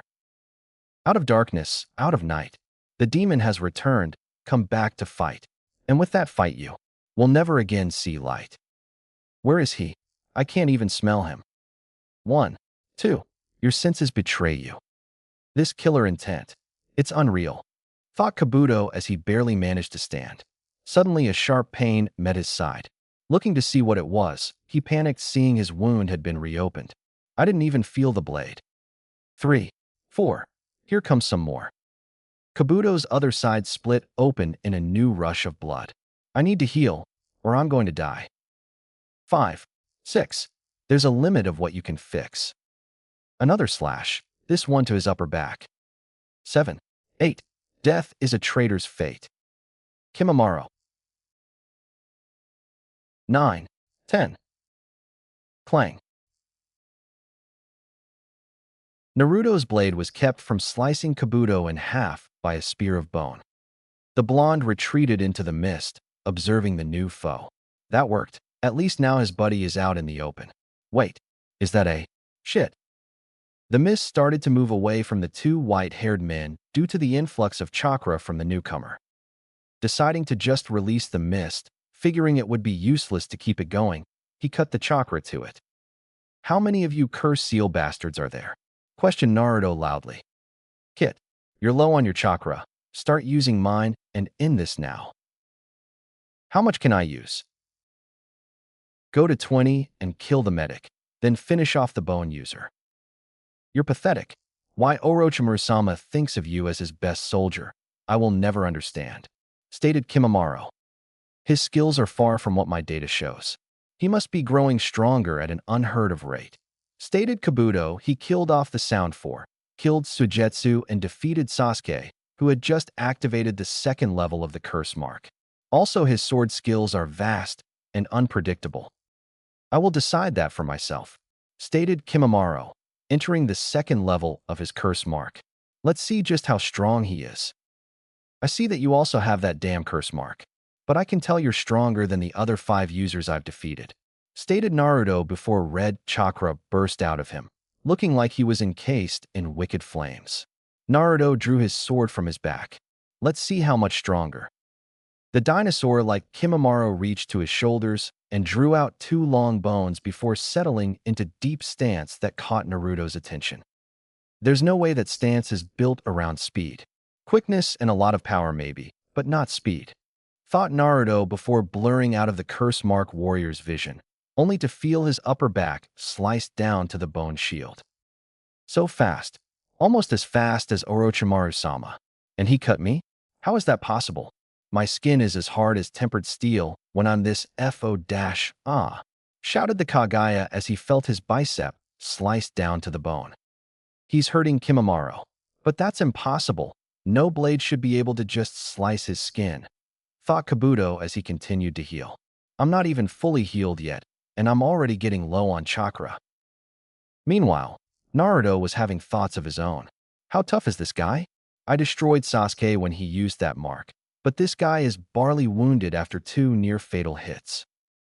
Forgetting the thought momentarily, he continued the plan and moved as fast as his body could go, aiming to decapitate the medic, only for his blade to be stopped by a familiar chunk on bone. What? That's the fastest I've ever moved, and he blocked it. Avoiding the follow-up strike, Naruto dodged back from the bone user, only to have to dive away to avoid a chakra slash from Kabuto. He processed to block a slash from Kimimaro with the flat of his sword. Spinning on his heel, he drove his foot into the medic's side, sending him a distance away before disengaging from the bone user and sweeping the sword around and narrowly missing Kimimaro, who dodged back just in time. Naruto was about to go on the offensive when he felt a swell of negative emotions from behind him. He gripped his sword with both hands and swung, hitting the approaching medic with the broad side of the sword before spinning back around, grabbing a bone spear that was inches from his chest and using all his strength, throwing the bone user over his shoulder and into Kabuto. I see, the pest is back. Guess you're just like I thought. A parasite that hides behind his strong allies when the doing gets tough. Oh well, stated Naruto evenly, hiding his true emotions. Those two are going to be hard to take down. The bone user is hard to hurt and fast to act. All the while Kabuto can heal himself and others. I can't believe I have to use this. Suddenly, there were 10 Narutos, each in Chakra cloak. Each had a Kubikarabocho, and each looked pissed. I was going to offer surrender, but I guess that's out of the question. Before Kabuto even had a chance to reply, he was forced to dodge 2 blades, one going for his knees, the other for his throat. Kimimaro was in a similar situation as he was dodging and blocking the strikes of 5 Zanbato-wielding blondes. Both were being cut up bad before the clones around Kimimaro disappeared, leaving a cloud of chakra smoke behind. The moment felt like it lasted for hours as time slowed to a crawl. Rasengan. Jiraiya. The fight between Jiraiya and Orochimaru had devolved into little more than a staring match, both unwilling to use their respective trump cards. Jiraiya didn't because Sage Mode took too long to prepare and would leave him in no shape to help Naruto should he need it. Orochimaru because he knew once he brought out his sword Jiraiya would use his sealing to take it away as he almost did last time they fought, and he didn't have the Ito Tensei prepared. Seems we once again face an impasse. Wouldn't you say, Orochimaru? The Snake Man snarled at his old teammate before looking across the canyon to his 2 best men, just on time to see the blonde use that damned shadow clone. To be able to send the beast's chakra to 10 clones at once. He truly is a cut above the rest. Even Sasuke will be no match for him. Damn Minato. Damn him for both his infernal children. How's it feel to know that both his sons are stronger than you will ever be? Stated Jiraiya, getting another snarl from the snake Sannin. Just so you know, he is going to kill the bone user and most likely the medic too. Kimimaro is already dying, and there's no way to prevent it. I've already set up multiple ways for his bloodline to move on. Kabuto will not fall to his mindless tactics, stated Orochimaru as he watched the bone user struggle against the clones attacking. There isn't a better tactical mind in the world than his, stated Jiraiya proudly. The plans he comes up with are foolproof and ingenious. Rasengan. Naruto. Kimimaro didn't have time to react when the blonde appeared in front of him, a purple ball of chakra spiraling in his hand, before the blonde slammed it into Kimimaro's chest, as it instantly started grinding into torso, ripping the skin away and grinding painfully though his rib cage before the bone user flew back and hit the ground with a loud thud, entrenching as he plowed through earth, his body now limp. Kabuto stood shocked as he watched Kimimaro defeated. What? Suddenly, bones grew wildly around them as Kimimaro's voice echoed through the area. I will kill you if it's the last thing I do for defying Lord Orochimaru. Dead Bone Forest. Naruto acted quickly and ran as far away as he could, spires of bone shooting up behind him as he pushed his speed to the limit. He had no clue how fast he was moving or how far he had run. He just knew not to stop. Suddenly, the bones stopped growing from the ground. Naruto continued to put room between himself and the forest, knowing he could still be killed if he looked too soon. As soon as he felt he had moved far enough away to be safe, he turned around, shocked to find that he had traveled almost a mile in less than 10 seconds, the bone forest less than 50 feet away from him. To think he was that strong, to make this with his dying breath, stated Naruto in awe. Kit, he's coming, and fast. His power is still climbing. Use the burp, shouted Kurama from inside of Naruto. We need a better name for it, thought Naruto before fathering as much of Kurama's chakra to his throat as he could. Another bone sprouted up in front of Naruto, who dodged back just in time to avoid his skull being pierced by a bone spear. Naruto landed in a crouch, his throat swelling as he took aim at the curse mark warrior that was bearing down on him. Now, Jiraiya and Orochimaru. What's this power? I've never felt anything like it, shouted Orochimaru as he felt the power rolling off of the blonde. Well, Orochimaru, looks like the kid is done playing. Your shinobi are as good as dead, stated Jiraiya. Orochimaru was about to retort when he witnessed the beam of pure gold chakra escape the blonde's mouth, disintegrating everything in its path. Naruto. Naruto unleashed the pure chakra, aimed true at his target, who simply evaporated the instant the attack touched him, as well as a good portion of the bone forest behind him, leaving a trench that formed a miniature canyon, nearly matching the valley it stood next to. Kabuto had gotten out of the way and was now on the other side of the canyon, somehow crossing the expanse while Kimimaro took the attack. Time seemed frozen as everyone watched the attack plow through everything in its path, leaving nothing in its wake but destruction. Retrieval team. Impossible. That amount of power should be impossible, stated Shino, his Kikachu all terrified of the pure chakra that lingered in the air. Shikamaru simply nodded. His mind, for the first time he could remember, was blank. Niji and Shuji were no different. They both simply stood in awe of the jutsu. Ino and Karen, on the other hand, were scared, similar thoughts running through their heads. How could someone so nice do something like that? Time restarted again when they watched as Naruto, his chakra still flaming around him, took off on a dead sprint towards Kabuto, clearing the canyon with apparent ease. As he drew closer to the white-haired ninja, he once again disappeared when he was only feet away from his target. Clang. Standing over Kabuto, two legendary swords clashed, the Kubikarabocho barely being held back by the Kunosaji of Orochimaru. But behind Orochimaru was Jiraiya, a kunai at the snake Sannin's throat. This was also the time that Sasuke regained full consciousness. The Dobe is holding back Orochimaru. That means that the Dobe is at least strong enough to stand his ground against him. Why should I go to Orochimaru when Dobe is just as strong? Even with that strange chakra, Dobe got that strong while serving Konoha.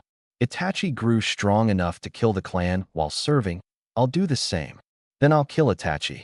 Shit, Shino must be draining my chakra. I barely have enough for a Chidori. It's over, Orochimaru. You move or Kabuto moves, and I'll kill you, stated Jiraiya. He was so focused on saving his subordinate that he didn't feel me right behind him. How important is this kid? Jiraiya. He's shown himself, stated Naruto wearily before he stiffened up.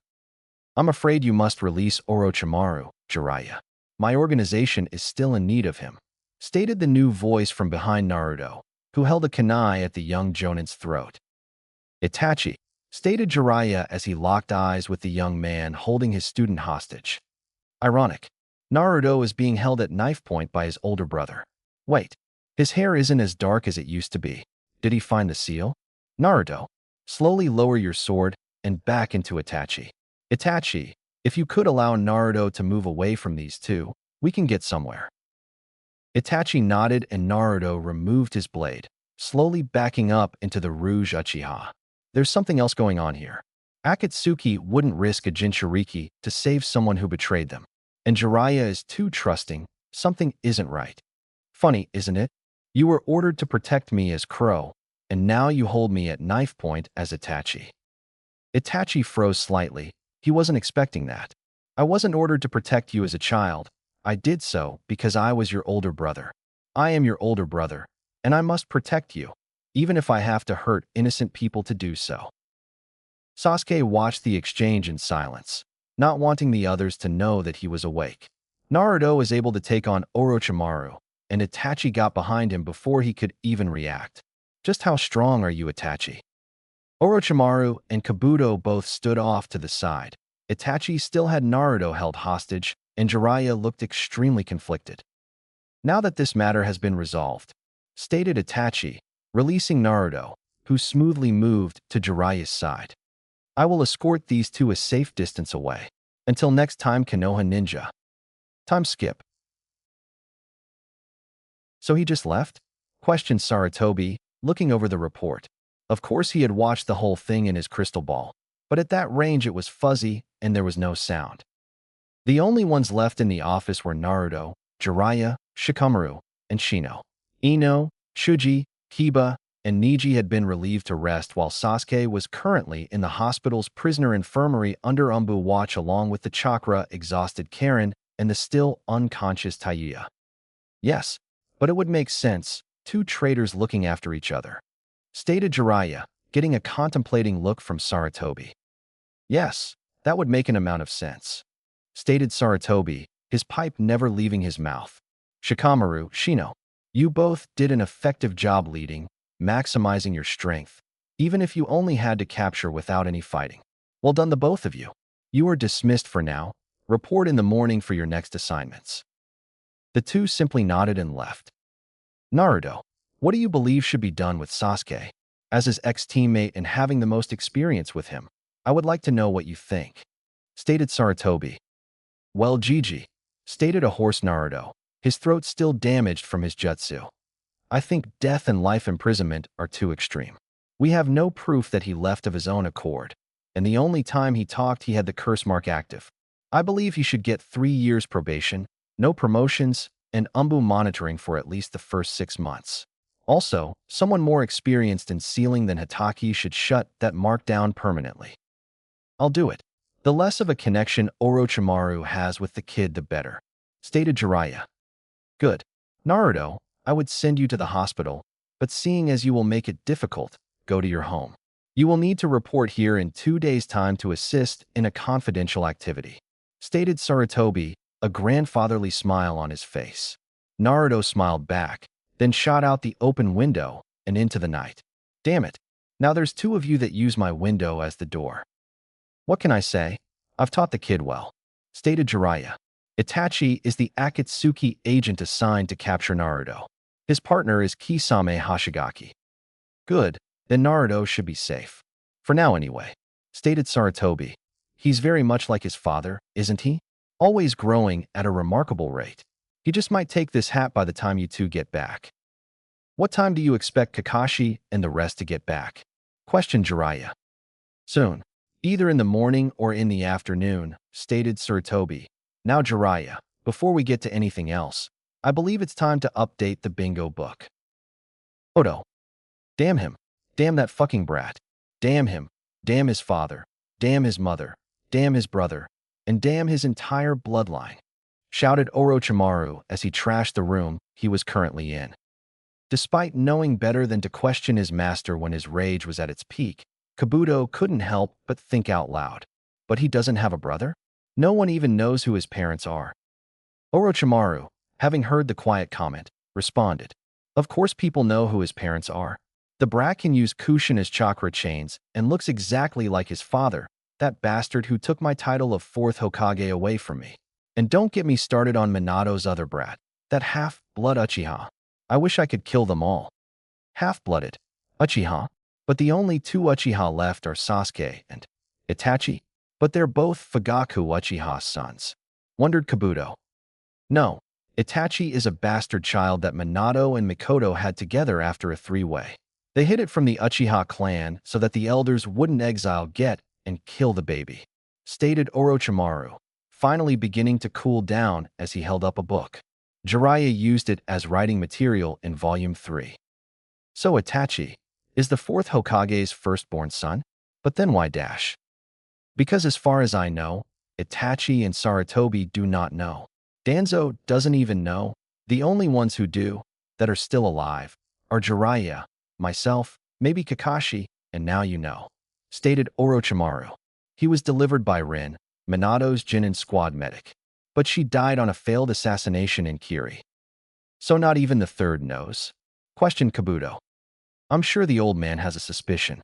Minato Namikaze was the single most talented ninja to ever walk this earth. He was the youngest Kage ever elected at the age of 18 and was almost unstoppable on both the battlefield and intellectually. The fact that both Itachi and Naruto made it to solid Jonin level by the time they were 13 is no stroke of luck. That's why I want that blonde-headed brat dead so badly. Itachi is bad enough. I don't need one who is just as strong. Add them to the bingo book. Stated Orochimaru as he sat down. Uzumaki and who? Questioned Kabuto. Naruto Uzumaki and Sasuke Uchiha. Stated Orochimaru. If we reveal who he really is now, we will find ourselves on the wrong side of IWA for knowing before them, and I don't want that midget snooping around. Uzumaki is now a low A rank threat with kill on-site orders, and Sasuke is a C rank threat with capture alive orders. Naruto. Naruto walked into his parents' home, happy that his day was over and that he could finally rest. Removing his sword and cloak, he leaned them against the counter as he prepared a light dinner. Naruto rummaged through the refrigerator, finding that everything was brand new. I took the liberty of restocking it. If Naruto hadn't been used to Jiraiya and Yamato doing their best to scare him during their trip, he would have violently reacted to such an unexpected intrusion. Fortunately, he did what the average civilian would do. Jumped backwards and almost had a heart attack. Sorry for startling you. With the way you sensed me at the valley, I assumed you would know I was sitting here, stated the voice from the still darkness-cloaked area of the kitchen. What are you doing here? Asked Naruto as he flicked the light switch and the intruder came into view. Itachi Uchiha. Konoha Hospital, prisoner wing. Where? Where am I? Where's Jirobo? Thought Tayuya as she regained consciousness. Oh my, seems she's awake. That doesn't sound like Kabuto or Lord Orochimaru. Thought Tayuya as she tried to open her eyes, only to find she was blindfolded. Not only that, but it seemed she was bound to the bed. Alert Lord Hokage and the Uzumaki brat. The test came back positive. She's a 75% match. Naruto's home. I understand if you don't believe me. I didn't believe it when my mother told me either, stated Itachi, still sitting at his position at the table. It's a lot to take in. It's like everything I knew isn't true. All this time, stated Naruto, his mind trying to absorb all the new information. I'm sorry you had to be told instead of figuring it out on your own, stated Itachi, but now you know. Pocky is just as good as ramen. It sounds so wrong, but Pocky is just so good, stated Naruto, his hands in his hair as he slumped over the table. I find it astounding that you accept our blood relations so easily, yet your views on food are incredibly sedimentary, stated Itachi as he got up and moved to the fridge. Well, there's a pair of scrolls in the basement. Both of them mention you. Doesn't take a whole lot to figure it out, especially after you ended the fight at the Valley of the End, stated Naruto. Itachi nodded slowly. What will you do now? There's an S-class missing ninja in your home. Well, it is my home, and you are my brother. I think I never saw you, smiled Naruto. Itachi allowed a faint smile to cross his lips. Thank you, but the next time we meet, we will fight. Kisame nor our leader know that we have blood ties, and it must stay that way. I understand. You may want to get going. There's an umbu at my door, stated Naruto with a smile. You're always welcome here, Itachi and I. Itachi nodded and leapt out the window, while Naruto moved to the front door, opening it to find none other than Tenzo. Hey Tenzo-sensei. What's up? Wow, it's daytime? We were talking all night. Now Naruto, I was never really your sensei. More like senpai, stated Tenzo, his smile hidden by his mask. Whatever you say, would boy senpai. Am I being summoned? Questioned Naruto. He laughed as Tenzo face vaulted before sprinting back up. Let's go, and please call me sensei. Hospital. Naruto and Tenzo appeared in the hallway of the prison ward of the hospital. Good, you made it in good time. You'll be a fine Jonin, Naruto, smiled the third Hokage. Did you get any sleep last night? Hey Gigi, no, I didn't get any sleep. I kept going over what I learned in my fight with the Oto ninja, stated Naruto, hiding the fact he had spent the night with Itachi. Good, learning from your experiences, stated Sarutobi with a nod. The young lady you suspected of being an Uzumaki has awoken, but she refuses to do anything but use profanity towards those around her. What of the other one? The censor? Asked Naruto. She is with Ibiki and Inoichi. She hasn't given them any problems, stated Jiraiya, who left the room that they were all standing outside of. The foul-mouthed one has a lock seal on her memories. She's going to have to willingly tell us what she knows. I'll go get the censor so you can tell them both. I guess that's what I'm here then, asked Naruto. Because I was the one that beat them. She might open up to me. That's part of it, Gaki, stated Jiraiya. The rest of it will be to tell you that we will be staying in the village till next week. We are key witnesses in the trial of the Uchiha's defection. There's a trial? I thought that usually he would be sent to jail, stated Naruto. Usually, that would happen, stated Sarutobi, who took a drag off of his pipe. However, due to the fact that he is a clan heir, he had a curse mark causing mental damage, and because everyone reports that he fought with you, we must allow the Shinobi Council to decide. I still say to hell with the trial. At the very least, he will get attacking a superior officer, stated Jiraiya. Be that as it may, it's required when it's a clan heir. Naruto, if you would, please go talk with the girl, stated Sarutobi. Odo. Orochimaru sat atop his throne, his mind racing. It was bad enough that his health had begun failing in the hours after his fight with Jiraiya. That was to be expected. Jiraiya was just as strong, if not stronger than him in a straight battle, and this body was old and used. What was troubling him the most was the fact that Minato's brat had made such great strides in such a short amount of time. Unlike his father, who Jiraiya trained for roughly 5 years by the time he was the same age, Naruto had been the dead last of the academy just 8 months ago. Granted, that both Jiraiya and Naruto had held that title, but it was mostly because Jiraiya would skip class to peek on women. The brat genuinely made it to what he would say was mid-jonin level in 8 months. It just wasn't natural. Even if he had shadow clones, his mother and father's talent, and the most powerful of the bijou in his stomach, it still doesn't make sense. High Chunin maybe, but not mid-jonin, mumbled out Orochimaru. Sir, what about a jonin? Asked Kabuto. I've been thinking of the brat. I'd say that he is mid-jonin in skill, stated Orochimaru before casting a meaningful glance towards Kabuto. What do you think his skill level is? Well, I'd say overall, low jonin. But if I include his power augmentations, mid to high jonin. His speed and on par with Might Guy, along with his strength, stated Kabuto. Indeed, his kenjutsu is solid as well. His style goes perfectly with his speed and power. To wield a blade of the Seven Swordsmen is no easy feat, stated Orochimaru. Unfortunately, we cannot kill him, or my old organization will come after me. It's enough that we've added him to our bingo book. We shouldn't go any farther than that. Actually, make it a point to inform Iwa and Kyuubi of young Uzumaki. What of young Sasuke?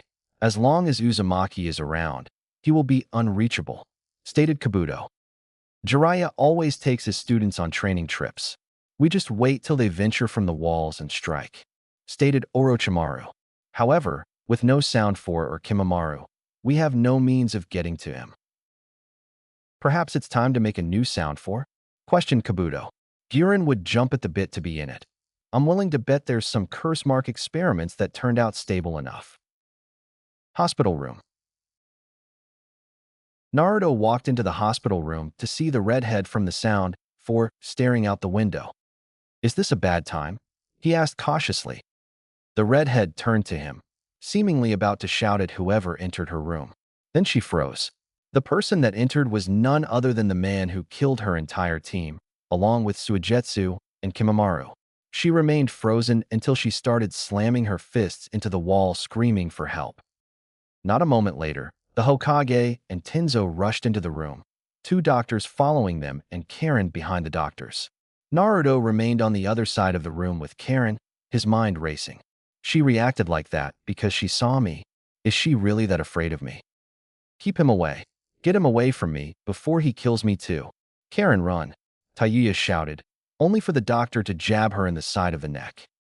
Calm down, miss. I've temporarily partially paralyzed your vocal cords. You can talk, but you can't scream. Now what is the problem? Asked the doctor in a kind tone. Tayuya just pointed at Naruto, fear shining in her eyes. He killed all my teammates and my superiors. Sarutobi took a deep breath, but was beat to the punch by Naruto. Do you know why I didn't kill you? The entire room was taken by surprise by the comment, but Naruto continued. I believe you are part Uzumaki, along with Karen here, which makes you 2 family. I kept you alive to help our clan thrive again. So you want me as breeding stock? Questioned Tayuya in fear. No way I'm sharing you with anyone else, stated Karen. I mean, no way I'm being shared like that. What? No, responded a shocked and disgusted Naruto. You're both free to date and love anyone you want. I just wanted to give you the chance to have a family. Here in Konoha. Tayuya turned to the old man beside her, who she knew to be Hiruzen Sarutobi, the 3rd Hokage. Sarutobi nodded. He speaks the truth. Here in Konoha, we have a law titled the Clan Restoration Act. It allows members of a dying clan to take on anyone, from inside or outside the village, to join the clan. So I give up Orochimaru. and you accept me into your clan," stated Tayuya, her voice showing her distrust. "Same with me," questioned Karen, who still hadn't moved from Naruto's side. "Mostly, you will pledge your allegiance to Konoha, or if you will, to the Uzumaki clan, and you will be placed on probation," stated Sarutobi. He was going to continue when an Umbu appeared in the room. "Hokage-sama, Danzo reports that the proposal you made has been accepted," stated the Umbu. "That voice," stated Naruto under his breath, but only Karen heard it. "Thank you. Report to Danzo that I will be there momentarily," stated Sarutobi. The Umbu nodded and shunshined from the room. "Naruto, I must go. You are to get young Tayuya's answer and do what is necessary. Tenzo, if you would." Sarutobi and Tenzo left the room. The doctor, seeing the situation under control, left the room as well.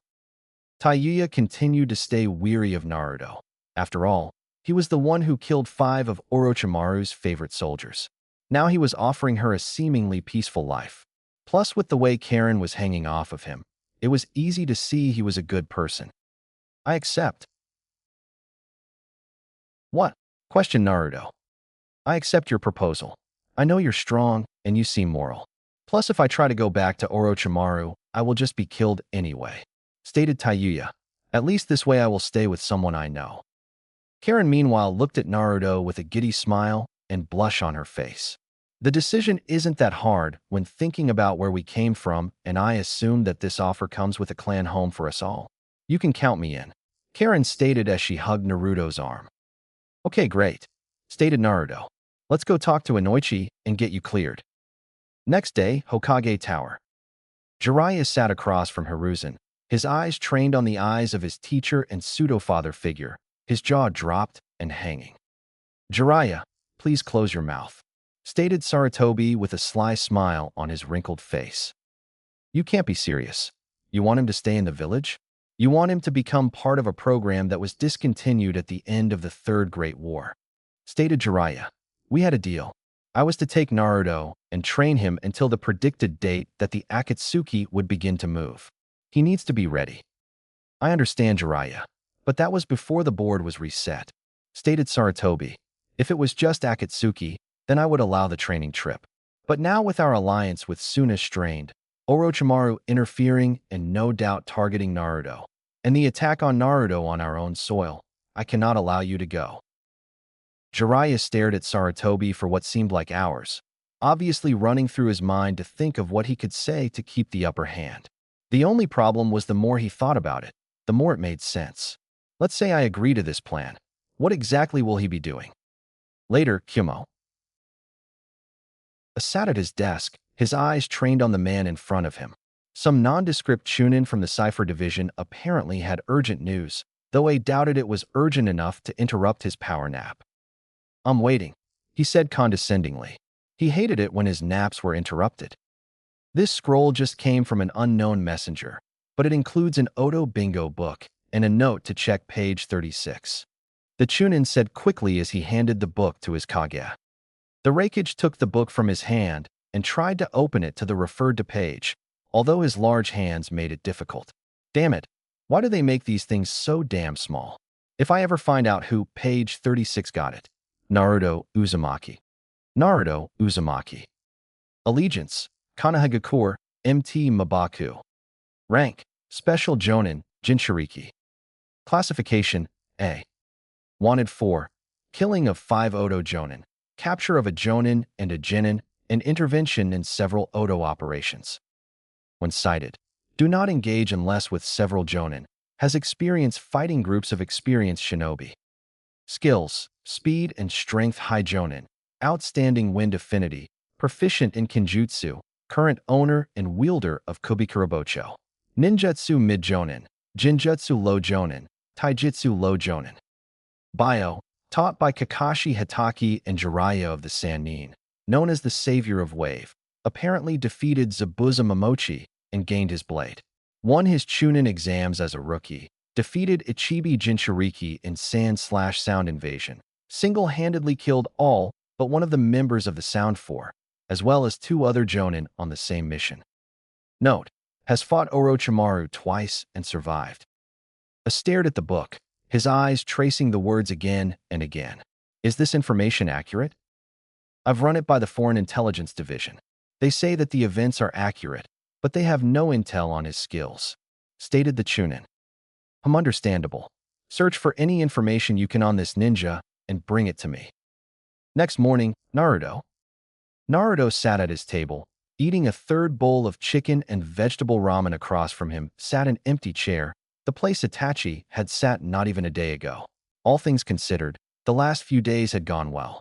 He tested himself versus several strong opponents. He found 2 surviving members of his clan and meet his half-brother, who himself was an S-class ninja, just like his own parents. Naruto was pulled out of his musings when a bird began pecking at his window. Noticing it was a messenger bird, he opened the window, pulled the scroll off of the bird's leg, and let the bird go, but not before the bird pecked at his hand and flew away.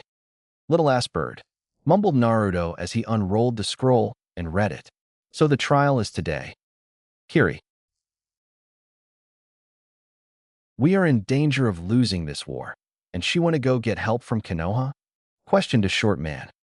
The woman he was talking about, Mei Terumi, the leader of the bloodline forces, had left 3 days ago to request help from the strongest village in the world, along with Ao, her second in command.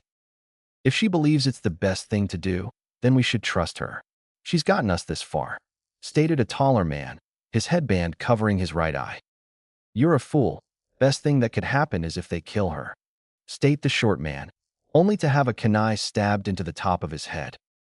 Insubordination will not be tolerated. Courtroom, Konoha. Naruto arrived at the courtroom roughly 15 minutes later, fully dressed in his battle attire. Looking around the room, he saw several high-ranking jonin, a few chunin, including Shikamaru, and all the genin that had been on the mission to retrieve Sasuke. Naruto looked at the podium, currently empty as the council had yet to show up. He eyed Kakashi sitting next to Asuma in the witness pen. Making eye contact, Kakashi and Asuma motioned him over. With nothing else to do, he made his way over. When did you all get back? Questioned Naruto as sat next to his former sensei. Last night. Thank you for stopping Sasuke from leaving, stated Kakashi quickly. And I'd like to talk to you about some training after the trail. I was assigned a mission and I completed it. In truth, I'd have rather let him go. He's a spoiled brat that needs to have his ego checked, stated Naruto. I hear you can use wind manipulation.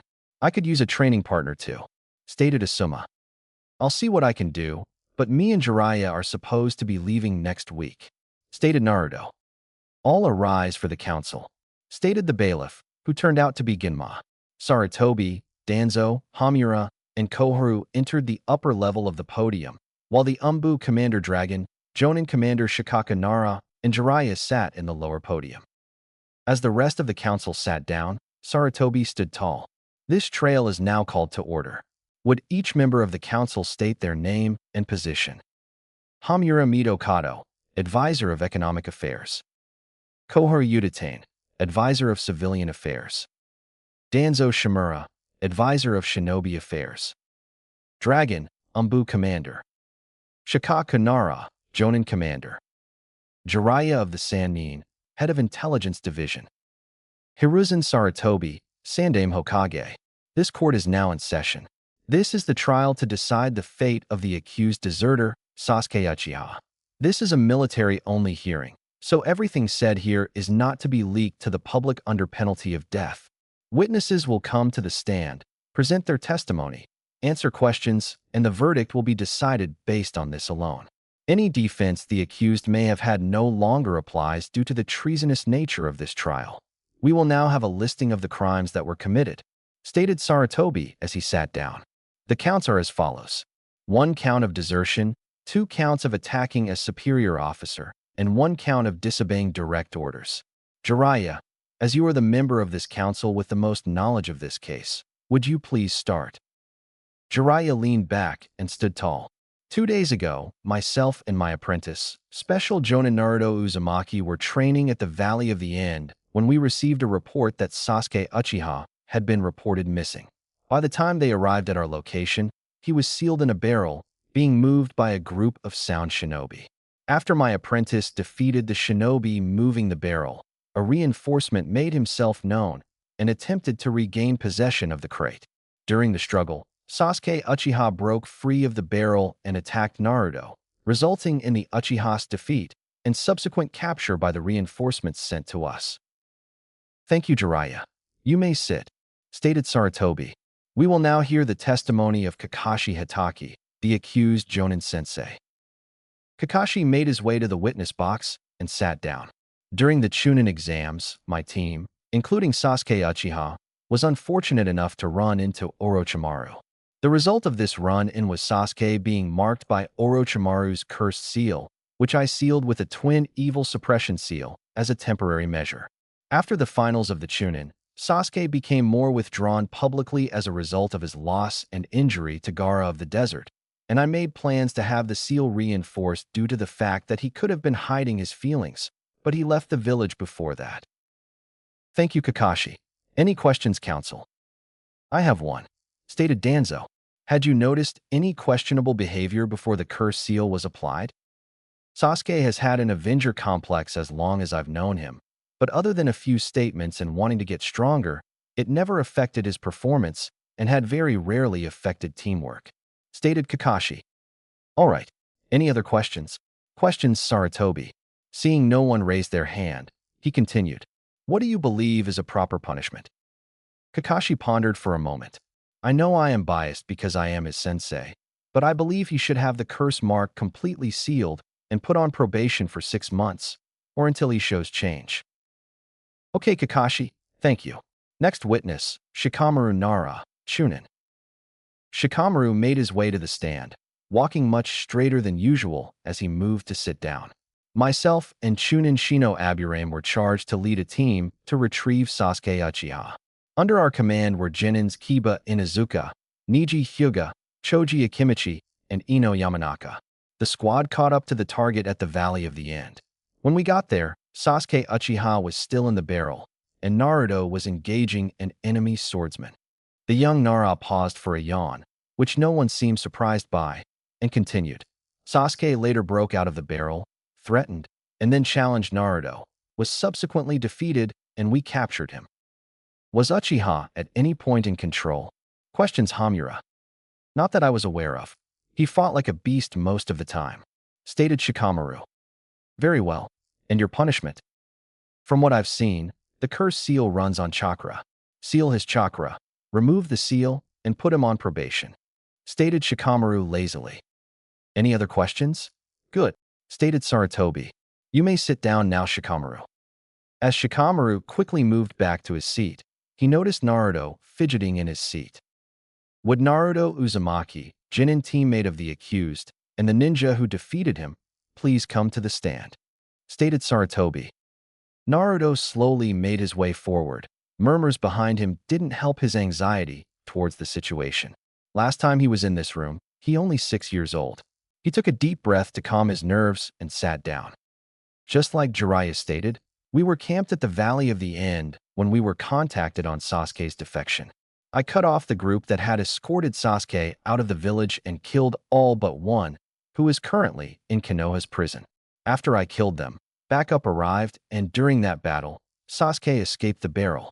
I defeated Sasuke, killed the reinforcement, and had Shikamaru and his team retrieve Sasuke while Jiraiya and myself dealt with the remaining threat, stated Naruto. What was the other threat? Questioned Dragon.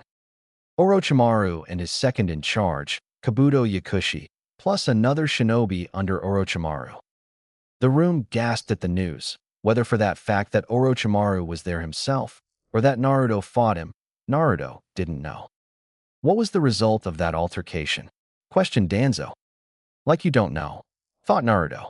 I killed the third ninja and almost killed Kabuto, but Orochimaru intervened. Then Jiraiya almost killed Orochimaru, but he was stopped as well. Jiraiya, who possibly could stop you?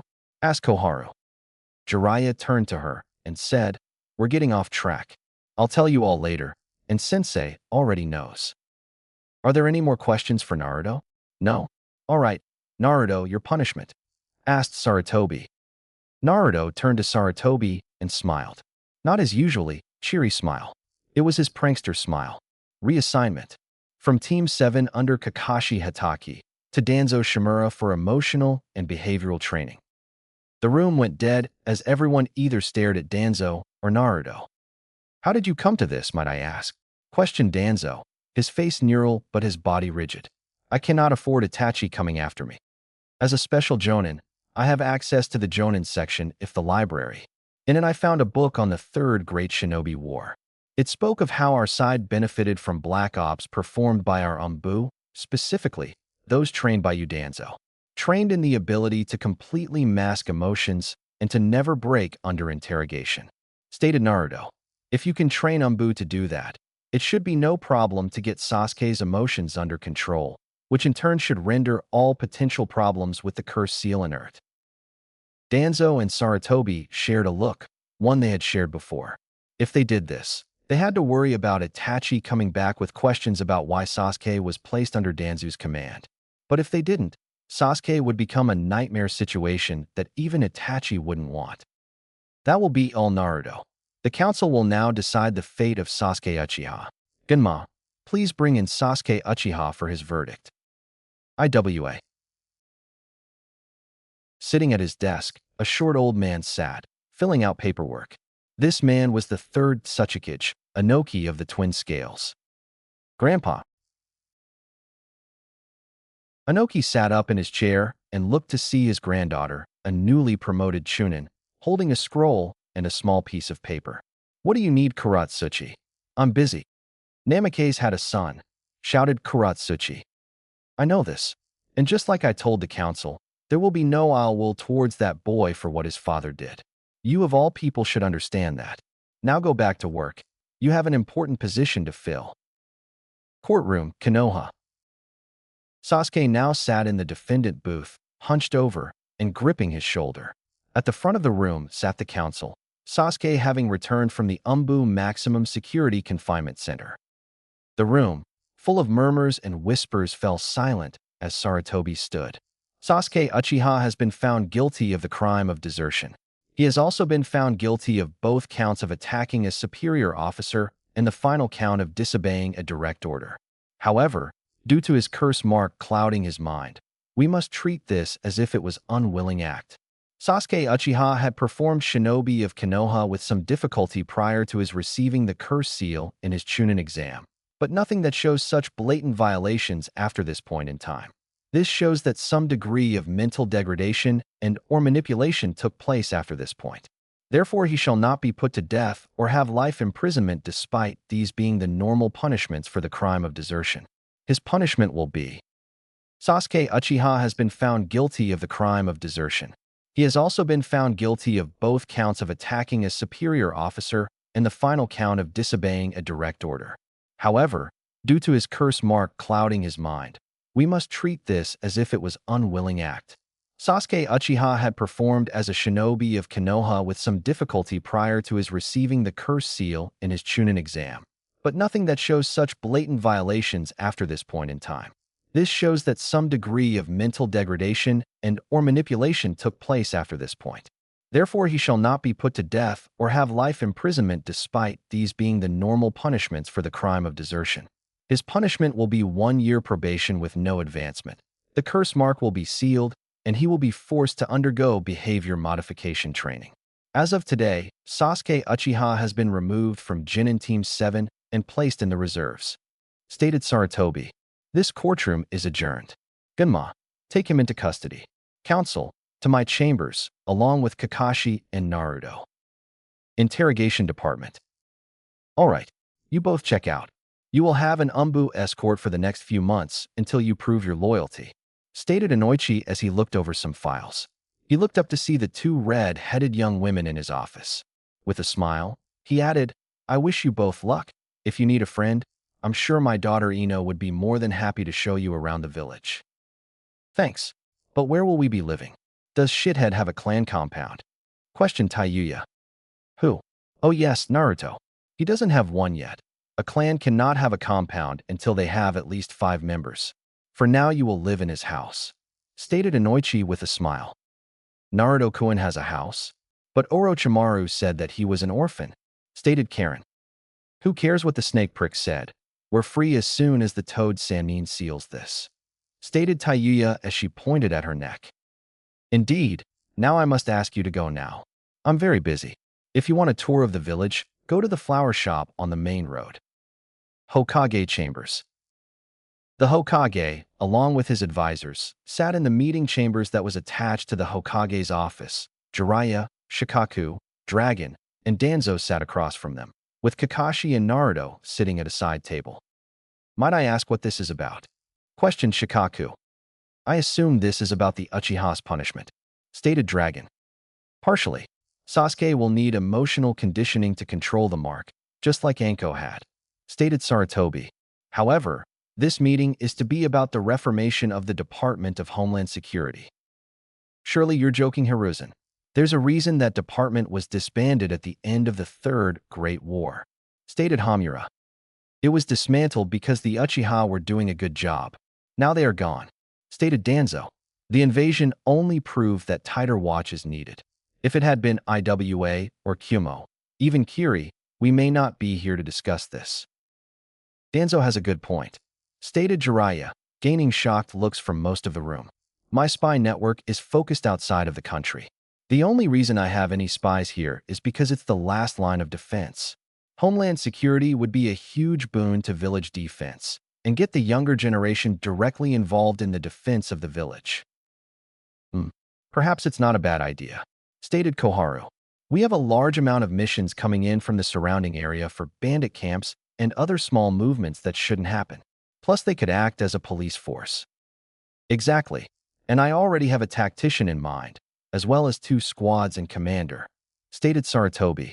The Umbu can filter new recruits through as well as if they want to retire back to the regular forces. Dragon nodded. Indeed, I have several members that wish to retire, and many that would benefit from a small stint in a lower stress, high training unit. I assume that's why we're here, questioned Kakashi.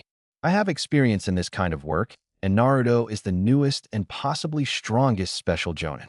I assume I am to be the commander and Naruto a squad leader? Correct, Kakashi. Naruto, along with the other squad leaders, will all be special jonin.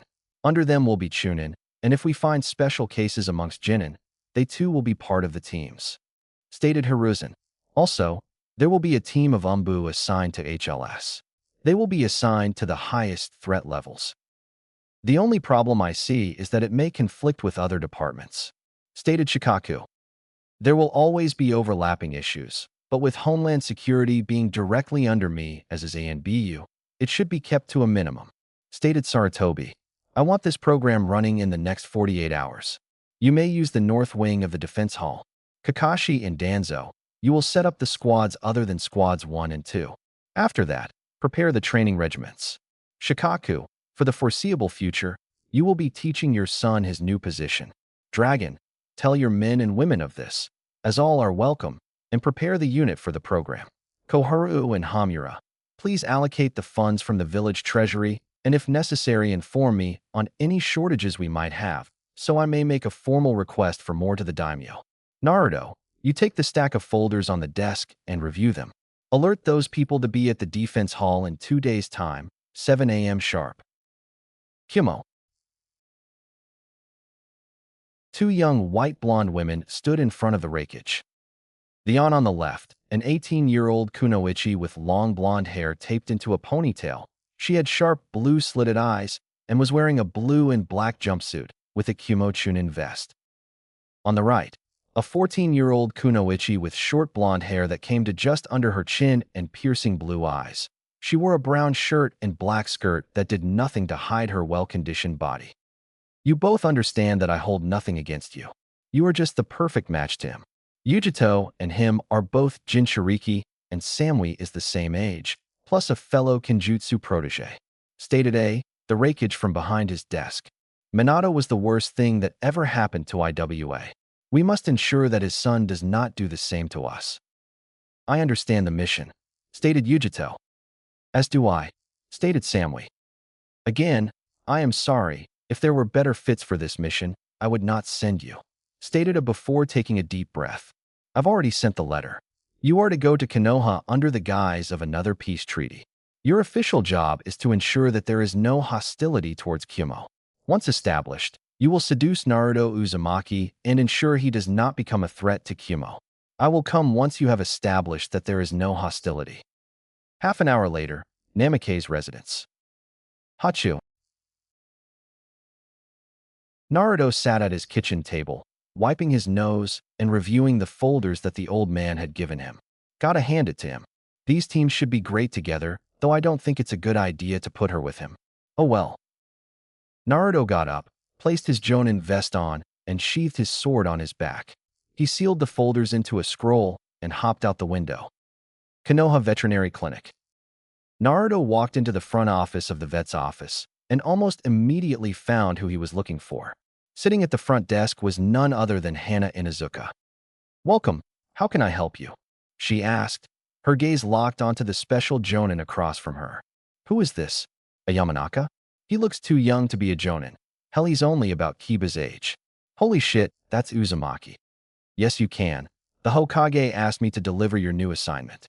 You are to report to the north wing of the defense hall in 2 days' time, 7 a.m. sharp," stated Naruto with a smile.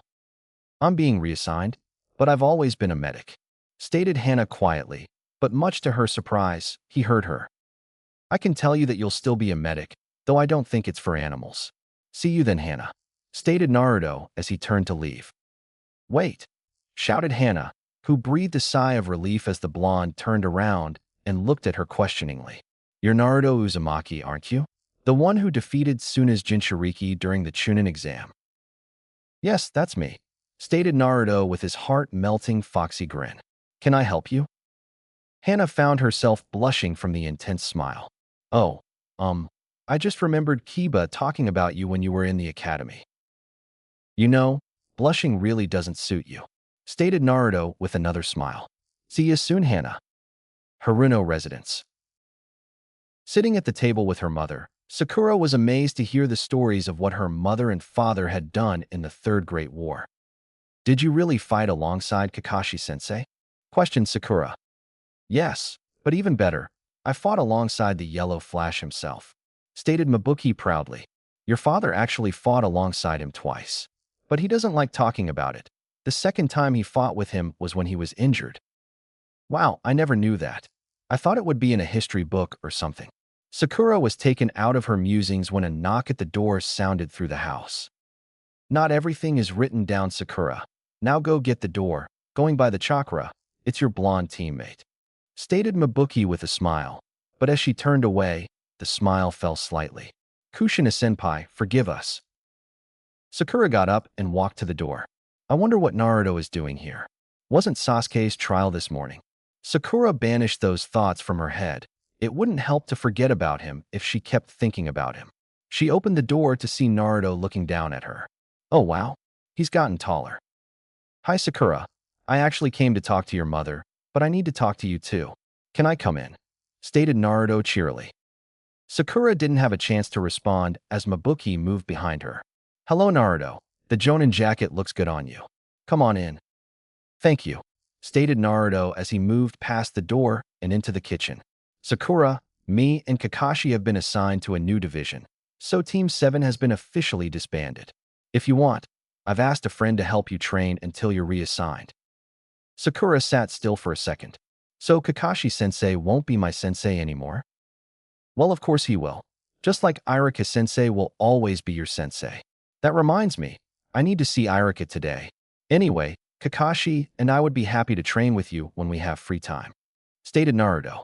"If you want the training, go to Training Ground 35 in 2 days." Sakura slowly smiled, her eyes getting misty. "Thank you, Naruto. But what do you need my mom for?" "Oh yeah, Mrs. Haruno," stated Naruto as he unsealed a folder and handed it to her. "You've been reassigned.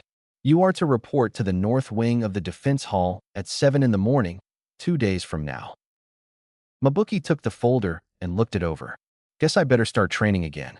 Thank you, Naruto. Will you stay for tea?" "I gotta go deliver the rest of these, but maybe some other time. See you, Sakura, Mrs. Haruno." Unknown. "You have exposed us needlessly. I would like you to explain why Zetsu reported that you actually spared Orochimaru's life instead of letting Jiraiya kill him," stated Pain in his deep monotone voice. Itachi, as well as Kisame and Sasori, stood as holograms on the fingertips of a great statue. If I had let Jiraiya kill Orochimaru, there was a chance that the Kyuubi Jinchuriki could also be killed. We know that Orochimaru has several fail-safes to his own plans in place, so I would not put it past him to have a death-triggered seal. Also, if Orochimaru perishes, we lose the last ring. The ring is bound to the soul of the wearer and can only be reprogrammed if the ring is given, stated Itachi. The gruff voice of Sasori spoke next. Both Suna and IWA spend a large portion of their resources on tracking Orochimaru. If he were to die, they may change their focus to us. I believe Itachi made the right decision in this specific case, but we shouldn't put it past Orochimaru to not change the directions of his own goals. Whatever he may want with Sasuke Uchiha is likely well out of his reach now from what my own spies can gather, and the Kyuubi is strong. Orochimaru is not to be underestimated, and I'd bet everything this organization has that the Kyuubi may well be in his eyes for some reason or another. Pain stood silent for a moment, staring at Itachi with unwavering eyes. Very well. Your actions, while risky, will help us tremendously in the years to come. This is a warning. Do not cross my orders again. Forest of Death. Anko was sitting high in a tree near the tower in the center of the forest when a person flickered in front of her. What do you want, Danzo? Impudent as ever. I came to tell you that you will once again be working for me, stated Danzo slowly. He watched as her shoulders sagged. Not en route. Sarutobi has devised a revision of the Homeland Security Department. You are to be a team captain. Danzo reached into his robe, removed 2 folders, and handed them to Anko. The first folder is your assignment from Sarutobi, including those that will work under you. The second folder contains your assignment from me. Be sure you do not disappoint me again. And with that, Danzo disappeared into the foliage. Anko looked over the second folder. Her eyes widened when she saw the subject. What does he want with that kid? Main Street, flower shop. Karen and Taiyo walked into the Yamanaka flower shop and found themselves mesmerized. Wow, so many colors. I didn't know half of these existed, stated Karen. You're from fucking grass country and you've never seen green before? Questioned Taiyo. Shut up, Taiyo. I assume my father sent you. Both redheads spun around to see a blonde girl, around their age, staring expectantly at them. He said you were coming. Let me properly introduce myself. I'm Ino Yamanaka. I'm Taiyo, and this is Karen, stated Taiyo quickly. Mind showing us around the village? If I'm going to live in this place, might as well know where the fuck everything is. Aburame compound. Shino sat across from his father's desk in the clan office. His father, Shibi, was silently shifting papers around in front of him. I understand your promotion has opened doors for you. Be sure to use as many of them as possible. Now that you are a Chunin, you cannot afford to hide your skills. Shino nodded. I believe I have already opened a door. My old classmate, Naruto, is very powerful. After seeing him fight, I wish to train with him. Shibi shook his head.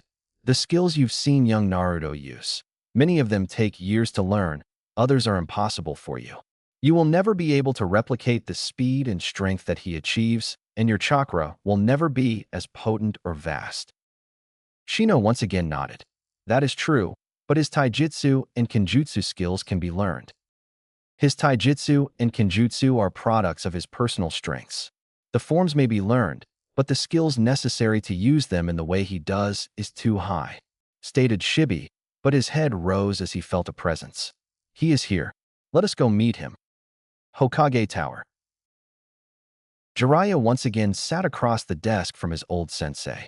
Jiraiya for once had a straight face, while Sarutobi was grinning like mad. You do realize that this is an enormous risk. If the brat sides with Danzo, Danzo will gain the civilian support, stated Jiraiya. Plus, if Itachi finds out that Danzo is training his little brother, then we're all doomed. But that's just it. Sasuke has traitorous tendencies. I have no doubt he will be an unwilling spy for us against Danzo. And he's already tried to leave the village once. If he tries while under Danzo's care, then it will be over. Danzo will be seen as the one who sent him away. Smiled Sarutobi. And what if the kid turns out right and Danzo is looked at as the mentor of the last Uchiha? Questioned Jiraiya. Even better. The Ion load the talented and troubled ninja on Danzo, and he doesn't get the free time to try anything. Stated Sarutobi. And having Naruto serve under him? Granted, Kakashi will act as a shield, but Danzo will have all the access in the world to the Gaki. Stated Jiraiya. Yes, he will. And that is perfect. Stated Sarutobi with a grin. Tell me, Jiraiya, if Danzo was just a bit less ruthless or war-hungry and could actually connect with people, would he make a good Hokage? You want the brat to rub off on Danzo so he can be Hokage? That's insane, shouted Jiraiya. You're going to put Minato's son next to that man who is the reason he was hated as child and hope Naruto makes him a better person. Jiraiya, I have no intention of making Danzo a better person. But Naruto, on the other hand, he needs to see the darkness of this world, and Danzo is going to be just the person to show him. Streets of Konoha. Thank you for getting me out of the shop. I'd rather be outside or training than watching the store. Stated Ino. She looks to the girls walking alongside her. Daddy says you're staying with Naruto-kun? So you like him too? Stated Taiya as she motioned to Karen. This one is wet in the loins for him. I'm not surprised. Naruto-kun is so hot now. Plus, he's really strong, and to be truly honest, he's just always been nice to me. Stated Ino. So how you both like Konoha? Nicest shithole I've ever been in. Plus, there are a lot of other ninja to learn from, stated Taiya. Other than having to live with shithead, I like it already. It's really nice. I've never felt this many strong and kind chakra signatures. Stated Karen. Oh, I bet that one is hot. Main gate. Izumo and Kotetsu were once again sitting at the main gate of the village, also known as the North Gate. I know it's supposed to be a great honor to be a gate guard, but this is just sad, stated Kotetsu. Yeah, it would be nice of the old man to reassign you both. The guards turned around to see Naruto leaning against the back wall of the guard's hut. Hey Naruto, don't tell Hokage-sama we said that. Please, stated Izumo. No need, stated a grinning Naruto as he unsealed a pair of folders and handed one of them to each guard. You've already been reassigned. You both need to show up to the North Wing of Defense Hall at 7 a.m. 2 days from now. Until then, you're free to do whatever. After your current shift is over, though. So you won't tell Hokage-sama? Questioned Kotetsu. No, I have more important stuff to do. See you later, stated Naruto with a smile as he walked out of the guard's hut. We're going to be reassigned? Why did he change his mind? Nara compound. Hey Shikamaru, wake up, said Nara jumped skyward, as did Choji who was sitting next to him. Damn it, Naruto, that was a troublesome way to wake me up, stated Shikamaru as he sat up and rubbed his eyes. You say troublesome a lot. Anyway, I have news, stated Naruto.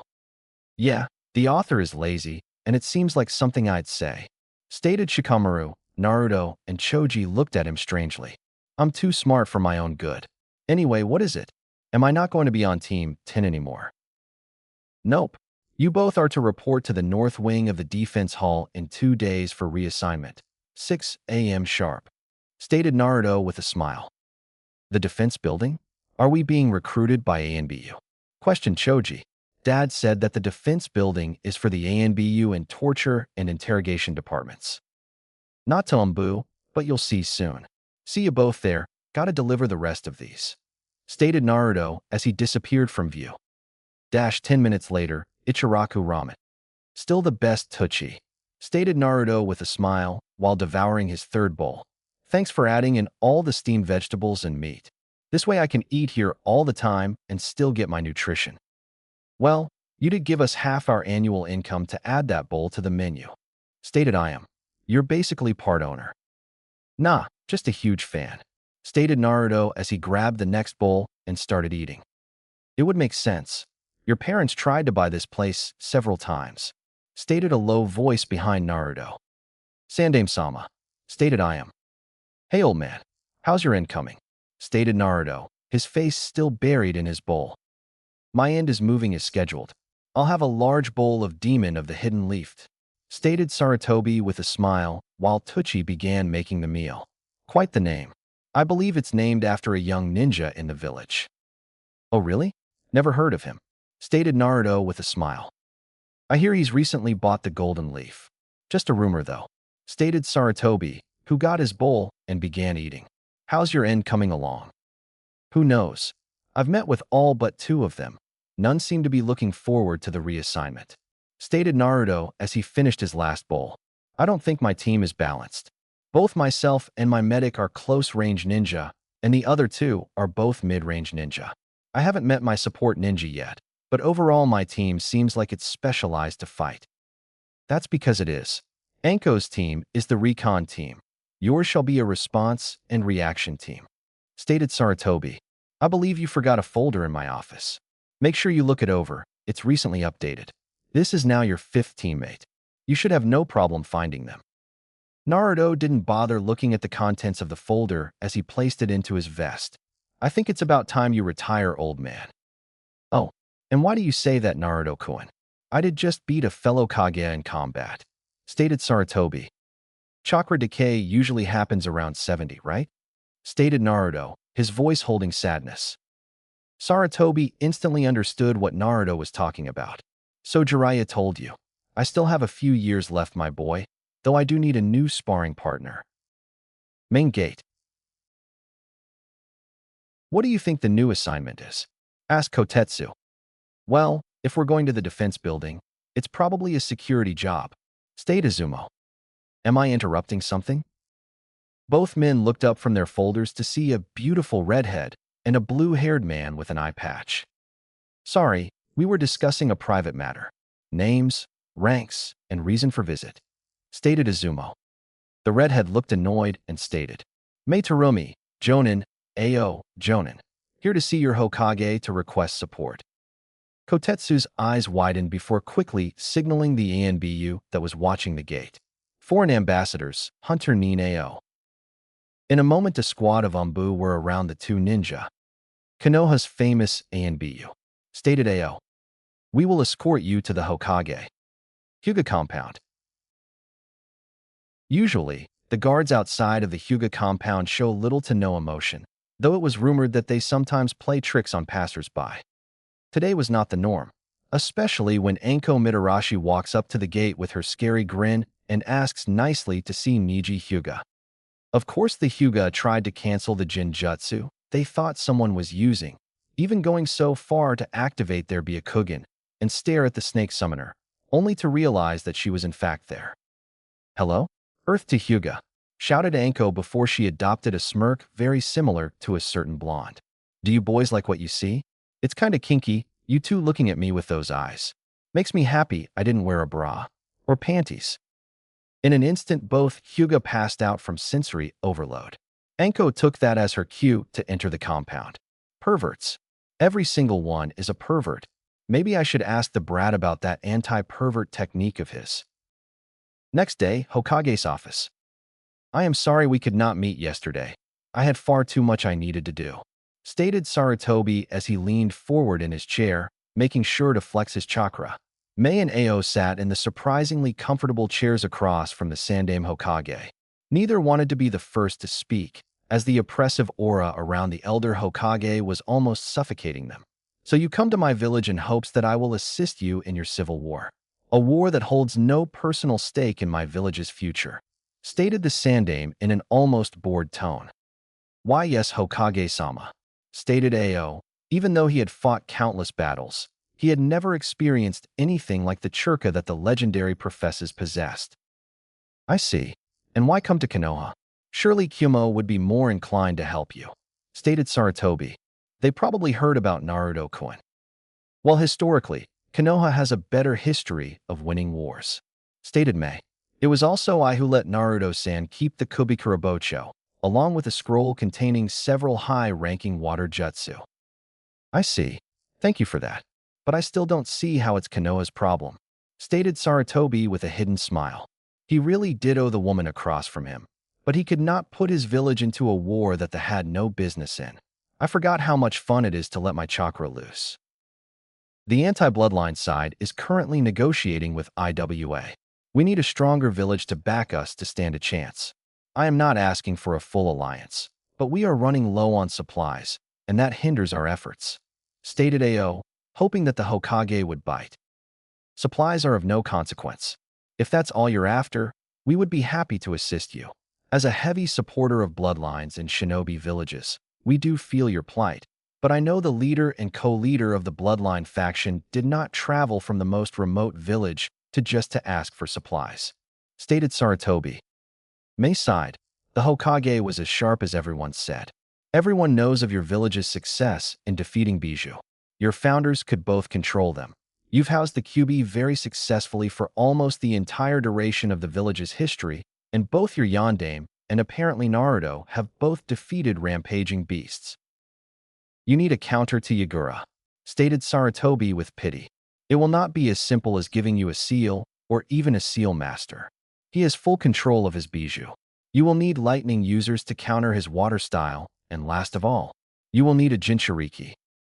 We understand that there have been several people that could fight a Bijou. Why specifically do we need a Jinchuriki? Questioned AO. Because while extraordinary ninja like my successor, the third Raikage, and Inoki could hold their own against tailed beasts, fighting a Jinchuriki is far different. If they have full control of their beast's chakra, as Yagura does, then you need a Jinchuriki with the same amount of control with a stronger beast. Unless you posse's a ninja that can render his jutsu and chakra inert, stated Sarutobi. So that's why you say lightning users, they could counter the water jutsu. Through earth users would be more effective, stated May. Indeed, but lightning is a more offensive element, and the Sanbai has great defenses, stated Sarutobi. Unfortunately, both of my Jinchuriki experts are indisposed. Until they become available, you can stay either in the hotel or in the Uzumaki clan house. Defense Building, North Wing. Naruto sat in the back corner of the lecture-style room. More than half of the people that he had contacted were already there, though no one from his class had showed up besides Shino, who was sitting on the other side of the room, strangely enough, next to Tayuya. He was taken from his thoughts as Shikamaru and Choji moved into the room, Niji following behind as they all sat down. Good. I knew Shikamaru would be lazy. He must have been here earlier and stepped out to do some cloud watching. Not a moment later, Kakashi and Danzo appeared. Get to your seats. We don't have time to waste, stated Danzo as the two groups of Umbu appeared, taking seats in the middle of the room. Good. Now that we are all here. Kakashi. You were all assigned to this post by the Hokage. In each one of you, he has placed his utmost confidence that you will be this village's first line of defense, stated Kakashi seriously, his tone and posture that of an Umbu commander. It is with great care that I welcome all of you to the newly reformed Homeland Security Department. Danzo, not giving a moment's rest, continued. This department will be responsible for the security of the village, from enemies both foreign and domestic. Konoha has become lackadaisical in its defenses, and the sand and sound invasion proved it. With our only ally now a potential enemy, we must be ever more defensive. As the reformation of the department, your groups will be vital in the securing of our borders as well as our forces, stated Kakashi. Teams will lose and gain members frequently. New teams will be established to meet department needs and will be needed as a moment's notice. Team 1, our primary assault squad, will be Naruto Uzumaki as leader, along with Shino Aburame, Choji Akimichi, Hana Inazuka, and Taiya Uzumaki. Team 2, our primary recon team will be Anko Mitarashi as leader, Niji Hyuga, Mabuki Haruno, Izumo, and Kotetsu, stated Danzo before he took a deep breath. Teams 3 and 4 will be used as we see fit, and will be made up of Umbu and Umbu trainees. Team 5 is the Intelligence Division, made up of Shiho, Shikamaru Nara, and temporarily Shikaku Nara. Your first missions will be handed out later today. I advise you meet with your teams and build as much rapport with them as possible, stated Kakashi. Also, be sure to eat. Some of these missions are not within the village. Break room, defense building. Sitting around one table, Team 1 eyed each other carefully while they are out of bentos provided by the division. The silence was thick. None of them had experience working with each other. Only Shino had experience with Hana, as she trained with Team Kurenai once in a while. Not liking the silence, Naruto spoke up. All right, since I hate silence, and I'm your new leader, I want each of you to tell your name, likes, dislikes, list of skills, and why you think you were put on this team. Stated Naruto with a big smile, then looked to Tayuya, who was across from him. Tayuya, getting the hint, spoke up. Fuck it. My name is Tayuya. I am formerly a member of Orochimaru's Sound 4. I've had seals placed on me to ensure my loyalty. I like swearing, my summons, Jinjutsu, and guess I'm starting to like this shithole. I dislike authority, Orochimaru and his fuck buddy Kabuto. How much shit costs here and how loud that shithead snores. Stated Tayuya while pointing at Naruto, who grinned sheepishly. My skills are in Jinjutsu and my summons. I use the sound of my flute to control both, sometimes at the same time. I have little skill in Taijutsu or in Ninjutsu.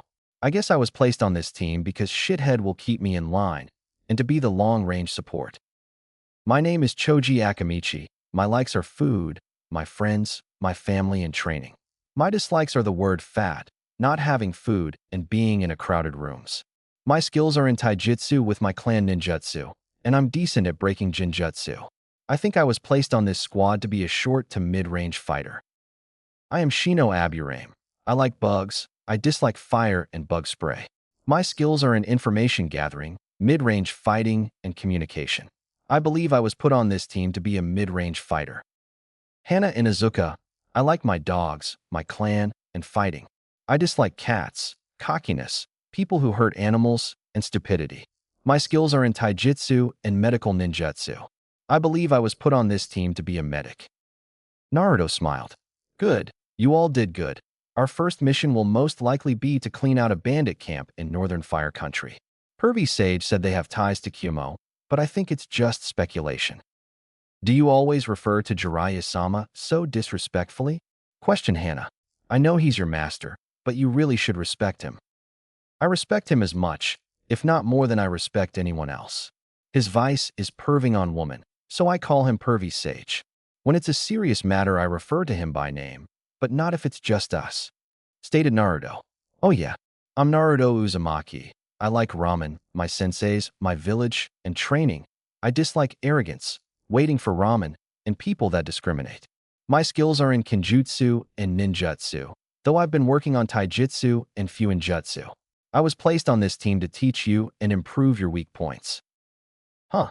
Questioned Tayuya. How the fuck are you going to do that? Easy. I specialize in areas that you all lack. Choji, you need to incorporate more varied ninjutsu to bolster your taijutsu style. Hana, you have no ninjutsu either, not counting clan techniques. Tayuya, I kicked your ass, so I know you have no taijutsu and ninjutsu. And Shino, actually, you're relatively balanced, but that just means that you need help in everything. Stated Naruto with a smile. Eventually, you should each take over your own team. As you get promoted, new members will take empty places. Everyone will help everyone train. Hold up. You said that we help each other train. Do you mean that we share jutsu? Questioned Choji. Not if you don't want to. I won't force anything. But say Shino wants to increase his taijutsu. He could partner up with me, Hana, or Choji. If Tayuya wants to increase her ninjutsu, she could work with me or Shino. Stated Naruto. Also, there will be no hiding skill in this team. When we train or do missions, it's full go. If there's a jutsu or something that's a last resort, that's fine, but don't hold back. Beep, beep, beep. Let's head back. I'm sure Sensei and Danzo have some big speech planned. Main room. As you all have gathered by now, the village is weak. We have no police force, our borders have no merit, and our ninja have been dropping off in skill. Each of your teams will do a week every month of police duty. On top of that, you will be assigned tasks that could take hours or months. Stated Danzo, getting several odd looks. Team 1, your first mission is to kill all bandits in a camp in the northern sector of the Land of Fire. Team 2, you are to scout the area surrounding the village. There are rumors of an outpost near our walls. Team 3, you're on police duty. Tenzo will lead you. Team 4, you are on reserve until the next orders come. Team 5, you are to take these files and study them. They are the new evacuation strategies. Team leaders, grab the assignments and move out. stated Kakashi with an eye smile. Main gate. Naruto stood with his back to the gate, his team in front of him. He took a moment to gather his thoughts, though he imagined that he probably looked badass with his cloak fluttering in the wind and his sword on his back. Alright, this is ranked as high B rank. Latest report is a Kumo missing Nin, one from IWA and one from Konoha. They are all C rank shinobi, and the one from Konoha defected in the days after the Kyuubi attack. Stated Naruto. We will decide responsibilities when we get there. I have a personal mission along with this mission, and I will be departing after we clear out the bandit camp. What formation should we use? It will be odd with 5 of us. Stated Shino. I was getting to that. Stated Naruto, his eye twitching. Single file, Choji in front to defend against surprise attacks. Shino, you're right behind him. You two will be partnered up for this mission. Hana, you're behind me. That way you can tell me if you smell anything, and the triplets can cover Tayuya, who will be behind you. I like it. I can provide long-range support for those two, and I'm still close enough to shithead to hear orders. Stated Tayuya. Choji sweat dropped before turning to Shino. I don't have any sensory helpers. Can you use your insects to scout? Shino simply nodded. Alright, it's a 3-hour run. Let's get moving. Undisclosed meeting room. Kakashi and Danzo sat across the table from each other. Kakashi a mirror image of the old war hawk, right down to the implanted Sharingan eye that unknowingly satires at each other. What's your ploy?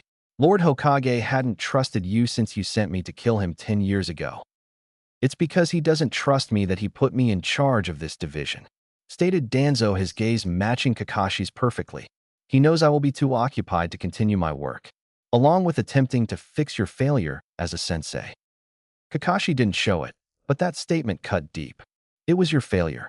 Sasuke was tainted by your counsel long before I was set to be his sensei. You catered to his every whim. You must have understood what that does to someone. It makes them weak, which would keep him in the village. Stated Danzo. It made him selfish, putting himself before everyone else. It made him traitorous. Stated Kakashi. My methods have worked for all but 2 ninja. That hardly constitutes failure. Stated Danzo. And those 2 ninja left the village. Stated Kakashi. I do not speak of Itachi. Itachi did exactly what was expected of him. Nothing more, nothing less. Stated Danzo. Then who do you speak of? Sasuke and who? Questioned Kakashi. The boy's father. Stated Danzo. I will not allow another talent to be wasted in this village. His son will reach his maximum potential, and I will do everything in my power to make sure he serves Konoha well. Kakashi frowned. Fugaku was never associated with Root or with Danzo. Suddenly Kakashi realized that the boy in question wasn't Sasuke, which only left one option. Sensei? Northern Bandit Camp. Tactical meetings never sat well with Naruto. The final plan was always predictable. Unless Shikamaru was planning, then the final plan was never truly finalized, not until the fight was over. The last tactical meeting Naruto had was with Jiraiya right before he fought of the Sound Four, and even with the enigmatic Sannin in charge, the result was still a predictable but solid strategy. The battles afterward, however, never end up predictable, and therein lies his personal problems with tactical meetings. That's why as his team sat at the edge of the clearing, he began to formulate a plan that had his brand of randomness. Alright, what can you tell me, Shino? How many? Asked Naruto as he stood beside the bug user. 75. All but 6 are Academy student level of Chakra. 3 Genin level, 2 Chunin level, and 1. 1 is at high Jonin level. That one feels like you. Stated Shino. You mean a Jinchuriki? Questioned Naruto as he got the rest of the group's attention. I believe she is a wind user, though she does not match the scent of the rest of the bandits. She is in the middle of the camp. Stated Shino. She does have an odd chakra, though. You talk a lot more than your file indicates. Good, I hate silence. Stated Naruto before turning to his team. You are all Chunin level or higher. I expect you to all be able to take on your assigned tasks. They all nodded. There's a change of plans. Choji and Tayuya, you will work together to hold off the weakest of them. Shino and Hana, you will take out the 3 Genin and the Chunin. Shino knows which is which. Naruto took a deep breath and looked across the clearing. I'm going to take out High Jonin. If Shino is right, then I'm the only one that can. Choji, Tayuya, aim to kill, Hana and Shino, incapacitate. There's probably one or two that have bounties. If you identify the one from Konoha, kill him. Border of Rice and Land of Fire. Itachi stood before a rather elegant door debating whether or not to knock. Kisame was in a nearby town, restocking supplies for the next few months. I sense you, get your ass in here, shouted a voice from inside the home Itachi was standing in front of. I'm in the back room. Itachi walked into the house and began his rather long walk through the decorated house. It always struck him as odd that such a loud and violent person lived in such a nice home, but given her husband was the son of Hiruzen Sarutobi, it made sense. Itachi walked into the back room, seeing the person he was looking for already sitting behind a medical table. About time you got here, Itachi. You're 3 days late for your checkup? You better pray to God it hasn't gotten worse, or I'll kill you myself. Yes, Kono-sensei. Training Field 3. Sakura stood in the middle of the training field, her mind on what her potential sensei could be like. So, said a voice behind Sakura, startling her. On instinct, she jumped away, drawing a kunai. Well, at least you passed the first test. Now that Sakura saw the Umbu, she saw that this Umbu was female, long purple hair, and a sword on her back. Are you the one Naruto told me about? Yes, though I am slightly surprised. His description of you seems a bit off. But let's not focus on that. I am doing this as a favor. If at any point you show me that you don't have what it takes, I will discontinue my teachings, stated the Anbu. I understand, was all Sakura could say, afraid of upsetting the Anbu. Good.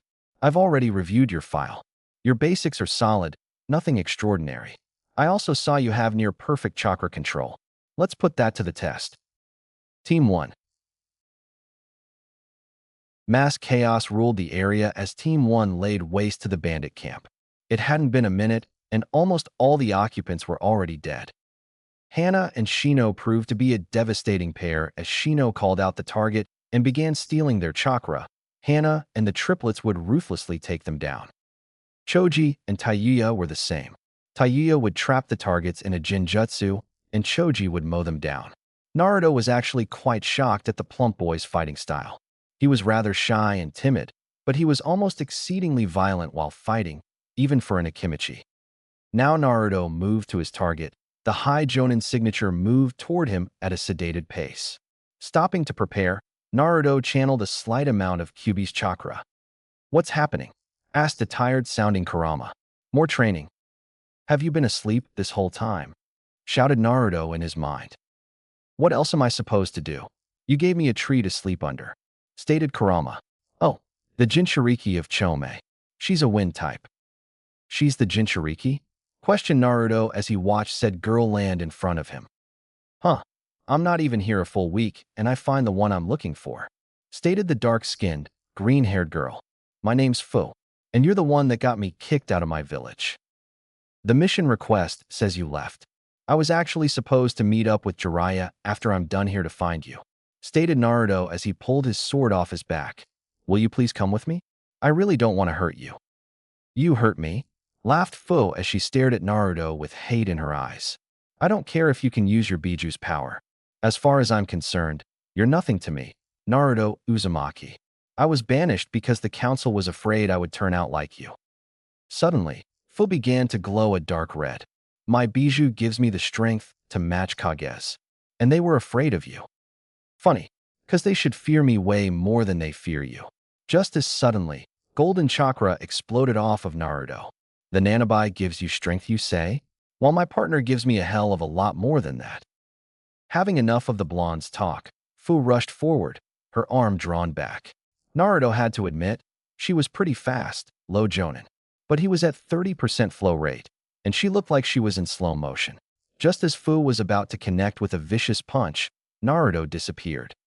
Fu's eyes widened as her brain registered what just happened. He had moved faster than she could keep track of. She didn't have much time to think as Naruto reappeared next to her, holding his sword with both hands as he swung at her, solidly smashing her with the broad side of the sword across her face, sending her rocketing through tents and trees until she came to a stop about 500 feet away, her chakra cloak receding. Man, I didn't mean to hit her that hard, stated Naruto as he and everyone else in the camp stared at the path of destruction the young Jinchuriki's body made. If that's 30%, what's 100? 30 puts you on par with the Nanabai. A Jinchuriki usually can use more than half of their beast power in that stage. Our arrangement allows you to use all that you can handle. You just hit her with enough power to knock down the one she carries. Though Chome is one tough son of a bitch, she can't give her Jinchuriki her resilience. Naruto approached the downed Jinchuriki carefully, the rest of his team dispatching the remainder of the bandit camp as he moved to check her vitals. That was mean, shithead. I thought you killed her, stated Tayuya. I learned while fighting Kabuto not to play with opponents, stated Naruto. If I had gone all out from the moment they arrived, I could have killed the four-eyed bastard. Was she the target of your second mission? Questioned Hana as she approached Choji, who had a large gash on his hand, doing her best to heal it. I heard you say something about leaving with Jiraiya-sama. Yeah, Taki sent us a mission request to recover her. They said she was taken out of the village, but she said that she was kicked out, stated Naruto with a sigh. We will take her back to the village with us until the old man and pervy sage decide what to do. The perverts? You're going to give this attractive, young, unconscious woman to the perverts. On second thought, I'll bring her to the hospital first. With Itachi. It doesn't make sense. You're recovering, stated Kono, her eyes studying the young Uchiha in front of her. It's more than I've managed to do in the last 3 years. Is my body actually fighting it off? Questioned Itachi, his Sharingan deactivated as he looked himself over. Kono simply shook her head. I've only seen recovery like this once before. And since I know you're not one of that clan yourself, what is your relationship with the Kyuubi Jinchuriki? And when did you come into contact with the Kyuubi's chakra? Otogekure. Kabuto, what's wrong with you? Questioned the snake Sannin as he looked down on the teen, writhing in pain on the bed. It's chakra poisoning, stated Kabuto with gritted teeth as he did his best to numb his pain. Green chakra began glowing from his stomach as he visibly relaxed. Whatever chakra Naruto was using when we fought has gotten into my coils, and it's burning me from the inside out. Damn that brat. Prepare for travel. Bring your medicine. We leave at dawn, stated Orochimaru. Where are we going? Questioned the white-haired medic as he sat up. We will find Tsunade. I'm sure if I pay off a chunk of her sizable debt, she will heal you, stated Orochimaru. We will use this opportunity to convince her to side with us. Do your best not to hinder our travel. Main gate. Team 1 arrived with their captive in tow. Both Shino and Choji were panting from the group's daunting pace back to the village. Naruto had been impressed by his team. He knew his stamina was not normal, and his team matched his pace, even after completing the mission. Smiling brightly as he hefted the Nanabai Jinchuriki up to his shoulder and turned to his team. Nice. You rock. Hana and Tayuya's sweat dropped while Choji and Shino simply looked like they expected the over-enthusiastic remark from their blonde leader. Thanks Naruto Taicho, but, stated Choji while panting. Can we be dismissed? I'm starving. Naruto just smiled. Yeah, you're all free to go? Tayuya, sign us in. Choji, bring her to the house and go to town on the fridge. There's a bunch of stuff I don't like, and you can have it all. Shino, Hana, I have nothing for you to do, so you're free. The four ninja nodded and left, though both Choji and Tayuya had a tinge of red in their face. With nothing left to do, Naruto headed for the Hokage Tower. Land of Rice Border. All right, from the top. And don't leave any details out, god damn it, shouted Kono as she began writing down in her notebook. As Itachi once again recanted his interference with Naruto and Kabuto's fight, he began to once again wonder how the oldest son of the third Hokage had fallen in love with this woman. Granted, she was a great medic and a very skilled fighter, their personalities just did not match up. All right, stated Kono with a sigh. Was he using the Kyuubi's chakra when you held the kunai to his throat? Itachi's eyes widened, and he nodded slowly. I swear to God, nothing about that boy is normal. If it wasn't for your shitty clan-going traitor, I could study this ability of his firsthand," stated the very outspoken Saratobi. "You're lucky the old man keeps me assigned out here, even after Hashi died." Itachi knew from personal experience that he should not talk after the female Saratobi mentioned her husband. Even though Itachi was one of the strongest in the world, Kono could muster physical strength that put Tsunade's to the test. After a deep sigh, Kono continued, "We had discovered that your illness was chakra poisoning. It started when you programmed that eye. It seems that Naruto somehow battled that chakra poisoning with some of the Kyuubis. Because of the heavy antibiotics and chakra cleansers I make you take, your body probably used the Kyuubi's chakra to flush Shirsui's chakra out of your body. So Kyuubi's chakra overpowered Shirsui's chakra and cleansed me of my illness? Shouldn't Kyuubi's chakra burn me from the inside out?" questioned Itachi. "It should. Who knows, it still might. But for now the pills are flushing what's left of the chakra from your system. You're by no means healthy, but it could be worse," stated Kono. "Now get out of here. Fish Head is about a mile away, and I doubt you want him to find out about this." Hokage Tower. Naruto walked through the Hokage Tower with food draped over his shoulder, earning him an odd look from many of the people he passed. As he made it to the door, he looked at the two Umbu, one on either side of the door. "Can one of you call Tenzo? This one will be a real beast if she wakes up," stated Naruto with a smile. Not a second later, said man showed up, dressed in Jonin attire. "Hello, Naruto. Oh, the target that you and Jiraiya-sama were to retrieve. How did that go?" questioned Tenzo kindly as he stood between Naruto and the doors. "Hey, senpai. I never met up with Pervy Sage. I found her at the bandit camp we were sent to clear," stated Naruto as he shifted her weight on his shoulder. "Can you let me in? I'd rather not kick another door down." "No can do. Officials from Kiri are here. They're in a meeting right now," stated Tenzo as he stood his ground firmly. "Is one of them an attractive redhead, green eyes and smells like a volcano?" questioned Naruto as he once again shifted foot before deciding to just dump her on the floor. "Girl is heavy, way heavier than she looks." Both Umbu's sweat dropped as they watched the unconscious girl almost bounce off the floor. Tenzo simply nodded his head. "Though I have not gotten the chance to sniff her, I assume she is the one you have in mind, Dash." Before he could stop him, Naruto kicked the doors open and walked into the office, shocking the occupants as the Hokage's personal guard surrounded him. "Hokage-sama, what is the meaning of this?" demanded Ao as he stood between Mei and the sudden intruder. "Hi, Maine-chan. Sup, old guy, old man. Got a Jinchuriki here for you. With Taiyuya and Choji." Taiyuya sent some chakra into the handle of the door to activate the seals. Her and Choji were standing in front of the Namikaze estate, as it was called. It was an odd-shaped house. From the front, it looked like any other two-story home in Konoha, but behind the foliage of the trees, the house expanded into a clan-sized building, easily quadrupling the size of the main house. "Wow, this place is cool. What happened over there?" questioned Choji as he pointed to the giant canyon of missing trees in front of the house.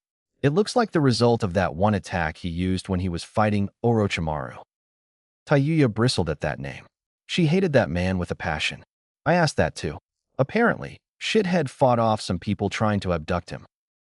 With a loud click, the front door unlocked and opened to the living room of the main house. She led Choji inside, only to find Karen chatting with Sakura and Ino on the couches. "Hey, Pinky Blondie, how's it going?" questioned Taiyuya as she turned to Choji and pointed to the opening in the side of the room. "Dining room is in there. Kitchen is behind it. Eat up. With how you did today, you're probably hungry." Choji smiled and nodded, not trusting his voice. He had a hard time talking to Taiyuya without feeling self-conscious. He almost ran to the kitchen, both because he was hungry and because he didn't want to get teased by Ino. "Mission went well?" questioned Karen. "Yeah, dude can fucking fight," stated Taiyuya as she took her sandals off and sat in a recliner across from the rest of the girls. "Was he that good on your team?" "Naruto has always been strong, but until the Chunin exams, he never really showed it," stated Sakura. "No, I didn't mean shithead. I meant pudgy. He was vicious. When Orochimaru made me study the clans, it didn't say that the Akimichi were so damn aggressive," stated Taiyuya. Choji? Aggressive? Laughed Ino, getting a questioning look from Taiyuya. Don't get me wrong. Choji is a pretty good fighter, but the only time I've ever seen him aggressive is when he eats. Bullshit. I watched Pudgy crush anyone who got close, and he swatted away a guy through a tree. He fights like a tank, stated Taiyuya. The only time I saw him fight like that was when Shikamaru got hurt on a mission, stated Ino before a look of understanding crossed her face. You said that Choji crushed anyone that got close to you. Yeah, we were partnered together. I stunned them with Jinjutsu and Pudgy takes them out, stated Taiyuya. Sakura's eyes light up. He has a crush on you. Karen started laughing. How could anyone have a crush on Taiyuya? She's foul-mouthed, violent, and short. Shut up, Karen, stated Taiyuya. Pudgy is a good guy, but I doubt he has a crush on me. Little did any of them know, Choji could hear them. The walls of the Namikaze's house were inherently thin, and Choji had good hearing. I do like you, Taiyuya. I think. Oh, cheese dip. Man, that's good. I think I like Taiyuya, but I still don't know. I've only known her for a day. Hokage Tower. So you're the one who has Zabuza's blade. I thought you would be taller. Back in my day, swordsmen didn't use swords taller than themselves, stated Ao as he looked over the blonde Jinchuriki. Why does everyone pick on my size? I fight off Orochimaru twice, fight a Bijou, and become a Jounin, and it's still about the height, complained Naruto. Sarutobi let loose a laugh and smiled. Being short isn't bad, my boy. Look at me.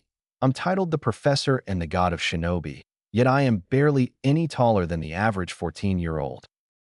Did you senseis ever make fun of you for your height? Questioned Naruto, knowing who Sarutobi's senseis were thanks to Jiraiya. That's beside the point. Anyways, I believe that both parties could use a break. Naruto, go to the defense building and file your report with Danzo, stated Sarutobi. And if you two would follow me, I'll lead you to the compound you will be staying in. Defense building, 10 minutes later. Naruto sat across from Danzo in an empty room that held a table and 2 chairs. Danzo was looking over the report with a keen eye, and he liked what he saw. Given your history, I'm surprised that this report is so well written. When did you have the chance to write it? Questioned Danzo. I had a shadow clone do it on the way back while I questioned the team and kept the target secure, stated Naruto with a grin. I see. Rather clever, stated Danzo absent-mindedly as he finished looking over the report. I'm surprised you were so ruthless. Many would not have aimed to end the fight as quickly as you did. What's the point in drawing it out? Stated Naruto. A big battle would not complete the mission as quickly. Wouldn't be as efficient either. Ever since I fought that Kabuto bastard, I aim to end a fight as quickly as possible. Danzo smiled internally and nodded. I train my pupils to do the same. Always have. That is what the second Hokage taught me. I thought the second was Old Man Sensei? Questioned Naruto. Tobirama-sama had many students. I was lucky enough to be one of them, stated Danzo. I see a lot of him in you. Almost as much as I see in Sarutobi. Really? Questioned a shocked Naruto. And shouldn't you call him Hokage-sama? You don't, stated Danzo simply. Naruto couldn't argue with that fact, though internally Naruto didn't like that he had so much in common with the old war hawk. I see different qualities in you and Sarutobi that I saw in Tobirama-sama. For example, Sarutobi does not rush decisions, and you have the social grace of plywood. What? Questioned Naruto, shocked by the statement. Tobirama-sama had almost no filter. Neither do you. Though most of his thoughts were extremely intelligent, and yours vary from idiocy to genius, stated Danzo coolly. That, and you both have solid sword skills as well as great control over your primary element. That's an odd way to compliment someone, stated Naruto. If you take it as a compliment, maybe. I was just stating facts, stated Danzo. You're the son of one of the most dangerous men in the world, and with the way you were trained, I would expect very little less. Yeah, I wonder how strong I would be if I was actually trained from the beginning, stated Naruto to himself. This is my chance to break his loyalty to Sarutobi and groom him how I see fit. A slow, methodical smile spread over Danzo's face. What if I told you that every aspect of your life went almost exactly to plan? Torture and interrogation department. Ibiki sat across from the last loyal Uchiha, Sasuke had been shockingly open to Ibiki's questioning, though he didn't like the answers. One more time, why do you believe you deserve a second chance in this village? Asked Ibiki. I'm the only one who can kill Itachi. You need me to kill him, stated Sasuke. So you're saying that Hokage-sama, Jiraiya, and Tsunade would all fall to Itachi? Stated Ibiki. Yes, only an Uchiha can beat an Uchiha, stated Sasuke with conviction. Kakashi's reports never mention this line of thinking. Maybe it's a result of using the curse seal. Though Ibiki, both Madara and his brother were killed by the first and second Hokage. What makes you think Itachi is any different? Because Itachi killed the entire clan. No one else could have done such a thing, stated Sasuke. The Yondaime killed 452 people, most of them Jonin and Chunin, in less than 2 minutes, stated Ibiki. I don't care about that idiot. He couldn't even survive fighting a Bijou. He would never be able to stand up to Itachi, stated Sasuke heatedly. Are you fucking retarded? Bijou are masses of limitless energy that cannot die under any circumstances. The Yondaime not only stopped it from destroying the village, he sealed it into a child that can control the most power being on the planet, stated Ibiki. And what good did that do? That goddamn dobe is barely a passable ninja with its power. The Yondaime should have sealed it into me. That way I could have kept Itachi from killing the clan in the first place. If dobe is strong enough to fight Orochimaru with its power, I would be Hokage of this village by now, stated Sasuke as he attempted to get up from his chair, only to be reminded he was chained down. You are fucking retarded, stated Ibiki as he sat back in his chair. You're trapped in a world that does not exist. Itachi was at Umbu level at your age. For the last 5 years, he's only grown stronger. Do you really think that you can simply become stronger than him? The only person in your age group that stands a chance at simply surviving an encounter with him is Namikaze. Dobe's last name is Uzumaki. I don't care what he says. That talentless orphan could never be the son of the Yellow Flash, shouted Sasuke, obviously missing that fact that he just praised a man he had slandered not even a minute ago. I'm the strongest of our class. I beat Haku. I fought off Orochimaru in the Forest of Death. Dobe can hold a candle to me. That Dobe you're talking about just got back from leading a B-rank mission, in which he captured an A-rank ninja single-handedly. That Dobe you're talking about is the youngest special Jounin in Konoha history, and by all accounts should be the youngest Jonin in Konoha history. That Dobe you're talking about has defeated 2 other Jinchuriki in real-life combat. That Dobe you're talking about is so far ahead of you that you're not even in his shadow, stated Ibiki with a smile. Even Orochimaru thinks Naruto is stronger. Looked at these 2 bingo book entries. With a flourish, Ibiki reached into his coat and pulled a small black book out of his coat, laying it on the table. He opened it to a set of pages that held a picture of himself, while the other had a picture of Naruto. Sasuke Uchiha. Allegiance, Konoha. Threat level, C. Rank, Chunin. Solid Chunin in Nin, Tai, and Jinjutsu. Fire Affinity holds the Heaven Curse seal, which boosts speed and strength to low Jonin. Posse Sharingan. Capture on sight. That's all Orochimaru thinks of me. A C-rank threat. Question Sasuke. Naruto, Uzumaki. Allegiance, Konoha. Threat level, low A. Rank, Special Jounin of Ninjutsu. Kyuubi Jinchuriki. High Chunin in Tai, Kin in Jinjutsu. High Jonin in Ninjutsu. Uses water, earth and wind chakra at high levels. Wields Kubikirabocho. Can use Kyuubi's chakra to increase power and speed to near Kage levels. Kill on sight. Sasuke seethed as he read Naruto's page. Even the snake thought the Dobe was stronger than him. To tell you the truth, if you checked your ego and actually accepted your own strength, you might be able to catch up to Naruto in a few years, stated Ibiki, shocking Sasuke as he stared into the man's eyes, seeing no deception. You heard me. You are a talented, cunning ninja. If you could get your head out of your ass and get rid of that overinflated ego, I see no reason you couldn't be a Jonin, even an Umbu captain in time. Sasuke watched as Ibiki got up and turned to the door, hiding the sadistic smile on his face. Inoichi will be in momentarily to wipe your mind of any damage done by the curse mark. Remember what I said, kid. Get your head out of your ass, or you probably won't live past Chunin. Hokage office. It was late into the night as Saratobi finished his paperwork.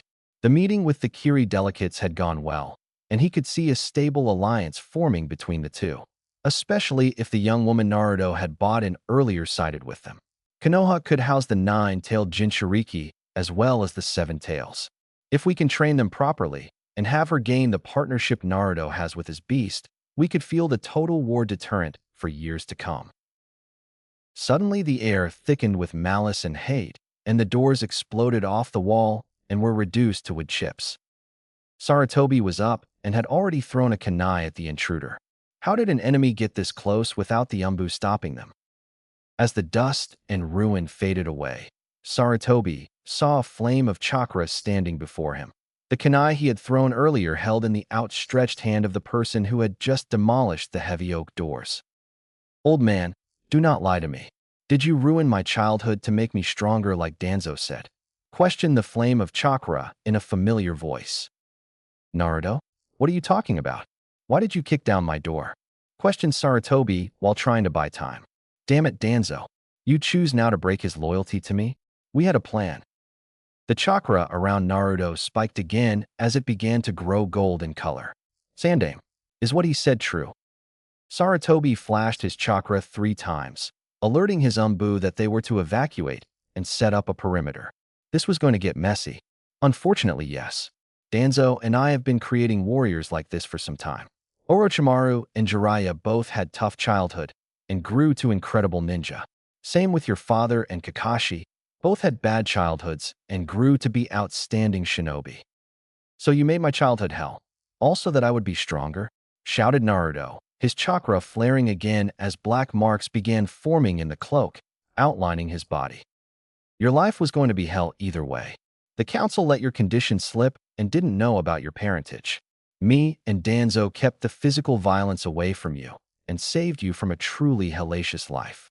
Stated Saratobi, what I did was nurture your spirit. Every time your will grew weak, I would be there to strengthen you. Every ounce of strength and independence you have today is because we didn't coddle you. You asshole, shouted Naruto as he rushed Saratobi at Kage-level speed.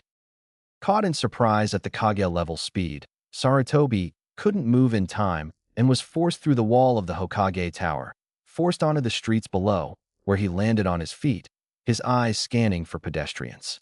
Finding none, he returned his attention to Naruto, only to be blasted by an unrealistically strong punch to the face, sending him flying. But Saratobi was not the god of shinobi for nothing. He righted himself and ducked the next punch, lashing out a kick at Naruto's exposed midsection, only for his leg to bounce off of Naruto's chakra-enhanced torso. Incredible. The chakra enhances every aspect of his body. I doubt even hate could defeat Naruto in this state. Thought Saratobi as he dodged another kick. His speed is tremendous. I'm having problems simply keeping up. Naruto was increasing speed. In Naruto's mind, he could see where the Sandame was coming from, and he could see that it had worked. Hell, he was fighting the professor to a standstill. It obviously worked. He just couldn't help but be pissed off that his childhood had been such hell, and it didn't have to be. Naruto moved again to launch another punch, only to find his head caught by a bandaged hand. Naruto looked up to see a black and Sharingan set of eyes looking back at him. Enough. I did not inform you of your circumstances so that you would attack the leader of this village. Saratobi looked at the back of his once best friend, scars littering his exposed skin and his right arm bandaged, holding the chakra-enhanced hand of Naruto. He thought Naruto enough of a threat to use the arm. Naruto allowed the cloak to fade as he dropped to his knees.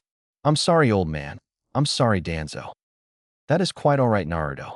With what you've learned in the last few hours. Stated Saratobi absent-mindedly before turning to Danzo. It was a new training exercise that went too far. Spread the word that Naruto Namikaze was tasked to play the infiltrator and he was injured in the test. Danzo nodded, sliding his arm back in the robe before walking away. For what it's worth, it was not an easy task to stop you. Saratobi looked to Naruto with a glare. I understand that emotions ran high, but restrain yourself from now on. I will not be able to cover up another episode. Naruto bowed his head and spoke. Understood. Why didn't you help me more as a kid? Saratobi walked up to Naruto and placed a hand on his shoulder, looking eyes with Naruto. The people of this village need a leader that can handle pressure and strain. I am old, my boy, and I want my replacement to have a will of steel, forged in fire and tempered by passion. Naruto felt awe at the man before him, no longer seeing the old man, but a warrior, a true leader. You remind me of my sensei Naruto. I cannot express the pride I see in you. Thank you, was all Naruto could muster under the powerful aura of Saratobi. Saratobi smiled at the boy and turned to walk towards the Hokage Tower. You and your team is to meet Jiraiya at the North Gate at 6 tomorrow morning. He will give you the assignments. Torture or interrogation department. Ibiki walked into the interrogation room with a sigh. When Danzo have him this assignment, he did not think that he would literally be breaking the Uchiha of bad habits 2 or 3 times a day. But today was different, and Ibiki could feel it.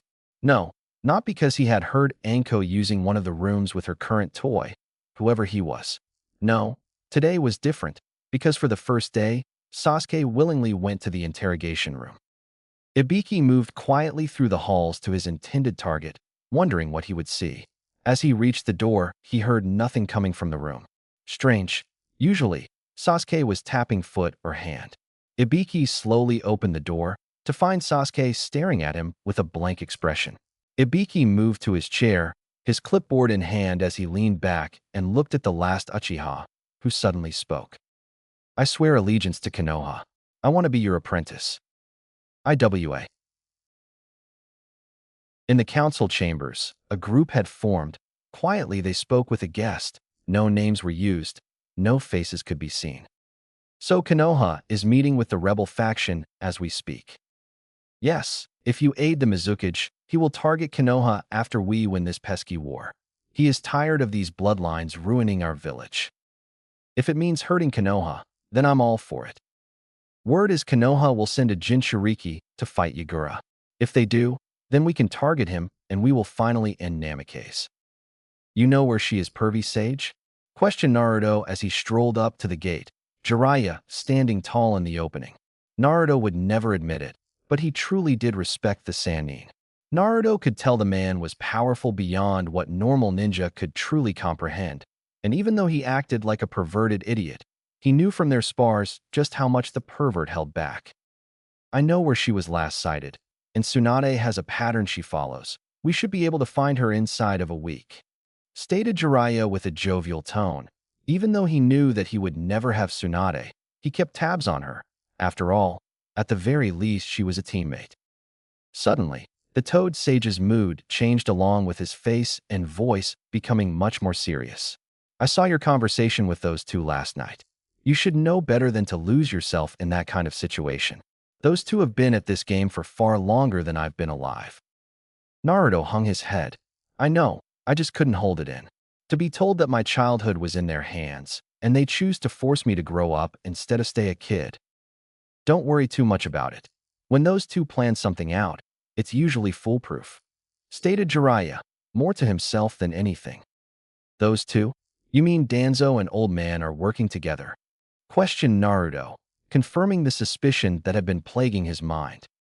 There are things in this world that simple shinobi like us should not and cannot comprehend. The relationship between my sensei and Danzo is one of them. You could learn a lot from both of them, Naruto, even if it is by avoiding their control over you, stated Jiraiya before turning his head. Well, I'll be damned, the whole team showed up right on time. Just as he finished speaking, the whole of Squad 1 walked into view. Jiraiya had to admit, he was impressed by the team. Most teams were 4 people, which was the optimum for movement and stealth. However, this team was definitely not built for stealth. First, he spotted Hana Inuzuka, Sum's eldest and a very competent fighter as well as medic. She would be a great asset to any team, and maybe she could keep the blonde in check. Next was an Aburame, Shino if he had to guess, as the boy had his father's hair. Again, a competent fighter and a sound strategist. Naruto was impossibly good at in-fight strategies, but needed work in everything else. The Aburame would help greatly, not to mention the long-range support that the Aburame clan offered. After Shino, he spotted Cho's son Choji, a taijutsu and possible ninjutsu powerhouse who had more loyalty than an Inuzuka canine. And with the way he was staring at the last member of the team, the sound-turned leaf ninja, he was sure the boy had a crush on her. Taiya he knew, of course, to be an incredibly competent fighter, having been one of Orochimaru's personal bodyguards. As a Jinjutsu expert and summoner, she was a force to be reckoned with. And unless Jiraiya was seeing things, Taiya occasionally glanced at Choji as well. Most definitely an assault squad. As the group approached, Shino, who had become a sort of second-in-command, spoke. "We are ready, Naruto Taicho. It is a pleasure to work with you, Jiraiya-sama." "Don't sweat it, kid," stayed Jiraiya with an easing smile. "Now this mission could last anywhere from 3 days to a month. I will lead with Naruto as second-in-command." The rest of the group nodded in understanding. Naruto, getting that Jiraiya wanted him to explain the rest, spoke. "Our mission is an S-rank retrieval and escort. The rank is a mixture of the importance and danger of the target. We will move slowly in 2 groups to avoid suspicion. 6 ninja in a team will look odd, and we don't want anyone to begin questioning us." "What's the target?" questioned Hana. "Tsunade Senju. Shinigami. Seems like the fat one likes the redhead," stated Zabuza as he watched the team depart from the gates. "We get any more channels on this thing?" "Why? Want to make sure your girlfriend makes it home okay," teased Kushina as she and Minato sparred in the vastness of whatever realm they were standing on. "And you really should. Callin' a Kimichi fat, they don't like it." "Will you let it go already?" shouted Zabuza as he reached for his sword, only to remember he didn't have it. "All right, gave it to the kid. Fucking brat." "Please don't swear about my son like that," asked Minato, though it sounded much more like a threat. "Which one? 'Cause apparently, you have 2 of them," shouted the demon of the hidden mist loudly. "Not only did you and the Red Death have a child together, but you even hooked up with Mikoto, the counter-ninja Uchiha." "Yep," agreed Minato happily. "We should ask if Mikoto-chan can join us here." Kushina gained a faraway look and started giggling like a certain super pervert. That would be wonderful. Not for the first time, Zabuza wondered what he had gotten himself into. The Yellow Flash and the Red Death are perverted idiots. They have a son together, and he has a son with an Uchiha as well. Fucking A, what did I do to deserve this? "And you better start out with me this time, Minato," shouted Kushina. "But she lets me dash." Crack. Border of rice and fire country. Tsunade walked with purpose to a house that was about a mile outside the border town. She had heard that there was an interesting anomaly in one of the Sarutobi's personal patients that involved Kyuubi Chakra and had to find out what the anomaly was. With a knock on the door, she waited for the unusual woman to answer. "Who is there?" "Oh, Tsunade. Come on in," came the voice from inside the house. Tsunade hung her head as she walked into the Sarutobi home. "How is it that this woman is the best medical ninja besides me and Shizune?" Kono rounded the corner to see her old sensei, only to find her travel companions missing. "Where is Shizune and Taunton?" "They're pricing some supplies at the market." "Sarutobi sensei said you found something remarkable?" asked Tsunade as she made herself comfortable on the couch. "Yeah, I found an old scroll and Hashi's things. Figured you could give it to the brat when you see him," shrugged Kono as she tossed Tsunade a small scroll. "What's this?" asked Tsunade. "Some wind jutsu that Hashi had been working on with Asuma. Figured since you're going to see little Naruto, soon you could give it to him," laughed Kono as she placed a stack of folders on the table between them. "He has a wind affinity." "I haven't seen Naruto since his first birthday," stated Tsunade as she pocketed the scroll. "I'll give it to Jiraiya next time I see him. He keeps tabs on the little Gaki." "You'll see Jiraiya-sama soon too, and Sum's daughter. But that's neither here or over there. As you know, there was no cure for Project X's chakra poisoning," stated Kono as she sat across from her and handed her a plain-looking folder. "Are you saying you found a cure?" questioned Tsunade in amazement as she looked over his last checkup.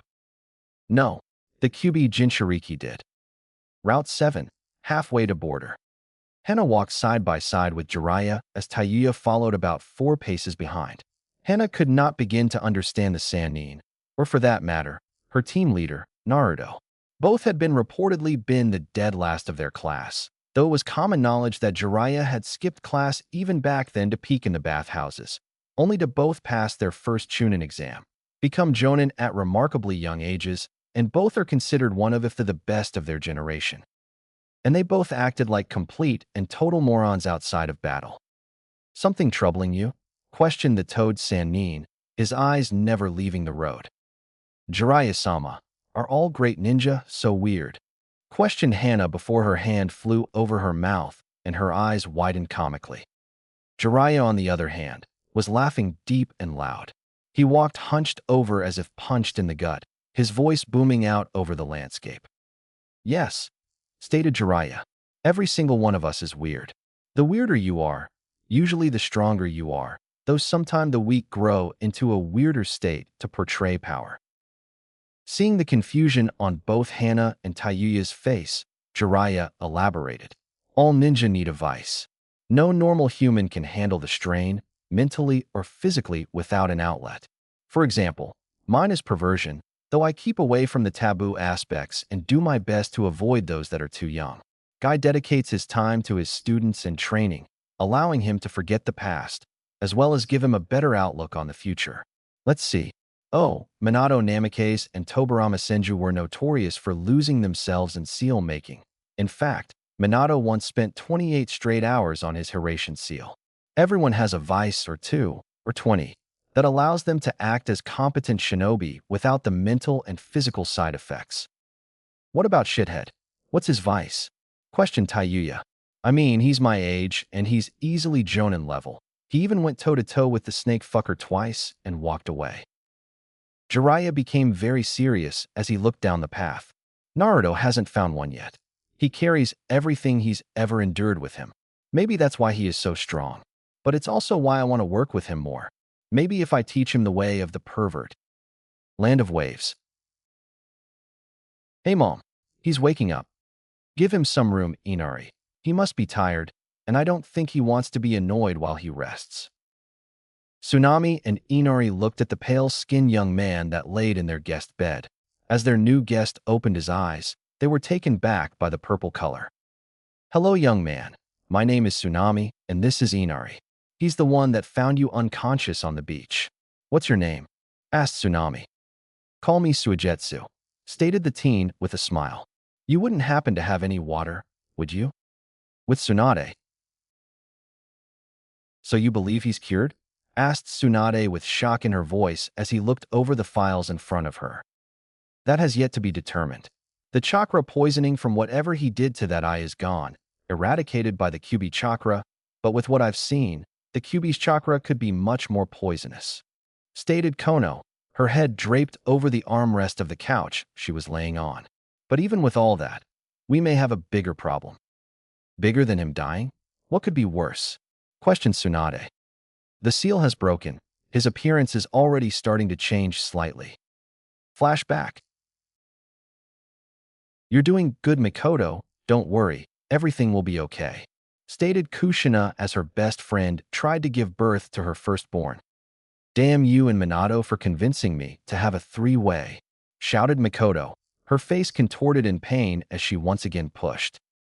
You're doing great, Mikoto, just a little bit further, stated Tsunade. Rin, keep up the chakra flow, only a little bit more. Sorry, Tsunade-sama, I'm just getting tired, stated Rin. Tsunade couldn't fault the girl. After all, she was only 9 years old. What's a three-way? Okami, shouted Mikoto with one final push. He's out. Rin, cut the umbilical cord, stated Tsunade as she held the child in her arms. What do you want to name him? Itachi, stated Mikoto as she caught her breath. Itachi had been picked by Minato, and she had suggested it to Fugaku. After she caught her breath and gotten a hug from Kushina, she sat up and motioned for Tsunade to hand her the baby. The little Itachi wouldn't let go of Tsunade's shirt, as he seemed mesmerized by the blonde's large chest. The newborn was fighting to remain by the blonde woman's chest. Kushina burst out laughing at the scene, her hands holding her sides as she tried to gain her breath. He is so Minato's son. Just can't take his eyes off a nice pair of tits. Hey, I'm right here, you know, shouted Minato from his side of the room. Though he had to admit, he could see why Jiraiya was so fascinated by them. Hell, if he wasn't in love with Kushina, he would. Minato, shouted Kushina and Mikoto, seemingly knowing where his mind was going. Sorry, stated Minato as he moved over to the child and looked at him for the first time. Itachi had golden hair and black eyes, his face a miniature copy of Minato's. Damn, I was hoping he would look more like you. Mikoto looked sadly at her son. Poor little Itachi. He will be cursed to look like someone he has no relation to. We will be there for him always, and I'll be in his life as much as possible, stated Minato with a reassuring smile. But if he doesn't at least look a little like Fugaku, then he will be killed. I understand, stated Mikoto sadly. Go ahead, Minato, make the seal. It's too bad you have to marry that prick. Now we can't have our parties anymore, stated Kushina with a perverted blush on her face. What? You think I'm going to stop that just because of Fugaku? In flashback. That's not good. If it gets out that he is the son of Minato, the entire world might lose their collective sanity, stated Tsunade, her hands holding her temples. I need to find Jiraiya. He's the only one who could fight Itachi long enough to place a new seal on him. That won't do any good. We both know that the most we could do is stop the transforming, leaving him a mix of Minato and the team, stated Kono as she sat up.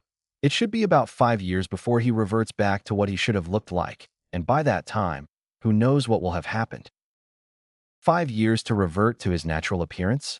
That kind of change could do some serious physical damage, stated Tsunade. Oh yeah, but I can fix that, said Kono as she moved to the door, opening it for her former sensei. Have a nice day, Tsunade. Don't heal the four-eyed boy. You'll regret it if you do. Konoha Defense Department. Shikamaru stood across from Shiho, a shy blonde girl with spiral-pattern glasses that could surprisingly keep up with his intellect. On the table between them, a map of Northern Fire Country, more specifically, a map of the border between the land of rice and the land of fire. If I were Orochimaru, where would I hide? Questioned Shiho, her voice quiet, almost as if she was talking to herself. From what we were given from Taiya and Karen, there are 4 bases, 1 north, 1 south, 1 east, 1 west. He would have to be in the south base, or one of the middle ones. Otherwise, he wouldn't have been able to get to the Valley of the End, stated Shikamaru. From there, at Jonin level speed, he could be at any base, though from what I witnessed in that fight, Kabuto Yakushi was extremely low on chakra, plus Itachi Uchiha escorted them to the border personally, so there would be no way for them to run to any other location. It's too bad we don't have a spy in Rice to report to us, stated Shio. Nah, that would be too easy. The authors would never make it that easy, stated Shikamaru to himself. What? Questioned Shiho as she stared at Shikamaru like he grew a second head. Nothing. It's too troublesome to explain, stated Shikamaru as he looked back at the map. The authors? Does Shikamaru know about them as well? Thought Shiho in shock. I think I'm in love. Maybe she isn't that troublesome. Hyuga Compound. Hinata stood tall over Hinabi, who was laying on the ground with bruises covering her body. Her new style is rather violent, stated Niji as he stood next to Haishur. I had no idea the gentle fist could be so destructive. Indeed, it reminds me of your father. Though I admit, I never thought that it would be Hinata that would adopt the brutal fist, stated Haishur. With her natural flexibility, she can easily target vulnerable areas while avoiding most strikes. I wish I had known before she became a genin. She may very well be at your level if I had. Father, may I spar Niji next? Questioned Hinata as she pulled her hair back and out of her face. Good luck, Niji, stated Haishur. I advise you do not hold back. Hokage's office. Mei and Ao once again sat in the Hokage's office, though this time they were accompanied by none other than Kakashi of the Sharingan and the brutal green beast of Konoha Mato Gai. These two will escort you to the border. From there, we will begin shipping resources to you disguised in various ways. If it comes to the point where we can spare a few high-level ninja, we may do so. In return, we expect full compensation, once you win the war of course," stated Sarutobi, his eyes trained on the Kiri ninja. Only he knew, but he had Danzo in the corner listening carefully to ensure he was not misheard. "Thank you, Lord Hokage. I look forward to repaying your kindness when we win this war," stated Mei with a grateful smile. "Could I ask one last personal favor?" "And that would be?" questioned Sarutobi blankly. "Please look after Naruto. He is all I have left of the one I once held closest to my heart," stated the redhead. A smile came over Sarutobi's face. "I will indeed. Now I believe it's time you two get going. Your people need you." Mei and Ao nodded before standing up and bowing, Kakashi and Guy escorting them out of the room. The second the room was clear, Danzo came out of the corner, a smirk on his face. "What do you think, Hiruzen? We have our bargaining chip." Torture and interrogation. "Hello, Abiki," stated Sasuke as he watched the interrogation specialist enter the room. "Have you given any thought to what I said earlier?" asked Abiki, his eyes scanning the room to make sure the Uchiha had not set up any traps. "Yes, and I'll agree on 2 conditions," stated Sasuke.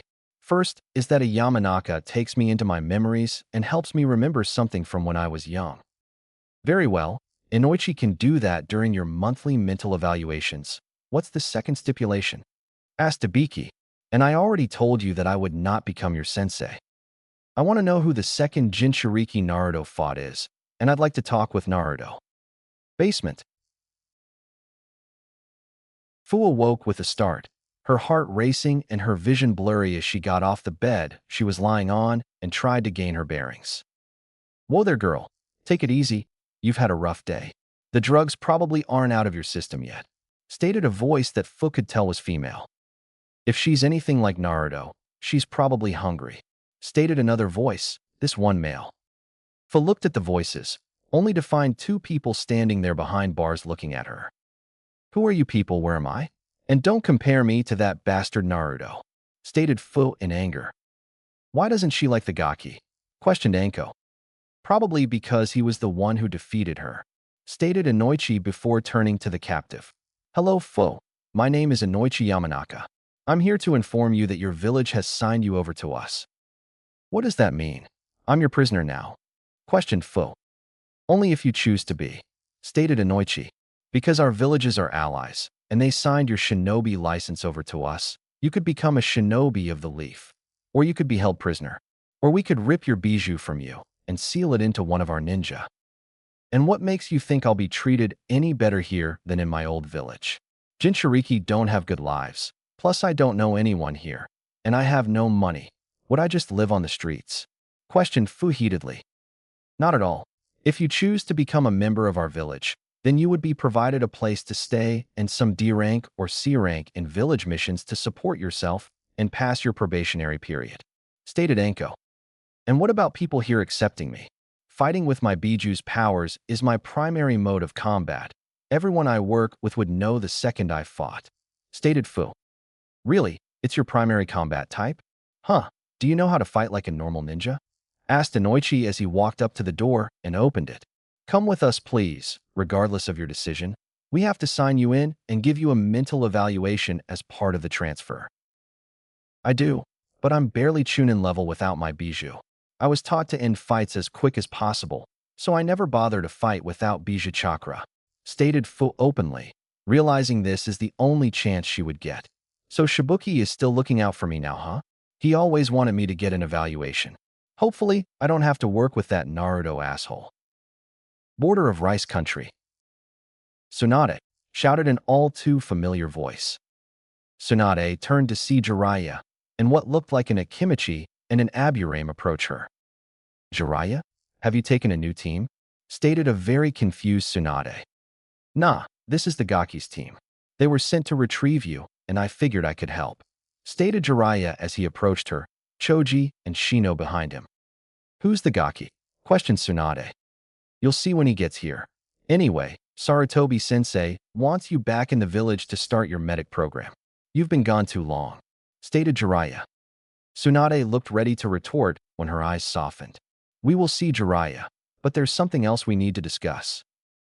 Jiraiya raised an eyebrow. "Oh, And what would that be? My. It seems the Sannin are all together again. And this time that Brat isn't here to interfere. Everyone turned to see Orochimaru smiling like a madman, Kabuto standing shakily next to him, his skin so pale that he was beginning to turn blue. To Kabuto's right stood Guren, a moderately tall blue-haired woman wearing a green jacket. To Kabuto's left stood Gozu, a hulking, ugly man that had black hair and wore a simple tan and red battle robe. Tsunade, I need you to heal little Kabuto here. In exchange, I'll pay off your debt. My. It seems the Sannin are all together again. And this time that Brat isn't here to interfere. Everyone turned to see Orochimaru smiling like a madman, Kabuto standing shakily next to him, his skin so pale that he was beginning to turn blue. To Kabuto's right stood Guren, a moderately tall blue-haired woman wearing a green jacket. To Kabuto's left stood Gozu, a hulking, ugly man that had black hair and wore a simple tan and red battle robe. Tsunade, I need you to heal little Kabuto here. In exchange, I'll pay off your debt.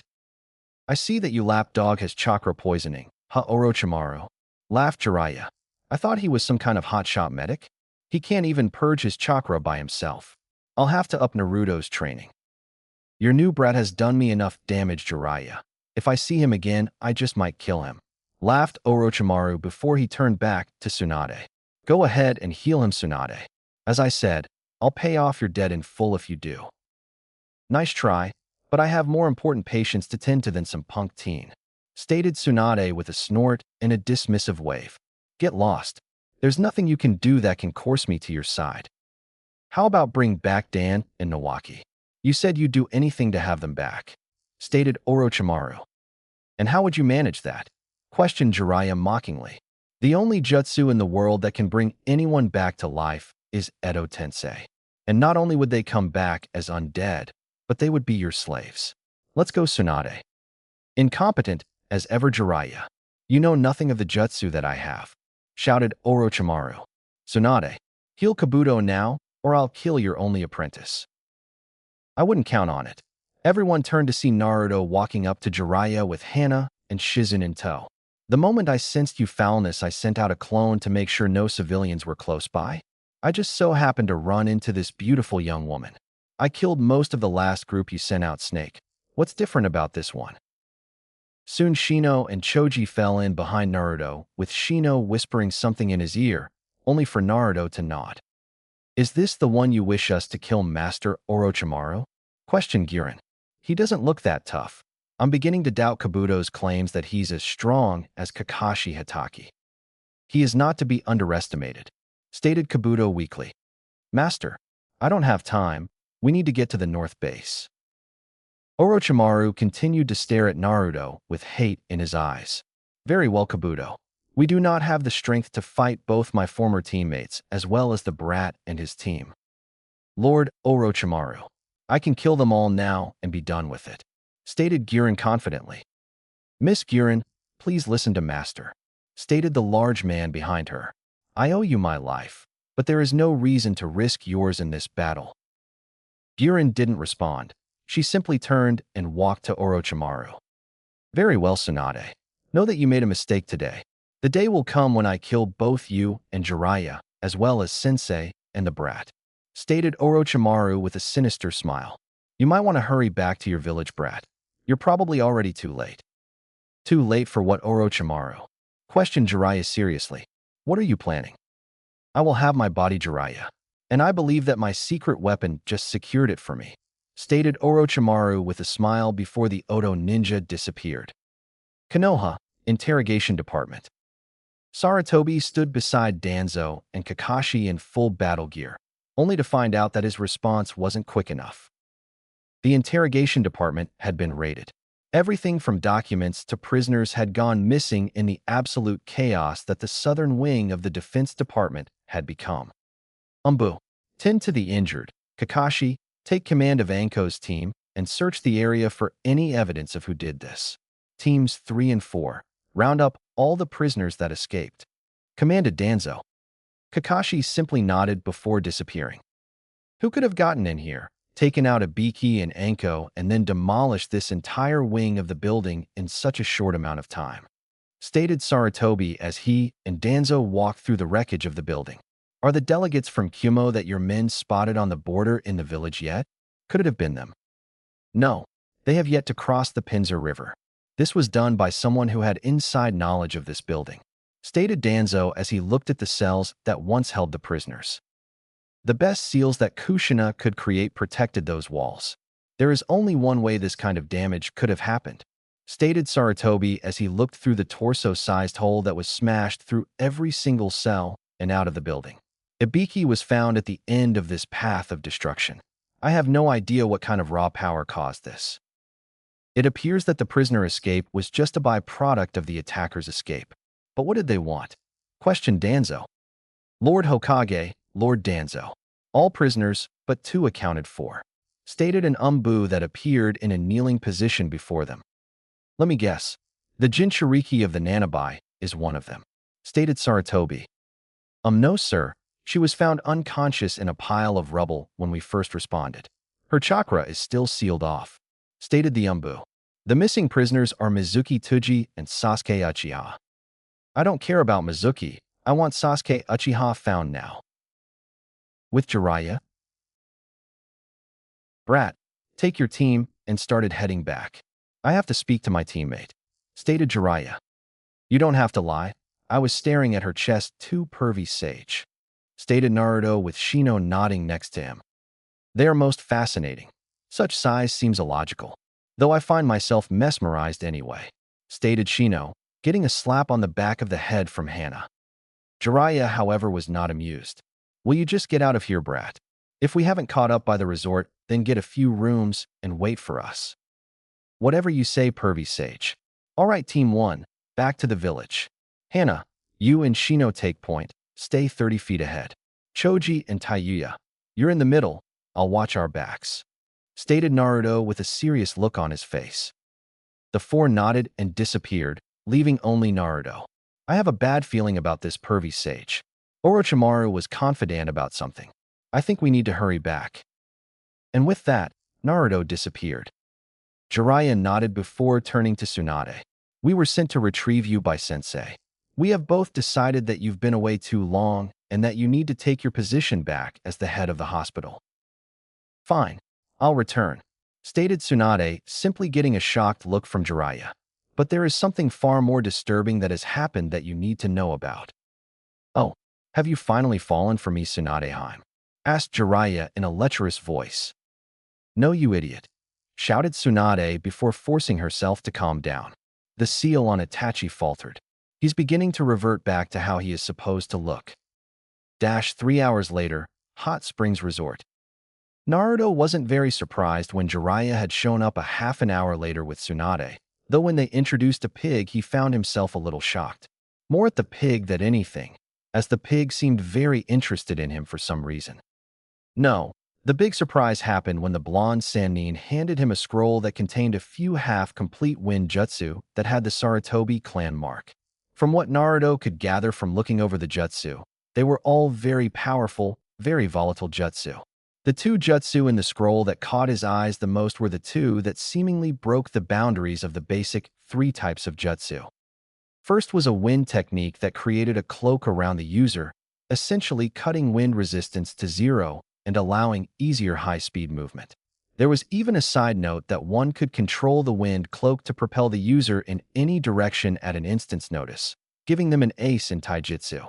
The problem was that it not only needed a huge amount of chakra to use, but the control and concentration involved would be astronomical. The second jutsu that topped his interest was a ninjutsu that controlled the air current in an opponent's body, either in his lungs or in his ears, and using it to control how they breathe or what they hear. Whoever wrote the scroll even hypothesized that by using wind chakra to cast jinjutsu on the ears, you could confuse the enemy as well as cause them physical harm. A devastating and brutal combination. Naruto was so mesmerized by trying to solve the jutsu deficiencies in the scroll, he was reading that Shino had actually had to pull Naruto out of his path so the blonde wouldn't run into a tree or other obstacle. Naruto Taicho, we are approaching the resort, stated Shino, bringing Naruto out of his musings. If the scroll is that interesting, maybe I could help you with it. My Kinkachu, tell me your chakra is fluctuating in a way that suggests deep thinking. Naruto looked around. Choji and Taiya were simply walking next to each other, much closer than necessary. Hana was walking with Shizune, chatting about something, probably Tauntaun or maybe medical knowledge. Jiraiya and Tsunade were communicating in a secret sign language that Naruto recognized a few of the words from his training with Jiraiya. That just left Shino. Naruto had grown a great camaraderie with the Aburame. They both held creatures in their bodies. Both had been outcasts as children, Naruto because of the Kyuubi and Shino because of his bugs, and both had a healthy respect for one another.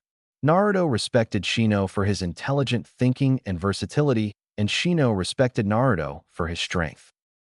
I'd appreciate a new set of eyes, stated Naruto as he turned the scroll to Shino. These two jutsu theories, they make sense, but the power and control they need to work would be Kage level. Perhaps if you. Hyuga compound. Haishur stood before Kakashi and with a nod motioned a branch member over to them. Get every able-bodied Hyuga to sweep the village. The rest stay in the compound to ensure that no one tries to infiltrate. Thank you, Haishur, stated Kakashi as he watched the branch member disappear into the compound. It is on no trouble on my part. Beside the Hyuga compound and the Hokage Tower, the defense building is the most secure building in the village. For it to be ransacked before the second wave of Umbu can react is a very troubling concept. Please take Hinata along with Niji. Her skill have improved vastly over the last month, and her eyes will aid in your mission, stated Haishur. Kakashi nodded and moved into the compound to find Niji and Hinata while Haishur moved to join a group of branch members that were heading toward the middle of the village. Hospital. A full battalion of Umbu stood guard in the shadows of the hospital to ensure it would not be the next target. In the emergency wing lay Ibiki and Anko. The Umbu that had been first to respond were in the Umbu Medical Center, while the rest were out searching the village. Anko was simply knocked out, showing that she had been caught off guard. Ibiki, on the other hand, had a broken back, broken leg, and was missing a good chunk of his right bicep, though the surgeons were able to repair the limb to the point he would no longer worry about losing his arm. Sarutobi and Danzo stood at the end of the Ibiki's bed looking over his chart. Danzo had a very sour expression on his face as he summarized what his men were able to find. There was no entry point. However they got in was not through any doors or walls. The fight was extremely short. Some wind jutsu was used at some point, and the rest of the damage must have resulted when Ibiki was knocked through the walls, stated Danzo. This wasn't just any ninja Danzo. We both know that. Anyone strong enough to overpower Ibiki with pure force is a frightening suspect, let alone if he has a good deal of wind manipulation as well. We need to recall Jiraiya and Team 1 immediately. Tsunade will have to wait, stated Hiruzen with a sigh. It's for the best, Hiruzen. We can't afford for them to be out of the village. It's been 3 hours, and there is no sign or spotting of anyone who could have done this, stated Danzo. I'll send a messenger ape. What should we do about the Kumo ninja? They will arrive at any time, and if they see the village in such array, they may see it as weakness, stated Sarutobi. I'll escort them to my office in the defense building. When Naruto returns, have him report directly to there. The Kumo ninja will stay in his home, and I will assign my best man as an escort, stated Danzo. I'll make up some easy story about an incident that has you predisposed. With a nod, both men left. With Jiraiya? As usual per the situation, Jiraiya had spent the last 15 minutes staring at his teammates' large assets, as well as checking on the rest of his travel team. Hana and Shizune had hit it off, and were seemingly in a deep conversation about something. Tsunade's boobs were still huge. Choji and Taiya were just walking together. Every once in a while some words would be exchanged before silence resumed. Tsunade's boobs were still huge. Naruto and Shino seemed deeply interested in the scroll that Tsunade had handed the blonde. It was funny, really. On missions such as this, Minato and Shibi had fallen into discussions such as the one their sons were having. Jiraiya-chan. Suddenly Jiraiya hit the deck just as a white blur swooped over him, landing on the hilt of the Kubikirabocho. What do you want, Momo? Shouted a childish-sounding Jiraiya. Hello, Jiraiya-chan. Oh, if it isn't little Tsunade. This makes my job much easier, shouted the small winged ape on Naruto's back. Naruto Taicho, there is a monkey on your sword, stated Shino. I understand the situation, Shino. Deadpan Naruto. Why is nothing easy with pervy sage? Jiraiya-chan. Hiruzen-kun sent me to inform you that the Defense Department has been breached. You are to return immediately, stated the monkey before he began looking around, settling his gaze on Naruto. Now which one of you is Narudash? They named their son after a ramen topping, didn't they, Jiraiya? He was named after a character in my first book, stated Jiraiya indignantly. It was ramen, Jiraiya. You ramen boy, stated the small monkey to Naruto, getting a glare from said person. Oh, you are her son for sure. Danzo-kun wants you in his office 10 minutes ago. And with that, the monkey poofed away. Shino, lead the team to the village. I'll see you all for next assignment, stated Naruto as he began exuding Kurama's chakra before disappearing in a blur. What the fuck just happened? Main gates. Yujito and Samui were in awe of the giant gates that they were slowly approaching. Standing between them seemed terrifying as they had to look straight up to see the top of the wall. Can I help you too? Came a friendly voice coming from a small booth to their right. The two females looked to see a smiling Chunin who had a scar across the bridge of his nose. Return to your duties, Yumino-san. I will be responsible for these two for the duration of their stay, stated a new voice. The Kyuubi turned to see a decrepit old man leaning on a cane. Both Kyuubi had similar thoughts at the sight of the old man. This person is going to be our escort? Is this some kind of joke? However, both Kunoichi's eyes threatened to leave their skulls when the Chunin responded. Why yes, Sir Danzo-sama. Shall I sign them in? Asked Irika quickly. Danzo smirked as he saw the Kunoichi react to his name. Good to see that I am still known in this world. Shit, Danzo Shimura? This old man is the darkness of shinobi, thought Yujito as she re-evaluated her opinion of the man before her. If you would, and sign in Uzumaki as well. He is to report straight to me, and I believe he will not stop to sign in, stated Danzo before turning and walking away from the Kyuubi. Please come with me. Due to an incident earlier today, Hiruzen is busy. Samui took the chance to look over at Yujito and quietly confirm what was going on. Danzo, is this the same guy that killed the first Raikage? Hiruzen killed your first Raikage, stated Danzo from ahead of them. He then turned his head to look directly at Yujito, freezing her in her tracks with his cold, almost lifeless eye. I killed your first two Jinchuriki. Samui froze. It's true? This man really killed two Jinchuriki. Look out, kitten. He does not lie. That is the man that killed my first host. Nibi? How is that possible? This guy would be Hokage if he was that powerful, thought Yujito. I am powerful, Miss Ni. And Hiruzen got the job because he is stronger than myself. Now please come along. I wish to begin the discussions on whatever Young A would like. IWA. So, reports show that Kyuubi has sent a treaty to Konoha, questioned Inoki. Yes, sir. None other than the Nibi Jinchuriki and her cousin, stated a Jonin. Interesting. Bring me Kitsuchi. I must ask him something. Suna? Are you ready for your hearing, Gaara? Questioned the boy's sensei Baki. I don't see why this needs a hearing. They were there, they saw my defeat, stated Gaara irritably. He had just returned the night before from being held a prisoner by Konoha, and he had yet to even see his siblings. Just give them what they want, and you can go home to visit them, Gaara, stated Baki as he motioned to the door. Gaara nodded before walking through the door and into the Suna council room.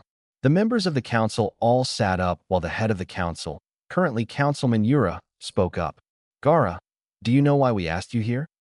You wish to hear about my fight with Uzumaki, though I believe you already know all the relevant information, stated Gaara emotionlessly.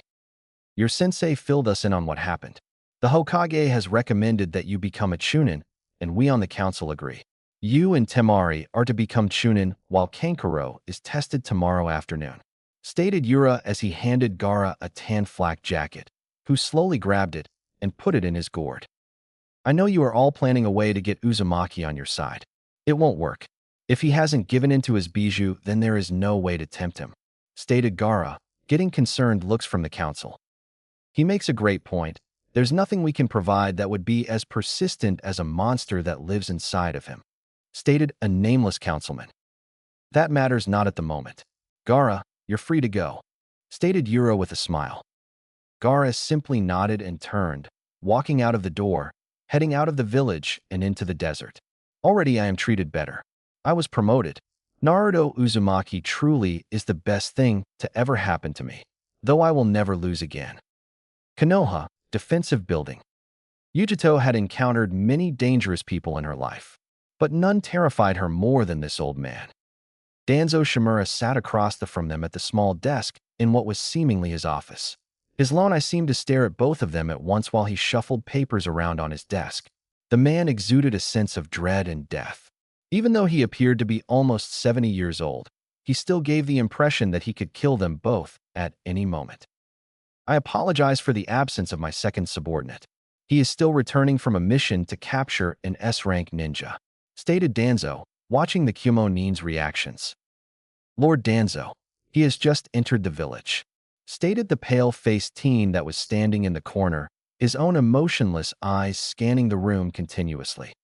Suddenly, the door burst open, revealing a moderately tall, blonde-haired teen with bright blue eyes, wearing a dark blue and orange bodysuit with a Konoha flak jacket under a dark blue, sleeveless overcoat.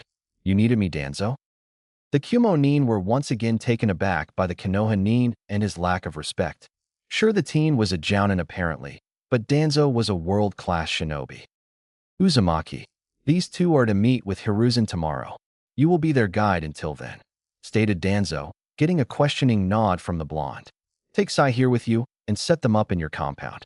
Since you will be keeping an eye on them, finish your report on your last mission and have your team meet Kakashi to debrief. Yes, sir, stated Naruto, who looked at Sai with a nod, getting a blank stare in return. Well, as he said, my name is Uzumaki. Naruto Uzumaki. If you will follow me, please. This is the Kyuubi Jinchuriki, though Yujito as her and Samui got up to follow him. He has recently used a great amount of his chakra kitten, and he doesn't seem to have suffered from it. He may have Kurabi's level of control, stated Nibi with worry. You will not be able to beat him, kitten. He has almost a tail of my power lingering in his system. He could be able to harness as much as 7 of his tails. Yujito felt herself starting to panic as she looked at Samui. She cannot kill someone that strong. I can't kill someone that strong. Nibi, are you sure it's 7 tails worth? Fear less, kitten. His power is much different than the rest of us. As Kyuubi, he did not receive an element to control or a special ability. His power is pure. Kyuubi is the guardian of the bijou. He was given the power to stop any bijou, even if it meant overpowering all of us at once. His tails represent the power of all bijou. His second tail can overpower Shikaku. His third can overpower me. If he has control 7 tails, he can fight the 6 tails Jinchuriki to a standstill. Kurabi can still defeat him easily. If it comes to war, Humo still holds the upper hand. That doesn't help us now. Our mission is to seduce him or kill him, thought Yujito. They were walking through the woods, with a medium-sized 2-story house at the end of the path. Uzumaki-san, are you sure it's no trouble for us to stay here? Just Naruto is fine. I don't really care for formalities, stated Naruto as he flared his chakra, feeling 2 flares back, followed by a 3rd and 4th. And it's no trouble at all. The compound has more than 20 rooms that you could stay in. Compound? Questioned Samui, who had her question answered when they reached the end of the path and the house came into view. Samui and Yujito were amassed by the back half of the small house that turned into a compound. What happened over there? Asked Yujito, getting Samui to turn around, only to see a large trench that spanned the length of several training fields. Oh, that. I was training with a new attack, and it got out of hand, lied Naruto as he walked to the door and opened it. The group followed him in to find most of Team 1 and Karen sitting in the living room. Did you 3 already report to Gigi? Nah, Bug Dude sent us here. He's meeting with the Hokage now, stated Tayuya before leaning back into the couch she was sitting on. What's with the Kumo chicks? We are in the village for a diplomatic consult, stated Yujito. Dad hasn't said anything about that.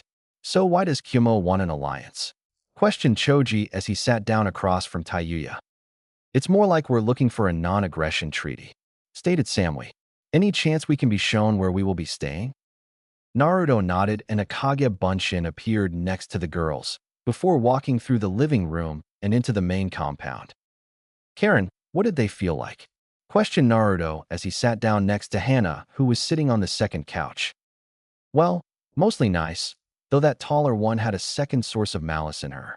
And both of them feel like lightning, stated Karen.